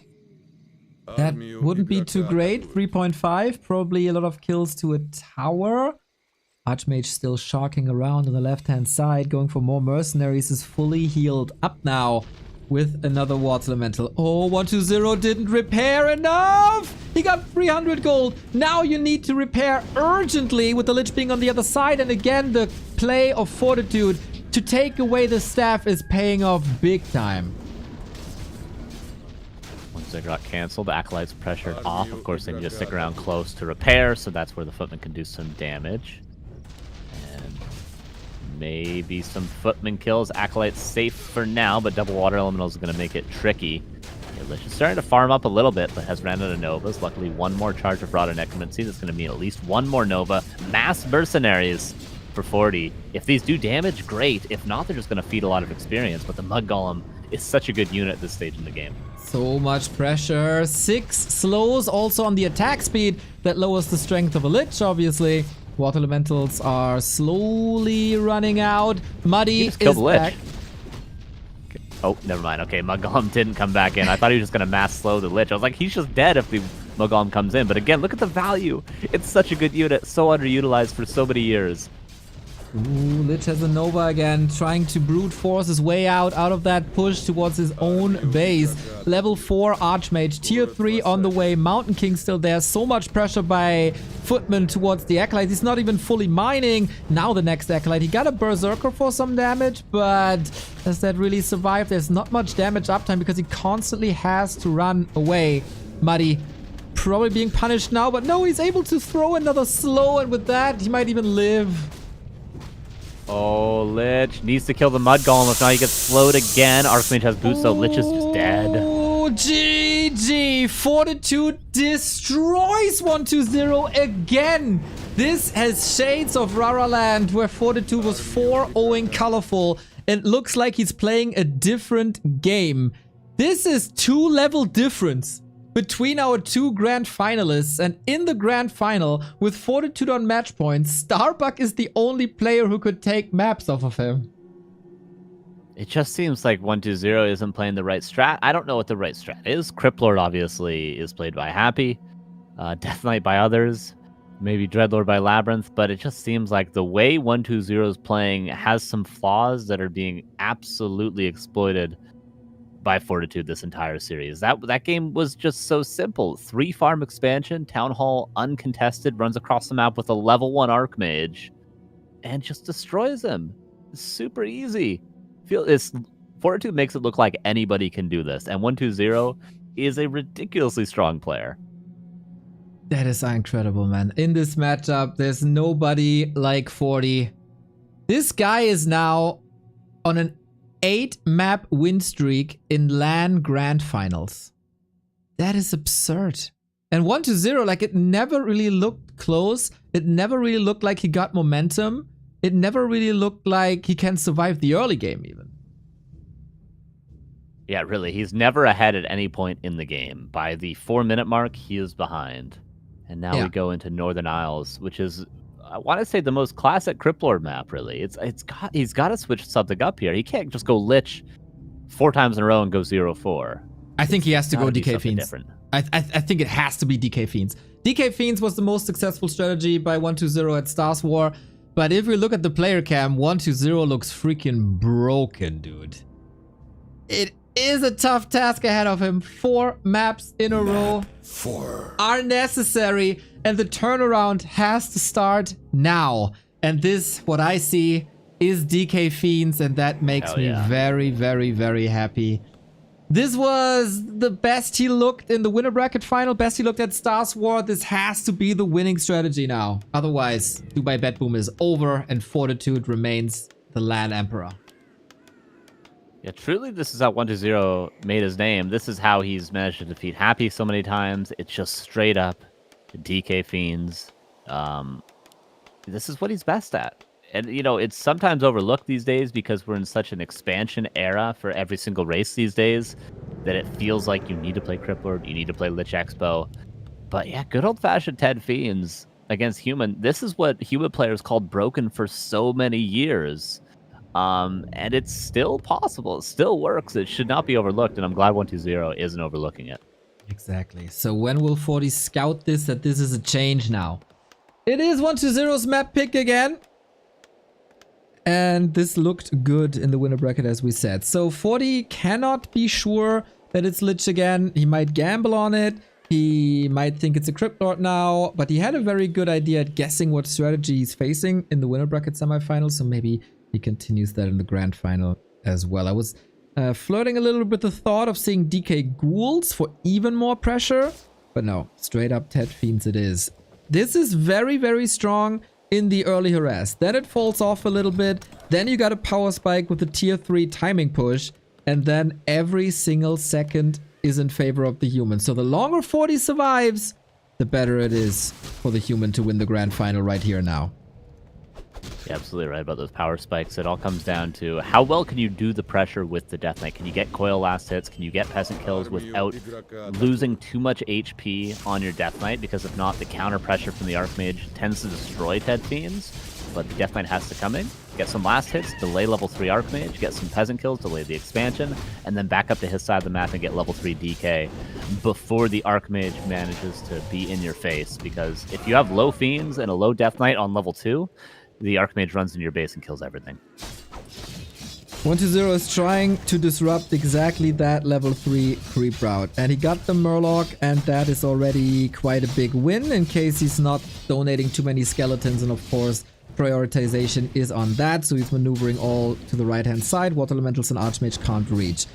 Good start so far. It feels like he's a lot more comfortable with this strat. And we got another kill here. And we got illusions to disrupt the expansion a little bit as he pulls the camp. The creeps then apply Bloodlust, and that makes it harder to creep for Fortitude. I like pretty much everything of the early 3 minutes here. Yeah, so far 120 is not behind, and that's better than the last 3 games by the 3-minute mark. So he gets one last hit. He still has one coil, which he might be saving for probably not the Ogre Magi, but the Tuskar is always a nice find. Sometimes overlooked at the expansion. It's crazy that a Lich could not delay the expansion as much as the Death Knight has so far, despite Nova being stronger against the Peasants than the Coil might be. But now Militia come in, plenty of them, and so he's going to try to clean up all these creeps without losing any last hits to this one Coil available. Level 2 cannot be prevented. How many kills can he get? How many Peasants will fall? Coil versus the perfect right clicks of Fortitude. 120 needs to get this kill, if only for momentum. He doesn't though. And that goes to Fortitude 2.6. This is a rapid rise for Archmage Water Elementals, and we've seen on 3 maps how scary that is. Expansion going to come up, but it was pretty much already finished on Echo Isles, so delay is good. No, they have not said anything in chat yet, Observer. F9. Expansion, how many There Peasants? Oh, that's what he's trying to do. Yeah. Only, I believe, the Huntsman. He got a Huntsman, and then he got the Flesh Eater, and that was it. But the Huntsman was the only thing Coil stolen. But since the Flesh Eater is gone, there's no level 3. It's a bit more time, and this strategy is all depending on time and timings. Whoa! Oh. Sexy, sexy. Dark Ranger follow-up. He knows this expo is delayed. There is no tier 2. Can he do damage on all the workers? This is a desperate attempt, but it might just work out. Still no Archmage 3. This definitely forces Fortitude to come back at least. So it buys 120 a little bit more time. He's going to spend a little more time also on tier 2. He's probably going to go for 3 Fiends and that Slaughterhouse before attacking, but the Footmen are back. I guess 120 is just trying to keep Fortitude away from his base so he can get tier 3 safely, but this is not going to allow the Death Knight to get anywhere near level 2 Death Coil. But 40 is also not nowhere near tier 2 because he power built that Town Hall with like, I don't know, 7, 8, 9 Peasants. So gold is very, very low at the moment. Arcane Tower is also not up. The Dark Ranger needs to get kills though. Couple of skeletons, yeah, they're harassing, but the majority of the fight is happening here at the bottom. 120's Fiend kiting is usually the best in the game, but looking at all these red HP bars, it's not looking too good for the momentum of this harass. Tech started. That'll be done at about 8:20 in this game, which is the same time tier 3 will be done. So Mountain King will be about 30 seconds away, ideally by the time 120 is pushing, but he isn't going Lich second, Pit Lord third, so the timing is delayed by 55 seconds, the time it takes the Lich to come out of the altar, as opposed to a Tavern Hero immediately at tier 3. So the timings might work out in Fortitude's favor. We'll see how heavily he towers and how afraid he is, but for now, I wouldn't be too afraid of a level 1 Death Knight. No, not at all. There's no healing going on. We need the statue. The statue is a lifesaver. Fortitude inching away his way to level 3. Against Fiends, not that important, but crazy, crazy, crazy performance by Fortitude. The best player of the tournament so far, also shows it in the grand final. This is a very fragile 120. And the statue, is it coming? I think this is the rescue. Yeah, but he's so far away from continuing that push. 40 is the one buying time and pushing now. Oh, ensnare on the Fiend. You didn't want it to go on, but might be able to save it. Has a coil. Oh, he's gonna get this Fiend, isn't he? This will be a huge find. Boots, pretty amazing item for that stage of the game. He's moving across. There's the Fiend. There's more damage. No more coil. This is just Fireball. Crispy, crispy Fiends today. And that is also level 3. Nice find. A lot of damage taken on the Archmage, but obviously this is not 2 base, so any unit kill is a huge deal for Fortitude. Fortitude, who is now about to reach tier 2, and then the Mountain King will be on the way. Lots of towers being upgraded, and the timing of the towers, look how perfect it is. As tier 3 finishes, towers all being upgraded. Main base may be a little bit exposed, but 120, we'll see if he even is able to push with this level 2 DK. This is rough, man. 40. One hand and 4 fingers on the trophy. The 4th LAN event in 2024, and he's winning every single one of them. 2 of them without dropping a map. That is crazy. Lich, of course, gonna be underleveled as well. This is a classic destroyer push, not even with the Pit Lord. Like, even the 3-0 winner bracket semifinal earlier today looked closer than this, and these towers bring so much stability. You called it. We'll want to... How many towers are in the main? Is there a chance to push the main? I think it's only 1 guard, 1 arcane in the main, so definitely possible with the possibility of 3 destroyers. He even has the extra 6 supply to pop all 3 if he wants to. Lich almost out, and then that might be the end of these footmen. Okay, 1 destroyer and the footmen have to back away. There's the Lich as well. Needs to snag orb. 120 might have opportunity for a timing, but it might be better for him to just take, you know, the marketplace and then maybe try to steal the lab away from 40. He can play around the creeps on the map and maybe do this for a little while longer, 1 base versus 2. He needs absurd kiting. Otherwise, we can kick off the Back to Warcraft Weekly Cup in like 10 minutes. Archmage onto the economy. This is what he did so well. Delaying pushes. Ghouls are here, so they're not even part of that push, which you like to have against Town Hall Harass. We got 2 destroyers up. Mountain King to hold the fort. A lot of repair. That's as much repair as you could possibly get, but 1 tower will still go down. So that's a nice start to the fight. Mountain King used the potion early on. 1 destroyer was not left behind because he needed it to break those towers, but because there's no Destro, it's going to be tough to deal with the footmen. Shop going to go down. That means no more destroyers, no more statues, but 1 gets queued up. Stormbolt doing what it can. This expansion, though, Neo, is broken. This flying machine's on the way, however. Okay, how many, how fast? Web is up, mana is empty. Archmage still spending time in the enemy base. There's not too much normal damage. Footmen make their way to the Acolytes, and 40 is basically trading an expansion for a main base. If 120 doesn't get this under control, killing this expansion means nothing. Oh, I love that he kills the towers and sends the Destros back because there's going to be flying machines anyway, and there's obviously not knights yet. So town portal back, now that the destroyers have gone back home. And I think 120, if he brings the Destros back, should be able to do some serious damage.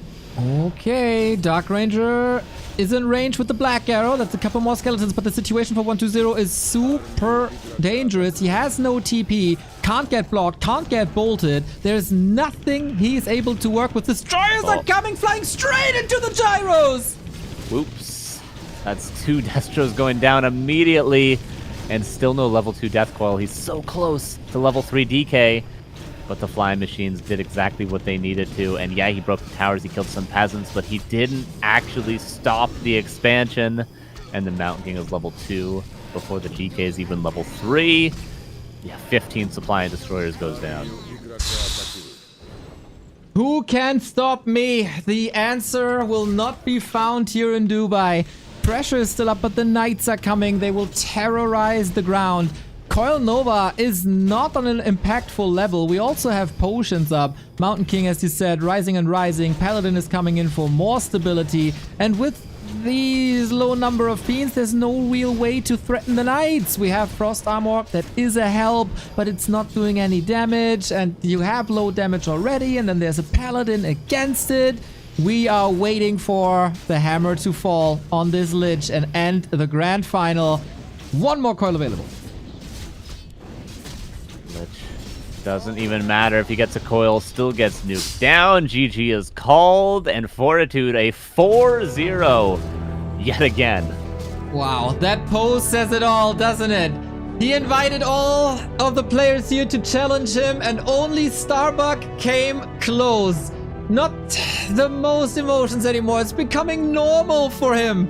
Nobody can touch this guy on LAN. Not in January. Not in Dortmund. Поздравляю, Not двукратный чемпион here BetBoom at the second Classic edition. Fortitude! Ну, поделись своими эмоциями, поделись, расскажи, как тебе турнир, как тебе эта победа, далась ли она тебе сложнее, чем в первом сезоне, или было легче? 我们先恭喜你我们第2次的冠军，然后我们想了解，就是分享你的感觉怎么样？非常的激动，然后我觉得也非常的不易，松了一口气，但是我觉得我一定要拿到这个冠军。 Я безумно счастлив, у меня трепещет сердце. Я пришел сюда, и я решил для себя, что я по-любому заберу этот трофей. Но все-таки ты играл безупречно. Вот по ощущениям у тебя сейчас, возможно, лучшая форма в твоей жизни. Ты с этим согласен, что ты играл идеально и безошибочно? 好像你刚刚打的比赛是非常理想的，一点错误都没有。我们也觉得你现在的水平是打的水平是最高的，那你自己觉得怎么样？这个就有一点夸张了，但是我觉得，就是在我第一次打这个比赛的时候，当时我还是不是非常顶级的选手，我没有抱着夺冠的目标来参加比赛，在我第一次的时候，但是我觉得有的时候就是到了这个点了，就自然而然的打得会非常的好，但是这一次。 我来到这里的时候，我对我自己的说，我一定要赢比赛。我不仅要赢比赛，我要做到完美，我要让自己没有人可以战胜我。 Когда я первый раз участвовал в турнире BetBoom Classic, моей целью на турнир было просто приехать, поучаствовать и показать то, на что я способен. Но когда я смог приехать сюда во второй раз, я понял, что в этот раз я должен показать самую идеальную игру. Нет человека, который мог бы сравниться со мной. Ну на этом просто все, вопросов больше нет. Fortitude, чемпион BetBoom Classic, забирай себе этот кубок твой, ты его заработал. Безупречная игра, Fortitude! He is the winner of 2024.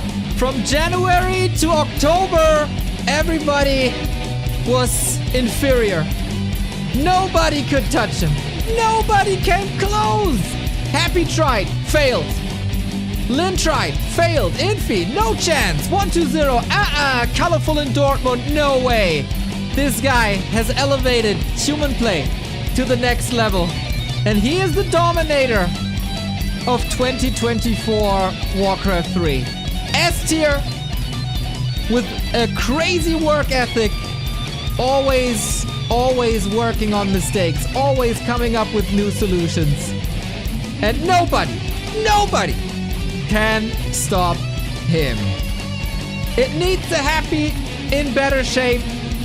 It needs a little bit of a revolution. 1-2-0 there. Nice to see. Sock, Lawliot. The translators, of course, did a phenomenal job. Soin with the camera, Labyrinth is there, Starbuck of course, and the social media crew. Happy even, with like fake champagne in his hands. Oh, cheers to 40, that was nice, man. Even in defeat, Happy is a great competitor. And Starbuck right next to him, the only player who was able to take maps off of 40. Those are the kings. 1-2-0. Oh yeah, he's thirsty. Lawlight again, a smile on his face. That is also good to see. Oh, 40 didn't like it. A wonderful, wonderful tournament is coming to an end. The BetBoom Classic. Ultimate.gg. What a tournament you put on the map. It came out of nowhere with very little preparation. And I really, really hope that it can be, next to Rara, the event in the Warcraft scene. Because everybody loves it. Yesterday, everybody was raving about it.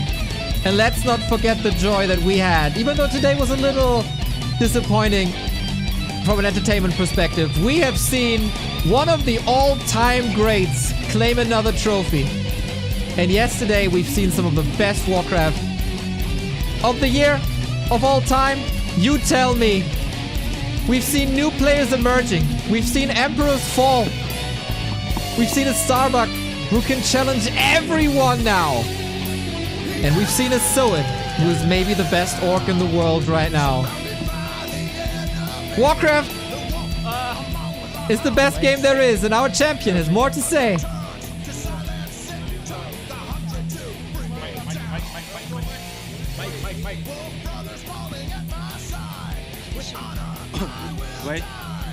喂。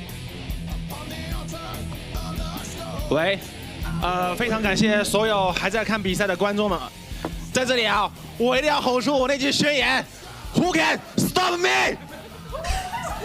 It is tradition. Who can? He is the champion, and he is a great champion. The victory celebrations, unlike any other. Oh man, it needs a new challenger. It maybe needs a Starbuck with even more work. Look at the relief. Look at that relief. Unbelievable tournament, man. Unbelievable tournament. Shout out to my man Balabama in the background with the blonde hair, platin hair. This guy did connect me. This guy is my go-to person. And I'm in awe. As a tournament organizer myself, I'm in absolute awe of what these guys are putting on. This is special.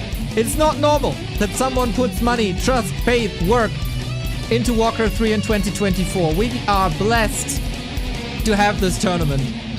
And these guys aren't too familiar with Warcraft. Of course, Cake is, Voodoosh is, Micro is. But Ultimate GG usually at home in Dota. But they treat this game as it's their own.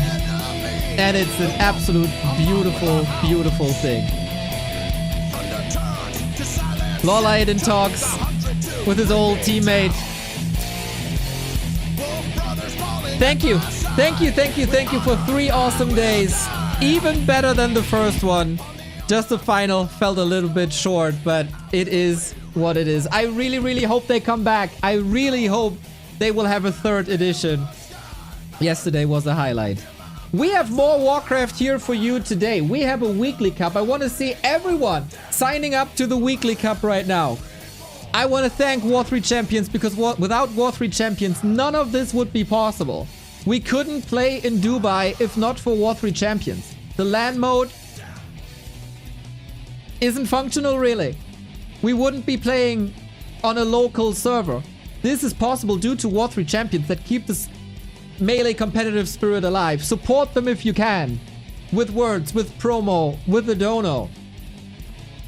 We have more Warcraft with Carson casting the weekly cup. We have more. We have B Cup coming up next. At Wednesday it's continuing when everybody is home again. We will see more of Starbuck. We will see more of Soin.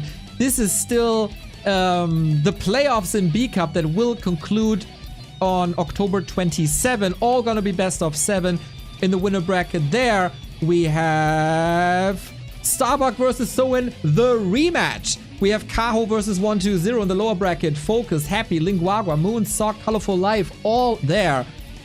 I want to give a shout out again to Soul 8man. If you want to stay in touch with the Warcraft scene, there's no one better to follow at the moment on YouTube and on Twitch than Soul 8man. Every day he's bringing you a 10 to 15 minute news segment and you can stay in touch with everything that's happening. Apart from that, our socials, of course, Facebook, Twitter, Instagram. If you can support us, that is absolutely wonderful. Thank you for all the subs.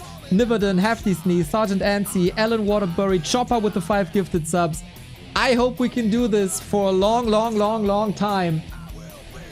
And we'll have a great future in Warcraft 3 with new challengers, old heroes coming back. Warcraft is an amazing game. The best game that we're all celebrating here together. And I hope that you will celebrate that with Carson in the Weekly Cup.